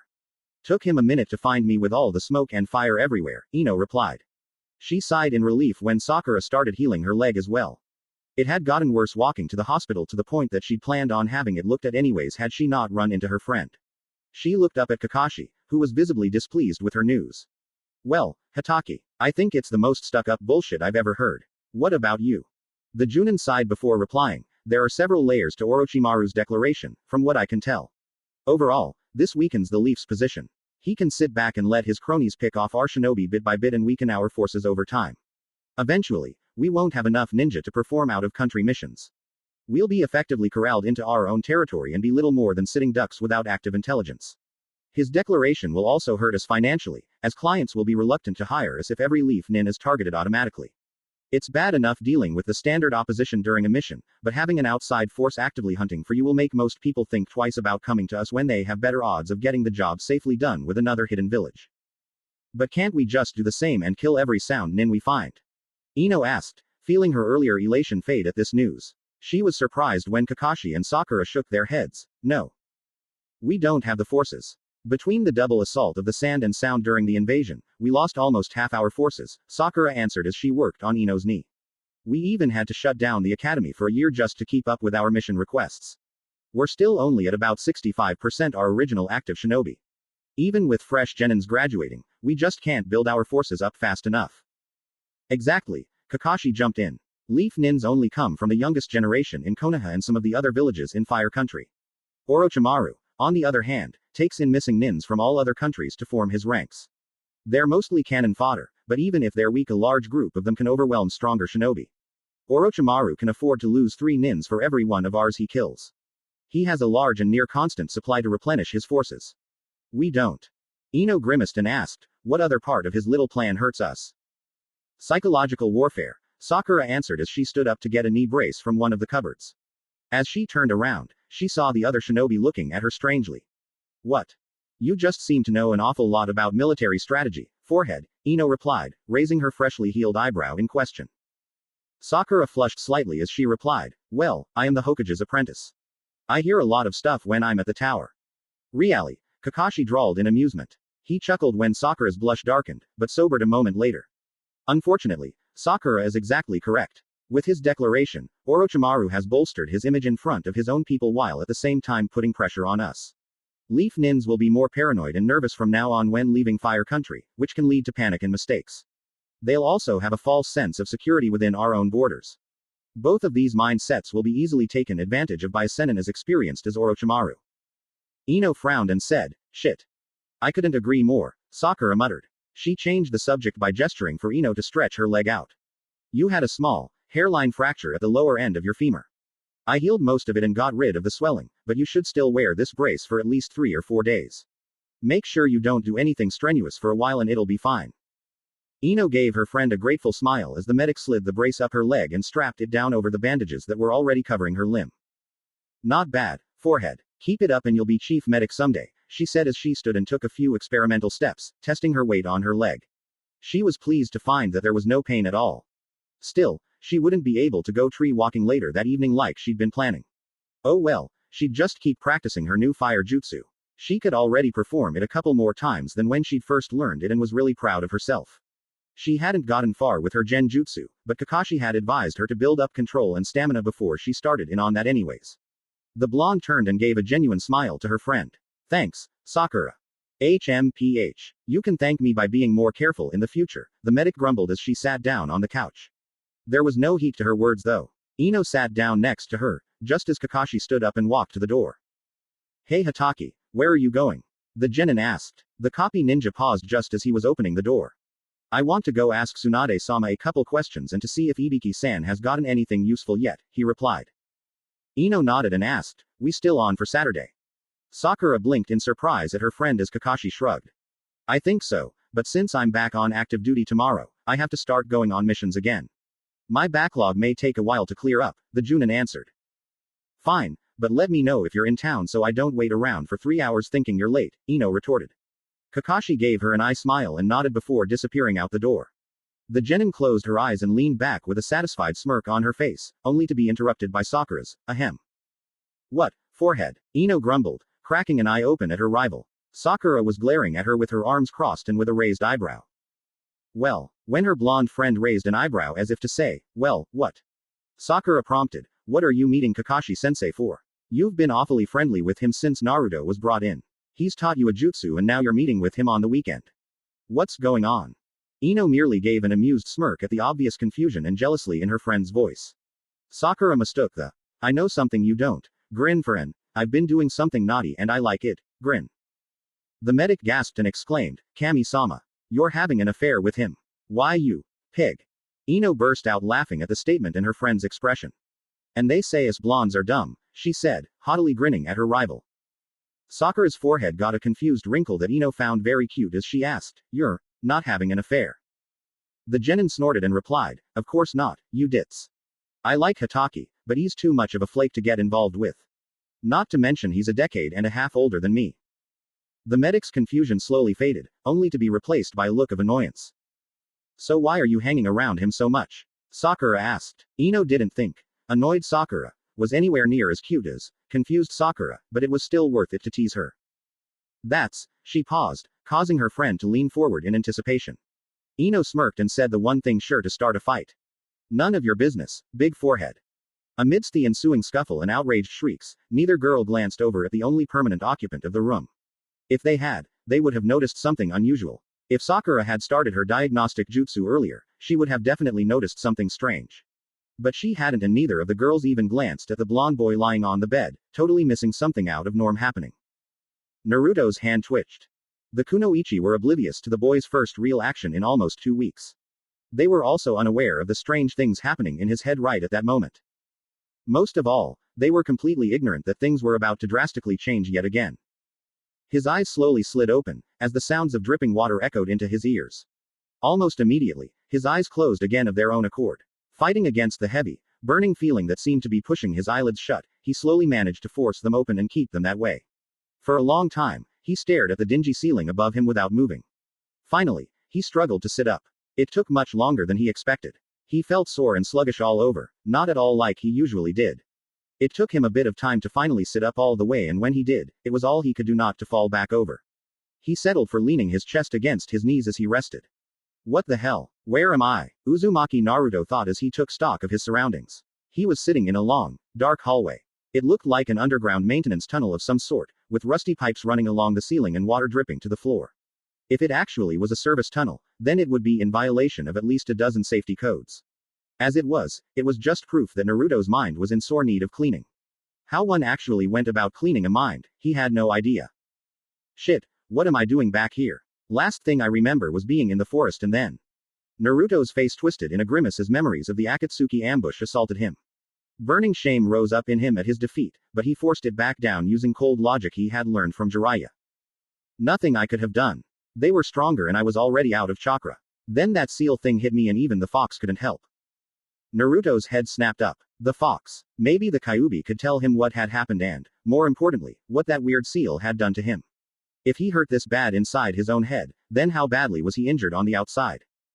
The boy stiffly moved onto all fours as he slowly tried to get to his feet.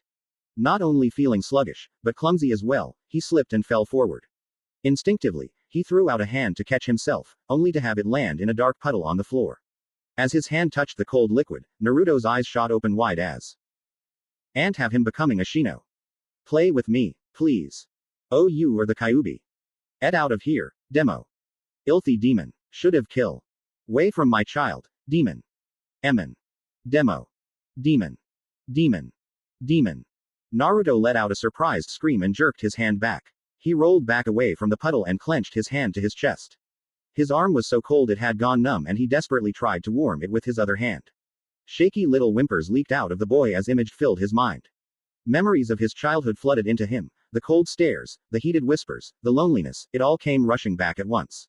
He couldn't force it from his mind, the images taunting him like specters. A terrible, empty darkness began growing around him, fading everything else away. Eventually even the images of his tormentors grew distant. Even they were ignoring him. He was alone again. Alone. Fear grew in him, dark and powerful. The puddle swelled around him, flooding the hall and leaving him on an island that was rapidly shrinking. He tried to squirm away from the painful memories swimming beneath the surface of the water, but he was surrounded on all sides.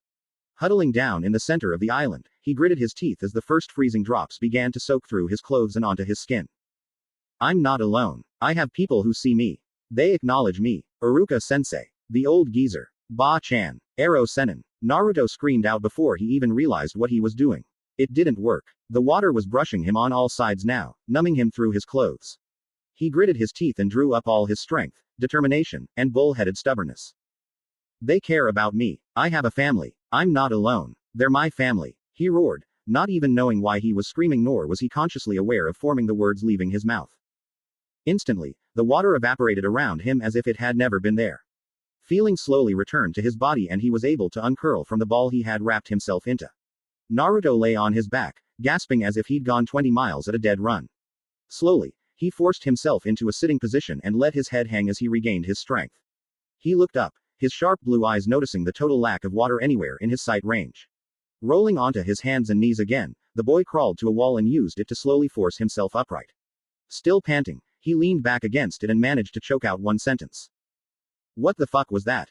At least he wasn't even remotely drowsy anymore, he ruefully noted. Pushing himself off the wall, Naruto staggered a few steps, noticing that even if he wasn't sleepy, he was still bone tired. He glanced down both ways of the corridor he stood in. The shadows seemed unnaturally thick both ways, like there was a circle of faint light surrounding him. He could only see roughly 10 feet in either direction and, from what he could tell, it looked the same either way he chose to go. Lacking any sense of direction in his mind, Naruto just picked a path and started walking. Disappearing into the shadows of his own mind, Naruto grumbled over the fact that he'd ever bothered to wake up. Ino. Hey, Ino. Pig, wake up. Ino jerked awake, nearly falling onto the floor. She blearily looked up her pink-haired rival, trying to figure out what was going on. The way Sakura was standing with her hands on her hips and glaring at her reminded her of there it was. Their argument. After their squabble, Sakura had wandered off to other parts of the hospital to do whatever it is that medics do. Ino had been sitting on the couch in Naruto's room thinking that the window had a nice view of the forest when she must have dozed off. Well, at least she hadn't drooled on herself. The blonde girl yawned and sat up on the couch, before looking up at her friend. What do you want, forehead? Ino grumbled, rubbing the drowsiness from her eyes. Sakura rolled her eyes and said, I thought you might want to get some dinner at the cafeteria. Dinner. But it was still pretty early in the afternoon. Glancing out the window, Ino noticed with some surprise that it was actually getting later into evening. The sun was much closer to the horizon than when she'd last looked out over the forest. Her stomach rumbled a little, supporting the argument that it was dinner time. Damn, I didn't think I'd fall asleep, the genin muttered, as she stood up. Ino stretched and then twisted her head from side to side, loudly cracking her neck. Sakura shuddered at the sound and glared at her friend. Do you have any idea how nasty that is? She hissed. Ino snorted and walked over towards Naruto's bed.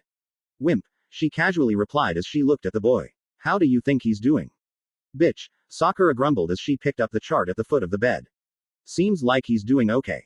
Well, he's not getting any worse at least. The chart says that his chakra coils are stabilizing some, though no one has any idea how long it'll be before they're back to normal. Still, it's progress. I see, Ino quietly said, staring down at the comatose boy. Sakura set the chart back in place before tugging on her friend's dress. Come on, I'm hungry. I haven't eaten for hours and I'm starved, she said, deliberately keeping her tone upbeat. Her attempt didn't work as well as Naruto's would have, but it still brought a small smile to Ino's face. Like you need any more mass going to that forehead of yours, the genin replied with a smirk. She ducked out of the room quickly, laughing at the stormy look on Sakura's face. If the medic had looked back at the exact moment she rushed out of the room, she would have noticed Naruto's face twitch. As it was, she totally missed it. Understandable, since she was too busy chasing Ino down the hall. Funny how things work out like that. Naruto stood in the corridor of his mind, staring down at the inky black obstacle blocking his way. Soon after he'd started walking, he came to this place where his path was cut off by a large puddle of black water. His earlier experience made him understandably wary at having any sort of contact with the fluid. Unfortunately, it looked like the only way he could progress further was to cross it. The puddle was about 20 feet long and covered the floor wall to wall. It was jet black and there was a slight disturbance on its surface, almost like it was humming. Very small ripples moved across it, hinting at some unknown agitation. He seriously did not want to go anywhere near the stuff. Naruto glanced at the walls and the ceiling. His body was still sluggish and he couldn't sense his chakra in any way, so it was unlikely he could stick to the walls to cross. Besides, this was all inside his mind. He wouldn't be able to use chakra in here anyways. He frowned and carefully gauged his odds of success if he were to jump. He snorted. Feeling as shitty as he did, Naruto's odds of hopping this pool were about the same as Jiraiya becoming a monk.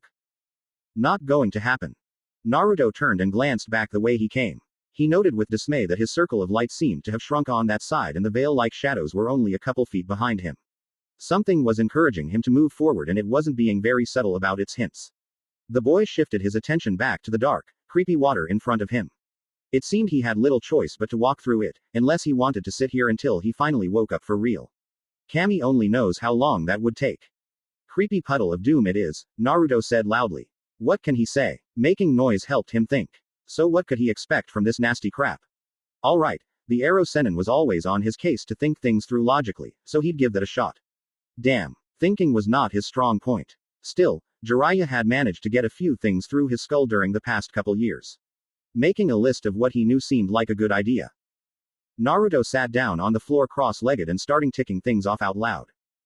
Alright, this stuff makes me see weird shit and it hurts like hell. Touching it is a bad thing. Okay, so maybe his list wasn't very long. But Naruto at least knew that the experience would be an unpleasant one. So how could he prepare himself? Well, the first set of memories faded when he screamed out the names of the people he loved, right? Or was it when he denied being alone? Or maybe it was. Shit. Naruto yelled and jumped to his feet. Screw this. I'm just gonna do it. This thinking crap is too boring. With that, the boy marched right up to the edge of the puddle and stared down at the surface. Bracing himself for a terrible cold, he took a step into the water. To his utmost surprise, it was barely deep enough to get the bottom of his sandal boot wet. It didn't even touch his exposed toes. He grinned in relief and took another step. Same thing happened. Ha, you can't beat me, puddle of doom.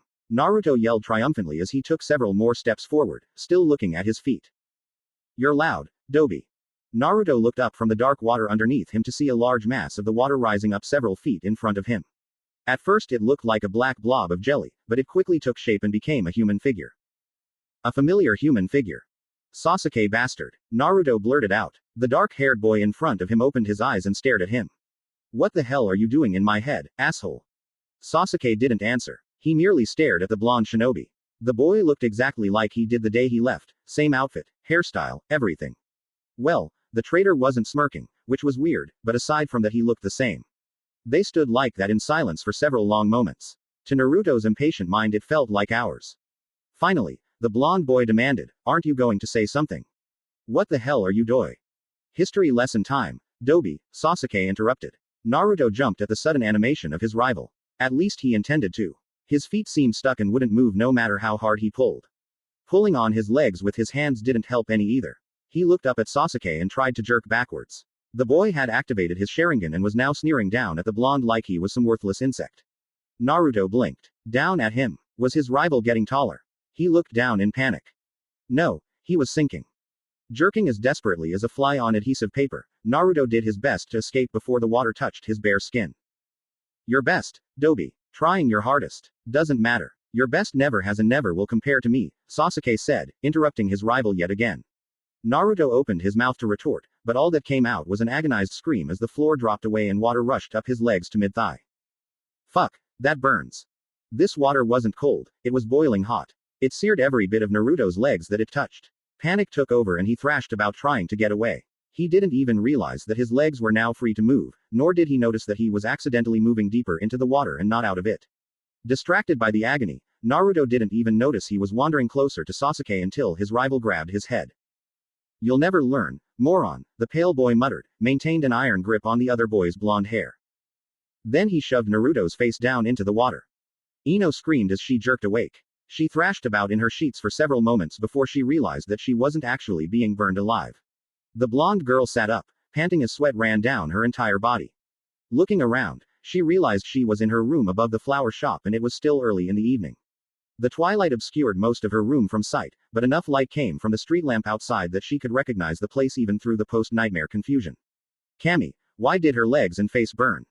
Gingerly, Ino reached up and prodded the flesh on her face, expecting the pain to worsen like it would had it actually been burned. To her surprise, all she felt was smooth, sweaty skin.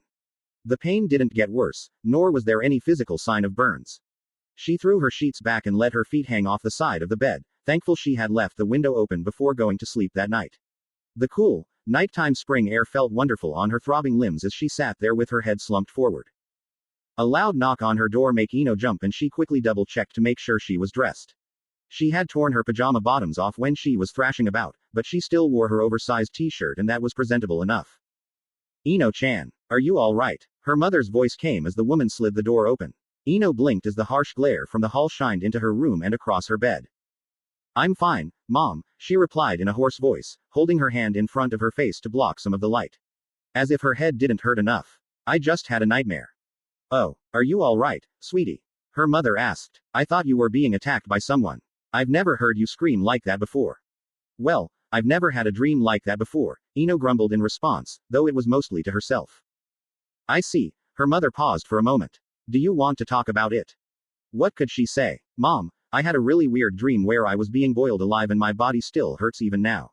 "Yeah, that would go over real well. Hello therapy bills." "No, it's fine. I'm just going to take a quick shower and go back to sleep," Ino said. She did not want to talk about this to an overprotective parent. Her mother hesitated for a long moment, obviously reluctant to leave. "Are you sure?" she asked, worry evident in her tone. "Yes, Mom, I'm fine.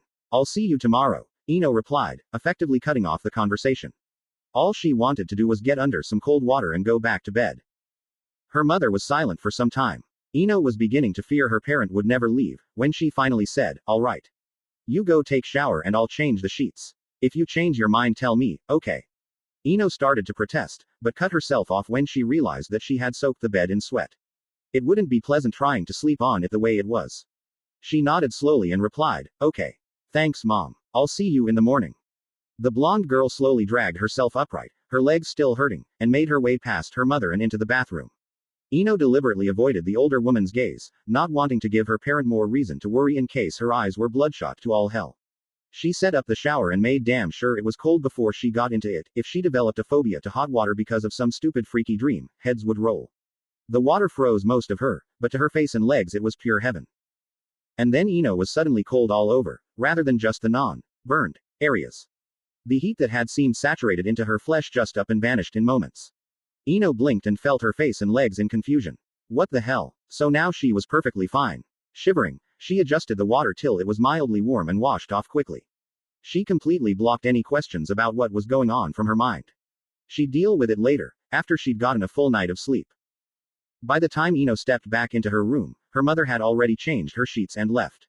She felt a little guilty about pushing the older woman away, but her dream just wasn't something she was comfortable discussing. She quickly changed into fresh pajamas before she got into bed. Lying back, she made a mental note to thank her mother again in the morning for replacing her sheets. The cool cotton felt wonderful against her legs after what they'd been through. Ino frowned as she stared up at her dark ceiling. That was just freaking weird. Her dreams had never affected her like that before. What the hell did it mean if what she felt in her nightmares carried over into the waking world? Were her premonitions growing stronger? Was it just a fluke? Was she ever going to ignore this crap like she should and just go to sleep? HMPH, I'll just tell Hataki about it in a few days when we meet up. He'd better not be on a mission, Ino thought to herself. Hopefully Kakashi would be able to help her figure out what was going on. He had advised her to observe her dreams and to take note of anything important happening inside them, but she couldn't really figure out what this one meant.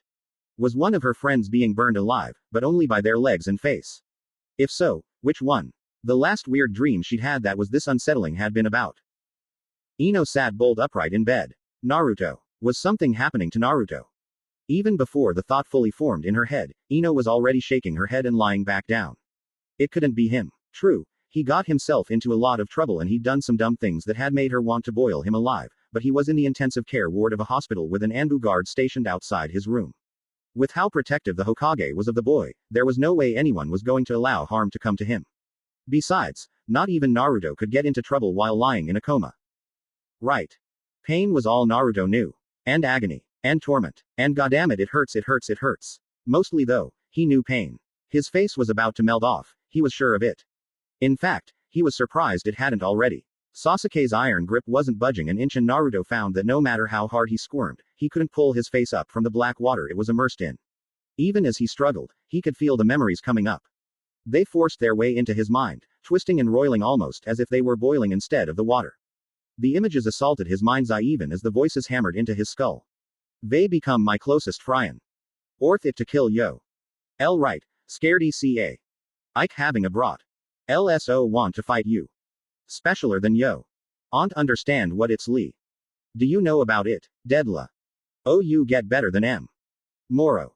Diot. Ad loss. Dumbass. Loser. Doby. Doby. Doby.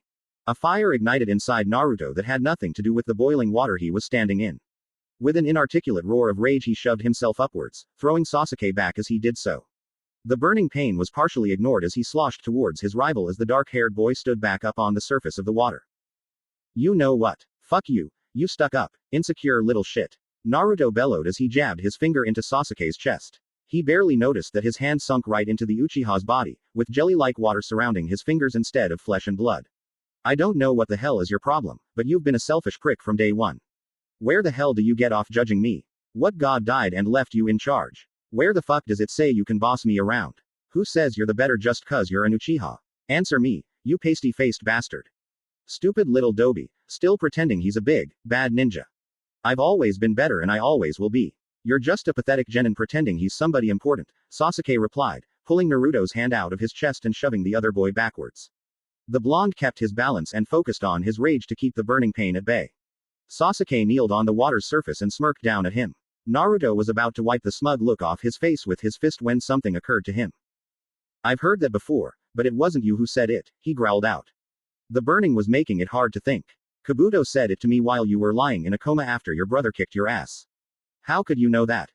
Sasuke's face didn't change expression as he retorted, who cares if I said it or not? It doesn't change the fact that it's true. You're still the same weak little boy you always were. Weak, huh? Weren't you the one that nearly got his arm torn off by Itachi?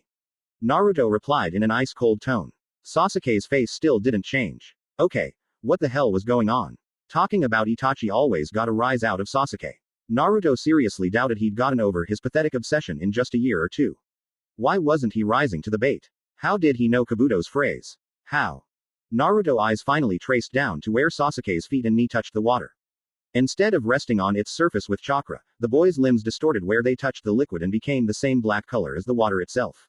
He looked like he was nothing more than an extension of the pool he stood on.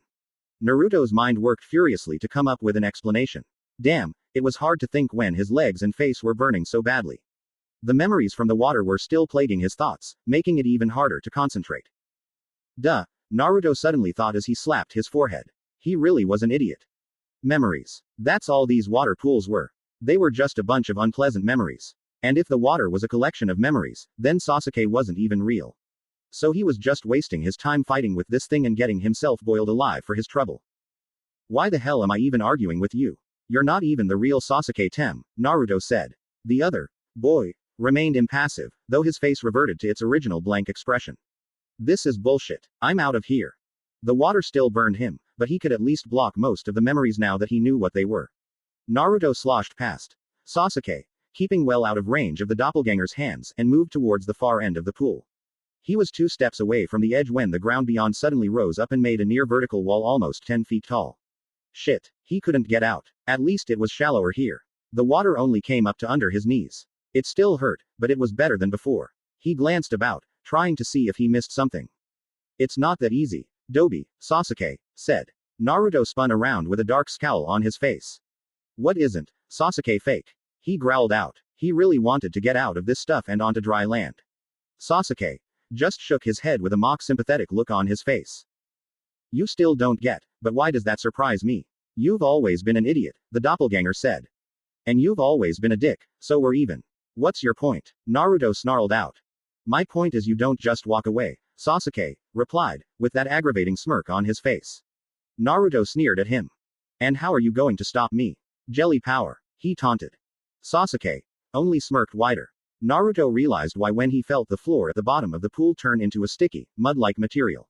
It was oddly like Jiraiya's toad stomach technique. Shit, he was stuck again. The feeling of burning water slowly seeping up his knees quickly made him realize it was worse than that. Great, he was stuck and sinking. You know, when I said jelly power I was being sarcastic. Naruto yelled at Sasuke. You never learn. Always lagging behind. So desperate to catch up to me. Pathetic, the doppelganger said, its voice barely more animated than a monotone. The water was leaking over his knees now. Nothing he did had any effect. He could feel some sort of gummy material closing over his feet, making it even harder to move. Why the hell was this even happening? Didn't Sasuke torment him enough when he was awake? Why did he have to deal with having the arrogant prick in his mind on top of everything else? Damn it, you stupid, fake Sasuke. Naruto yelled, displaying his amazing insulting skills. Sasuke didn't even blink in reaction. Why the hell are you doing this? You're not even real. This is a total waste of time. There was a lurch under Naruto's feet as he finished the last statement. The gunky stuff he was standing in loosened and he found he could pull his feet free if he tried hard enough. Yanking his feet out, the blonde boy stumbled backwards towards the barrier wall. He shoved his hand out against it to catch his fall, only to have it stick and sink in. At the same time, his feet started sinking again. I told you already, Dobi, you don't just walk away, Sasuke said. For an instant, Naruto saw a flash of fear cross the boy's face. What the hell? As the burning water began to seep over his knees again, the blonde tried to think of an answer. Why would fake Sasuke be worried? I got stuck again, Naruto thought. His eyes slowly widened. No, I got caught, but for a second there I broke loose. He's worried that I can do it again. So how did I get loose? Furiously thinking, Naruto tried to come up with the reason before the water rose any higher. It was getting dangerously close to some sensitive areas. Was it something he said, like with the first puddle? If so, then what? Thinking he had the answer, the boy yelled out, you can't hurt me, dumbass. You're not even real. Fake Sasuke didn't even twitch. Naruto clenched his jaw in annoyance. Okay, wrong answer. Damn, this was pissing him off. Arg, this sucks. Why am I wasting time on you? He yelled in anger. Fake Sasuke flinched as the floor lurched under the blonde's feet. Naruto's hand came loose from the barrier and he rose upwards several inches. His eyes widened. He'd just said it. What was it? Why is the fake getting so nervous? What was it he said that hurt the thing? It suddenly came to Naruto with the intensity and subtlety of a brick to the side of the head. If he had the vocabulary skills, he would have known to call it an epiphany. He calmly stood up straight and pulled his feet free from the sticky floor without any effort. He stared the fake Sasuke in the eyes. That was it. It was the one thing that would piss Sasuke off more than anything. You're not worth it. You aren't even pathetic. You're nothing, Naruto said with his eyes narrowed. The fake Sasuke jerked like he'd been struck. The floor solidified underneath Naruto's feet and rose till the water reached only mid-shin. Behind him, the wall crumbled and lowered several feet. I'm leaving, Naruto said as he turned and walked away from the doppelganger. He grimaced when he approached the barrier. It was low enough for him to reach now, but he'd have to haul himself up. His body was still sore on top of burning where the water had touched him. Though he was learning how to ignore the pain, his body still didn't react how he wanted it to. He seriously doubted he could lift himself up to the ledge. Still, giving up wasn't in his vocabulary. The wall shuddered and lowered another few inches. It was still too high, but it was a noticeable change. What the hell? Did this thing react to his thoughts? Well, that would make sense considering he was in his mind after all. So what thought was it? Damn it, his head was still so foggy. This whole mess was making him more exhausted, with a splitting headache on top of everything else. It was almost enough to make him sit down and give up. The barrier shuddered and lowered an inch. Intelligence wasn't Naruto's forte, but even he could take a hint eventually. Give up. He hesitantly said. The wall vibrated and a few chips cracked away, but it didn't lower any further. I said I give up. The barrier shivered, but gave no other reaction. Okay, I'm missing something here. The key is giving up, but not in general. So what do I have to give up on? Naruto muttered to himself. Then he sensed a presence right behind him. He turned and looked almost straight into the eyes of the Sasuke doppelganger. They were almost eye level as the boy was kneeling on the water's surface, his white skin even paler than normal. Fake Sasuke had little expression on his face, but his now obsidian eyes seemed to be almost pleading with him. No, Naruto whispered, staring at his rival. Sasuke. Of course. All the memories of this pool were of his rival. He had to give up on Sasuke if he wanted to pass. Could he? Should he? Damn it, this wasn't fair. He'd failed the boy once already. If he gave up, he'd just be failing Sasuke again. He'd even made a promise to the girl he loved. It was up to him to bring the wayward Uchiha back to Konoha. Or was it? Naruto gritted his teeth and closed his eyes, as much to concentrate as to avoid looking into the false Uchiha's eyes. The blonde boy's expression shifted and changed for several long minutes as he deliberated over his problem. After a time, his eyes snapped open as he made his decision. From the doppelganger's perspective, the blue's orbs were sad, determined, and peaceful in a strange way. Since I'll probably never get to tell you this in real life, listen up, okay? Naruto said, his voice tired, yet calm. You left. It was your choice, just like it was my choice to try to bring you back. I lost the fight and you left to Orochimaru. It wasn't my fault, it was yours. I'm not going to beat myself up about failing you anymore. You failed me, Sasuke.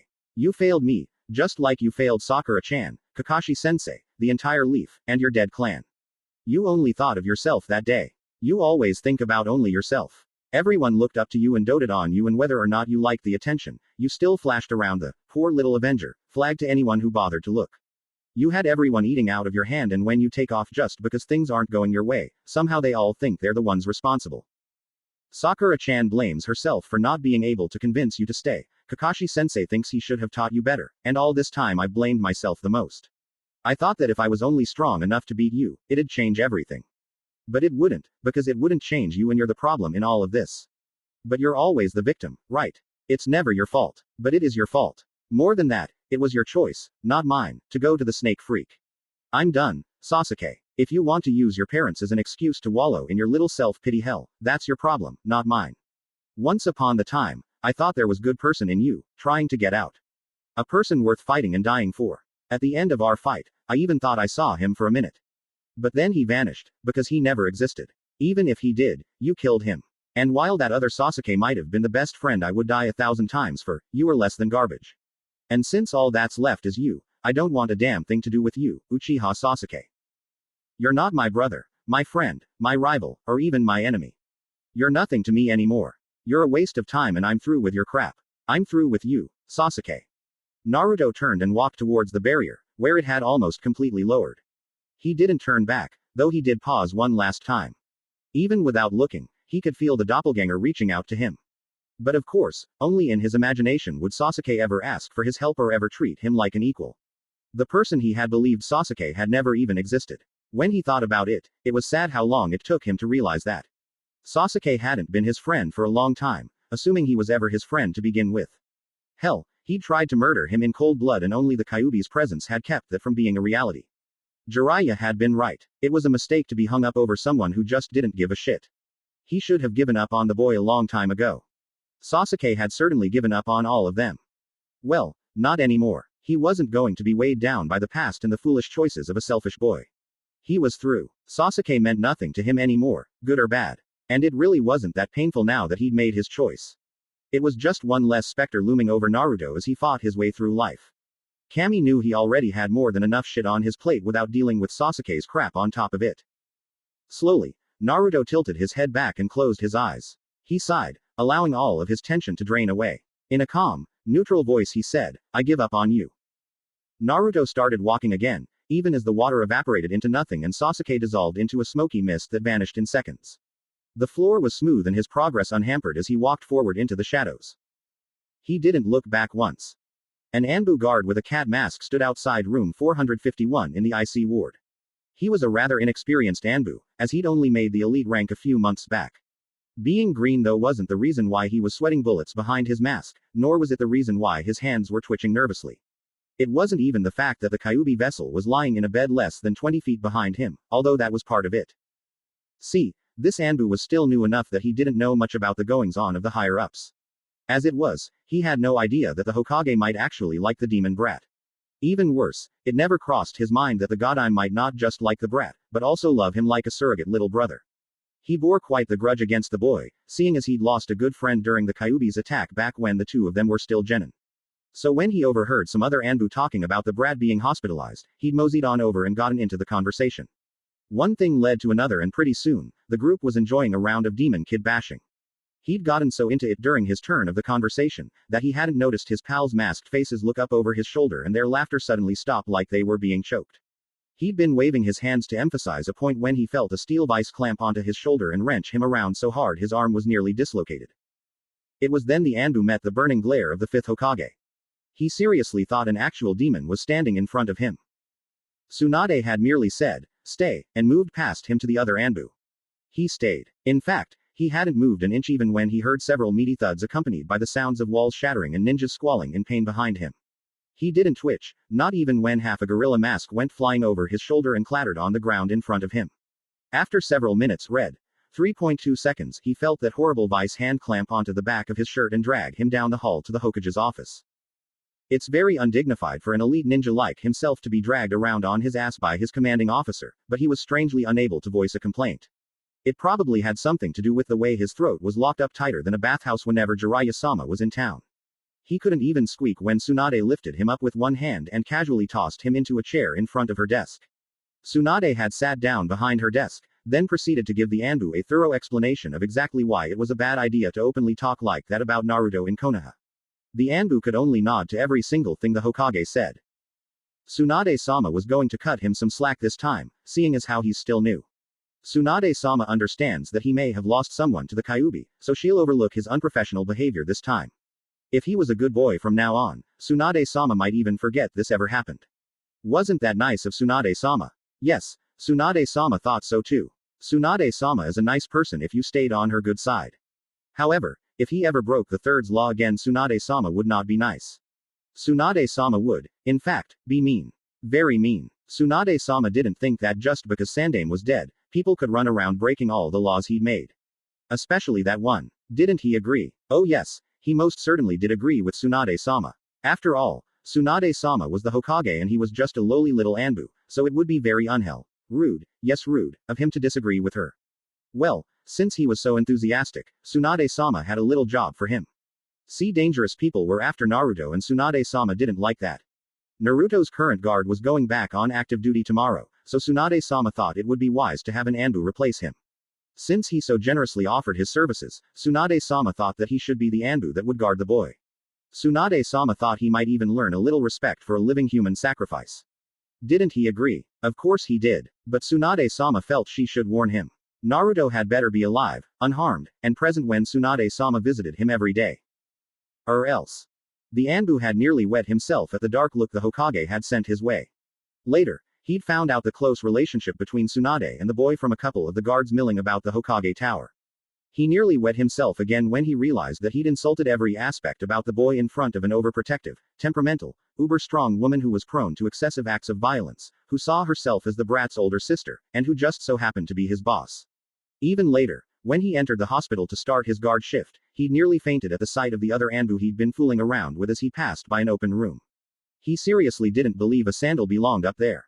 So he'd rushed up to room 451 and had stood at perfect attention for the last 3 hours, even though he was sweating buckets and really had to take a leak. Like a broken record, the phrase, or else, kept repeating itself in his head the whole time. He was an absolute nervous wreck and he was seriously considering asking to be demoted back to Chunin when this whole mess was over. Was it any wonder that he nearly screamed when he felt a flicker of chakra inside the room he was guarding? Cat Mask turned and rushed inside the room, fully prepared to die protecting the hated demon if it meant he avoided Tsunade's wrath. Her boot. He was both relieved and disappointed to find nothing in the shadowy room. Casually, he drew a kunai and he reached over and flicked on the light switch. This time he did scream when he saw a disgusting orange and yellow sea creature from hell hovering next to the boy's bed, looking ready to attack. He gasped in relief when he realized that it just a bouquet of flowers. The most hideous bouquet he'd ever seen in his life, but still just a bouquet. Really, who could possibly like that much orange? He briefly considered moving the poor little daffodil that sat next to the monstrosity, as it seemed like it was about to be devoured at any moment, but decided against it as that would mean moving closer to that freaky thing. He wasn't going to risk the chance that it might actually be a mutant creature that was just disguising itself as a bouquet of flowers and waiting for any careless shinobi to come near it. The cat-masked Anbu slowly walked over towards the bed, carefully checking out every corner of the room. He even used a couple illusion detection jutsu just to make sure no one was hiding in there. Nothing. The only sounds aside from himself were the boy's steady breathing and the beeping of the heart monitor. Satisfied, he sheathed his kunai and turned to leave. He'd just taken a single step when he felt the chakra again, stronger this time. He whirled towards its source and found himself staring at the bed and its occupant. Cautiously, he approached the still form of the boy. Only the boy wasn't so still anymore. What little of the Uzumaki boy's face he could see was twisted in a grimace of pain. The boy's fingers twitched a little and the heart monitor started beeping faster. A few moments passed and the boy was suddenly still, as if nothing had happened. The beeping slowed gradually until it reached its normal pace. What the hell? This kid creeps me out. I'm just going to back out of here real slowly and GE. The ANBU's inner dialogue was suddenly stopped when he felt the chakra again, only now it was powerful enough that it felt like a physical force had pushed against him. This time the boy clenched his teeth and fisted his hands, as the heart monitor tripled its beeping rate within a few seconds. Tremors of spastic motion shook the kid's bandaged frame for about half a minute before he settled down again. The beeping slowly returned to normal. A minute later and everything was exactly the way it was when he'd first entered the room.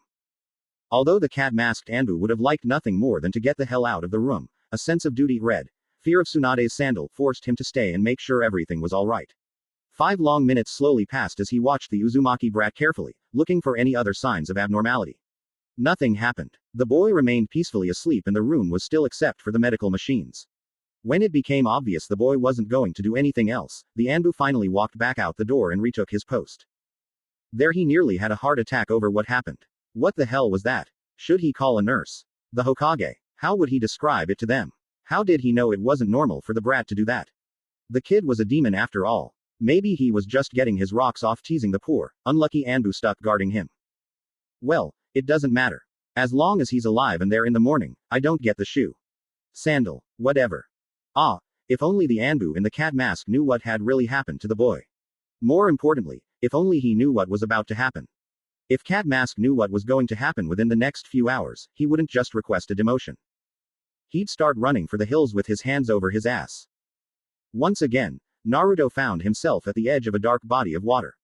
Unlike the creepy puddle of doom, this one was big. Really big. The hallway was larger too. For all intents and purposes, he was standing in a massive cave hundreds of feet across with a black lake spanning the size of the room. The cement walls that had dominated his mindscape were now replaced by stalactites, stalagmites, and other weird rock formations everywhere. Only a line of rusty pipes running across the ceiling gave any resemblance to the hallway he'd been walking down. Once again, there didn't seem to be any way to cross the water except by walking across it. Naruto kneeled down and stuck his face near the liquid, trying to see the bottom. He jerked backwards when something stared right back at him.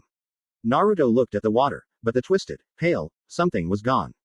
Damn, this place was just freaky. He hadn't even been able to see an inch into the stuff, so he had no way of knowing how deep it was.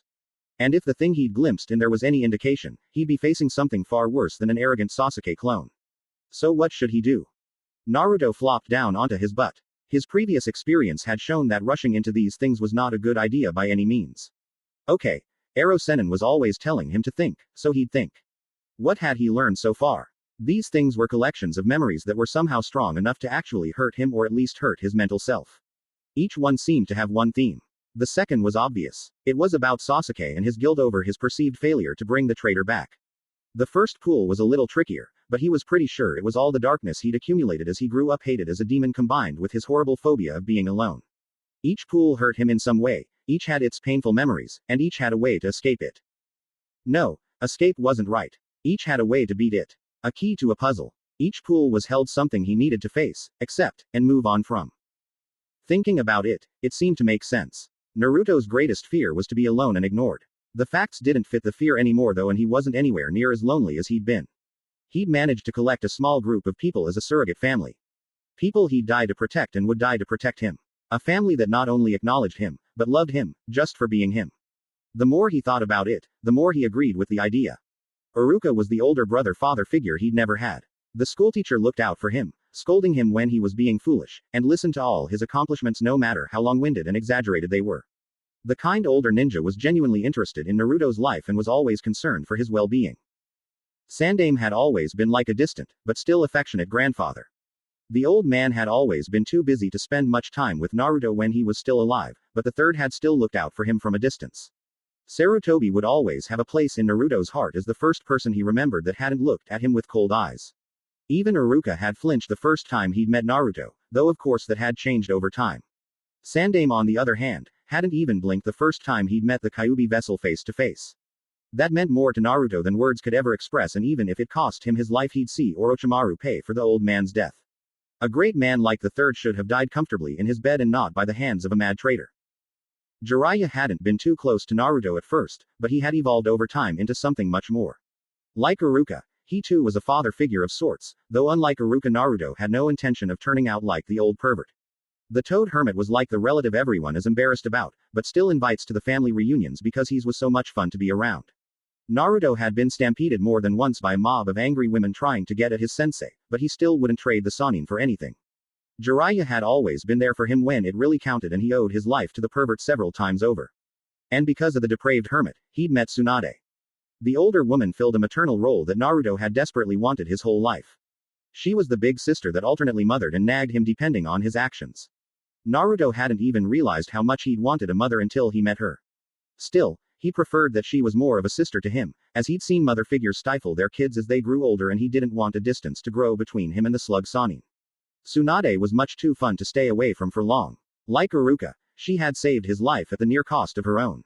They'd both saved each other's lives by using the time-honored method of, jump in front of the sharp, pointy thing coming at my friend. Rather foolish, but hey, neither he nor Tsunade tended to look before they leapt. She meant a great deal to him. All of them did. Realizing that he had a family, of sorts, had been the key to undoing the first pool and his fear of being alone. Realizing that Sasuke was not his responsibility and giving up on him ever being the person he'd hoped he'd be was the key to the second pool. Fact was, he hadn't realized how much his guilt had been disrupting his focus. Amazing how much clearer he was thinking. Now he had the third pool to deal with, and possibly more beyond. It didn't escape Naruto's notice that the pools had grown stronger and larger as he progressed.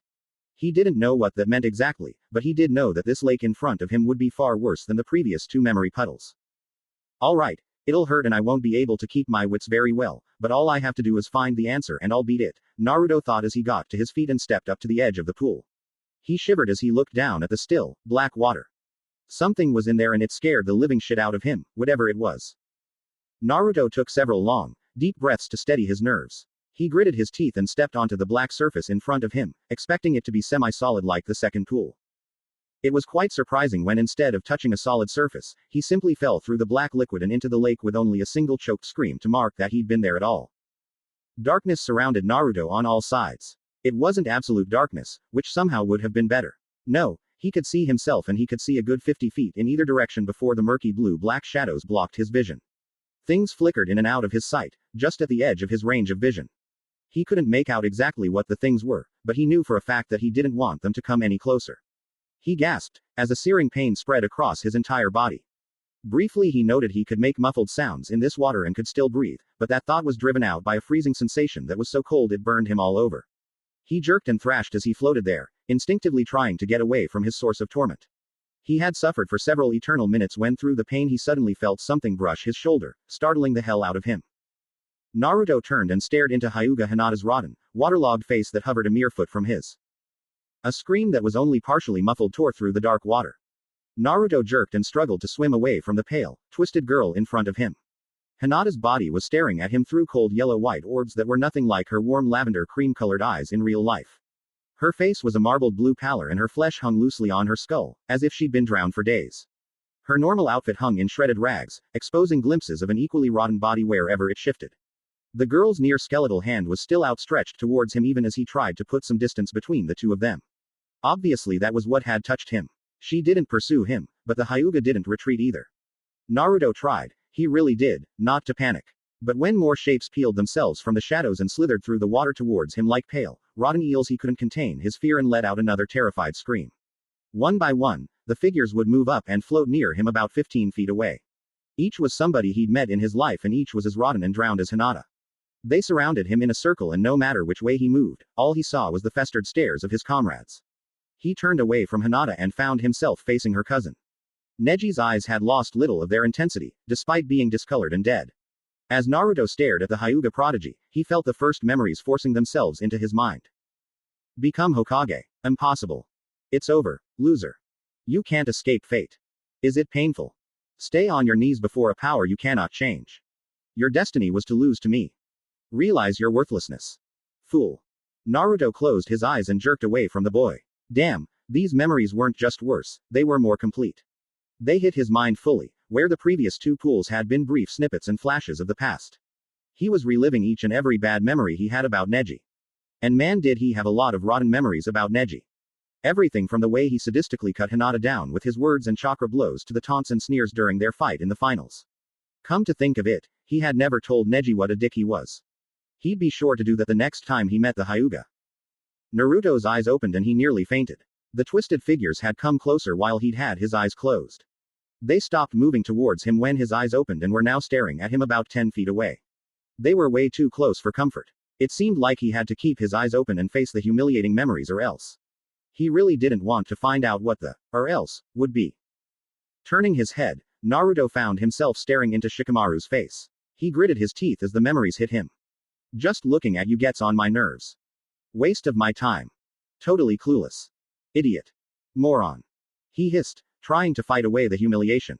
Shikamaru was his friend, damn it. He may have thought he was an idiot in the beginning, but he respected him as, okay, so the lazy boy still thought he was an idiot, but at least he thought he was a competent idiot. Apparently, the subconscious doesn't forget that kind of stuff, even if the higher mind has moved on and forgiven it. Naruto made sure his eyes stayed open as he turned away and found himself facing his former teacher, Kakashi. The Junin still wore his mask, but he had both eyes exposed.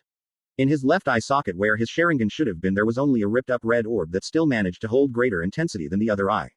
A thin plume of blood wafted out from the shredded eye and trailed through the water like a crimson ribbon. The memories of Kakashi were oddly non-vocal, but they somehow burned worse than Neji and Shikamaru combined. Naruto saw flashes of every time the Junin had looked at him with disappointment in his eye and all the times he had looked towards Sasuke with pride. There were many memories of both. Kakashi had never once berated him or called him an idiot when he didn't deserve it. It wasn't the times the copy nin scolded him or told him to stop screwing around that got to Naruto. He didn't see any memories like that here, because those didn't bother him. What did bother him were the little things that meant far more than words could convey. All of the images that assaulted him told him two things. Kakashi was proud of Sasuke. He wasn't proud of Naruto. That cut deeper than he imagined. He tore his eyes away from his sensei and found himself looking at that flower girl, Ino. He didn't have many vocal memories of her either, but the glares she'd sent his way told him enough. He turned from her and met the eyes of Kiba. Over and over, Naruto would meet someone's eyes and face all the memories he had of that person looking down on him in some way. After Kiba it was Choji, then it was Kabuto, then it was Jiraiya, then Iruka, Lee, Tsunade, Gaara, the list went on. Hell, even Konohamaru and Inari were there. Each one shredded him a little more, till it was all he could do to keep his eyes open. The last person he stared at made his heart sink. This would be bad. Sakura.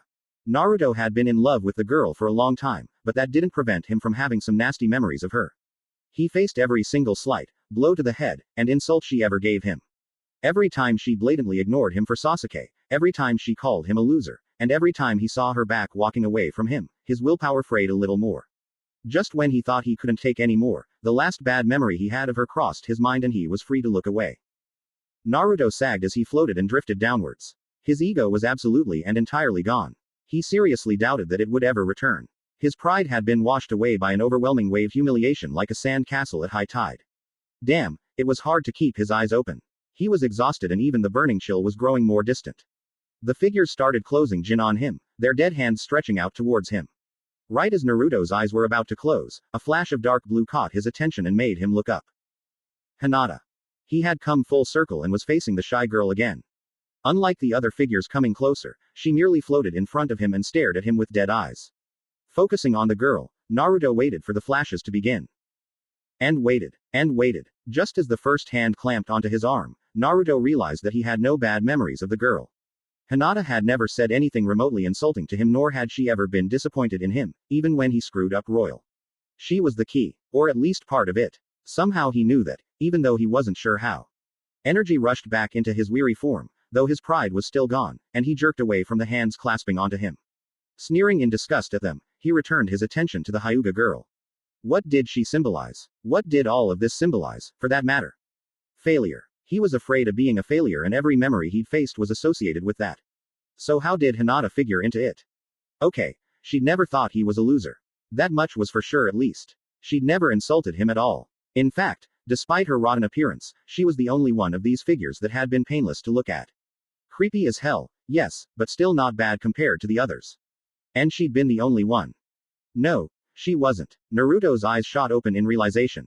There was one person who hadn't been unpleasant in the slightest to look at. That was because he wasn't even here. Sasuke. Sasuke wasn't present at all. There were memories associated with the Uchiha, but the boy himself wasn't here to taunt him. Why? Of course, he'd given up on him. When Naruto had done that, he'd surrendered all his bad memories and emotions regarding the boy. Sasuke simply couldn't hurt him anymore, at least not in his own mind. So how did that help him? Should he give up on them? Naruto eyed the nasty forms that were still circling him, just waiting for a moment of weakness on his part. No, giving up is exactly what they wanted him to do. So what? What was the answer? The key was something that lay between Hinata and Sasuke, but what was it? It hit Naruto. Almost literally. The answer made him feel like he'd been socked in his gut. The key was a realization about himself that was probably obvious to everyone else but him. There was one factor that almost everyone admitted about him, however grudgingly, when they met him. But damn if it didn't hurt. Naruto closed his eyes and took a deep breath. Odd how he hadn't noticed that he was breathing underwater. Cold and clammy hands grabbed onto him almost immediately and began to drag him downwards. Strange. He felt oddly peaceful now that he thought about it. All he had to do was accept this part of his personality. He opened his eyes and looked out at the shapes gathered around him. As expected, Hinata was the only one not grasping him. The twisted forms of the people he knew refused to let go now, even with his eyes open, their triumph imminent. Let go, Naruto ordered. Instantly, all of them released him and moved back a good 10 feet. He sighed and gathered his resolve. I have to accept this. It's the truth whether I believe it or not, and I'll never move on if I don't acknowledge it. Naruto briefly met the eyes of everyone surrounding him. The memories came back with each gaze, but he had no ego to be wounded anymore. Rather than cringing away from his humiliations, he simply accepted them for what they were. I'll say this once to you all, the boy began. I may or may not ever tell this to you in real life, so just listen up now to what I have to say. There are a lot of you here and I've failed to impress you all at some point or another. That doesn't matter. I hate some of you. He gave a brief look towards Kabuto and Orochimaru. Some of you are my friends and comrades. His eyes traced over all the people he's fought alongside and befriended over the years. Some of you I love as my dear family. His eyes met Iruka, Jiraiya, and Tsunade's gazes. One of you I've loved for a long time. He looked towards Sakura. And one of you has never given up on me, no matter how stupid or weak I've been. He focused his attention on Hinata. Neither of them blinked. But there is one thing all of you have in common. Naruto gave a tired, sad smile that was more genuine than any of his borderline sociopathic fox grins he'd hidden behind over the years. I can survive without you. All of the figures flinched and backed away, except for Hinata. Then again, the girl had always accepted him no matter what. He didn't doubt for an instant that he could tell her he was the Kyuubi vessel. Hell, he could be the demon himself and she would still accept it. She might be nervous, do one of those little weirdo habits of hers, and avoid him for a while, but she'd accept it and be the same as usual in a couple days. Hinata would storm the gates of hell with him if he asked her to, even though she'd be pissing her pants the whole way. He didn't deserve such faith, but she gave it to him freely regardless. Which was why he had to face her as he said this. The Hyuga girl would be the hardest of them all to say this to. She could and would accept that he could live without her, but it was still painful to say it to someone who thought no ill of him. Naruto met the eyes of the girl and didn't blink once as he said, I can live without you all. You aren't necessary to me. It doesn't matter how much you care about me or hate me. Nothing will ever stop me except death, and I'll debate even that. Your opinions can't hold me back. I want you to think I'm strong and to be proud of me, but I can survive without your pride. Most of you I care about and I would give my life to protect you, but I can still keep going without you. Even my family, Iruka-sensei, Ero-sennin, and Ba-chan. I love you, but I can live without your love in return. If you want, blame it on growing up alone with no one to depend on except for myself. It doesn't change anything. I love you, I care about you, and I want to be with you for the rest of my life, but... Naruto stared sadly at Hinata for a long moment. I don't need you. Before the boy's quiet statement had even faded, he was standing alone in the hallway of his mind, perfectly dry and bearing a new understanding of himself. He was a survivor. He had always been a survivor. He only needed himself to keep going. His dream was to become the strongest, the Hokage, to protect his precious people from anything and everything. The fancy name, Fire Shadow, meant one thing: the best. He was going to be the best, and it didn't matter how many people loved or hated him or whether he had the Kyuubi or not. He would be the best. In Konoha, that meant being Hokage. In Wind Country, it meant being Kazekage. There were as many names for it as there were people in the world, but no matter what its title, he would achieve it. He'd be the best. And he'd live through everything life sent at him. He always had. It's not that Naruto didn't want a family or friends or someone to fall in love with. It wasn't that at all. Those were all things he desperately wanted as much as the body wanted oxygen. However, the cold truth remained that though he wanted them more than anything, he still didn't need them. It would hurt. Sweet Cammy, it would hurt if he lost his precious people, but that didn't change the fact that he could survive without them. Other people may argue that anyone can survive solely on the three necessities: food, clothing, and shelter. Those people haven't spent the first 85% of their life alone and hated by virtually everyone around them. Humans are social animals, and almost all of them need some sort of contact with people to live, if only to maintain the motivation to survive. Naruto didn't. His life had been a make or break situation since day one. He would either get stronger or he'd shatter. He hadn't broken. Underneath his many layers of foolishness and idiocy, there was a vast store of willpower and survival instinct that had been tempered by years of solitude. Add to that the fact that during the first 12 years of his life, Naruto's life was better in the absence of people, and the end result was an individual hardwired for solo survival. Without other people he may be miserable, hungry, and worst of all lonely, but he would still live. He would still grow, in every way. His growth as a shinobi would be slowed severely, but it wouldn't be stopped. If one of the people he considered family died, he'd mourn for them and miss them every day of his life, but he'd carry on. If everyone in the leaf up and died instantly, with only him left living, then he'd still stay alive. He'd probably be insane from the trauma and grief for the rest of his life, but he would still live till he died, as odd as that may sound. It may appear contradictory, but it's the truth as far as he was concerned. Whether he survived till he was as old as the Sandaime had been or if he died tomorrow, Naruto would never quit until he squeezed every last drop of existence from his life. Despite the despair he'd lived with his whole life, Naruto had never once considered suicide. He couldn't even understand the concept. Dying as an old man, getting killed in a fight, or taking a mortal blow for someone precious he could accept, but just lying down and quitting. It didn't compute with his mentality. Even if he lost everything and everyone he ever loved, he couldn't quit.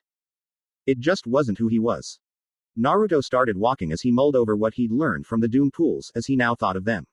The memories he'd encountered within them had taught him 3 important lessons about himself. The order he learned them in was mixed up compared to the overall lesson, but that was just how his mind worked. From the 3rd pool, he learned that he could survive without anybody or anything, barring the 3 necessities of life, of course. Miserable, wretched, and horribly alone he would be, but he could survive. That tied into the 1st pool he encountered.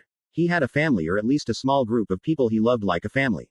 As long as they were near, he'd never be alone.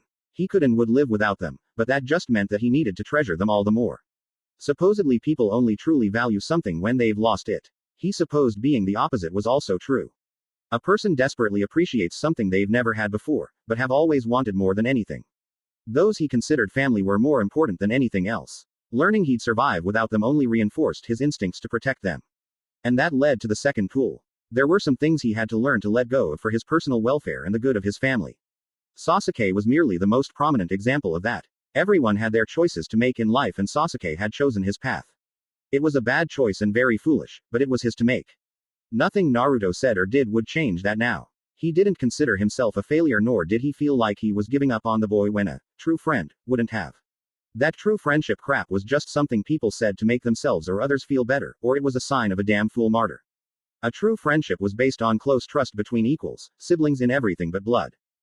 Sasuke certainly didn't fit the bill for trust. He had tried to kill him for Kami's sake. It wasn't a spur of the moment or in a fit of rage kind of deal either. Sasuke had stunned Naruto, grabbed and immobilized him, then stuck his hand through his chest. He had done it in all coldly and deliberately. There was no excuse for his actions. The boy understood exactly what he was doing and to whom. Orochimaru's seal may take away free will, but Sasuke only had orders to reach the Sound Nation. He could have just walked away after knocking Naruto out, but he instead chose to try to kill his closest friend just because of some twisted gamble to gain power. He would never trust Sasuke again. Jiraiya had been right when he said a friend wouldn't try to kill a friend. If Naruto continued to work towards bringing the boy back to Konoha, he'd only be wasting his time and distracting himself from growing stronger. And that could cost him one of his precious people. That was unacceptable. He wouldn't risk their lives for a fool's quest to bring the Uchiha back, especially when the boy didn't want to come back.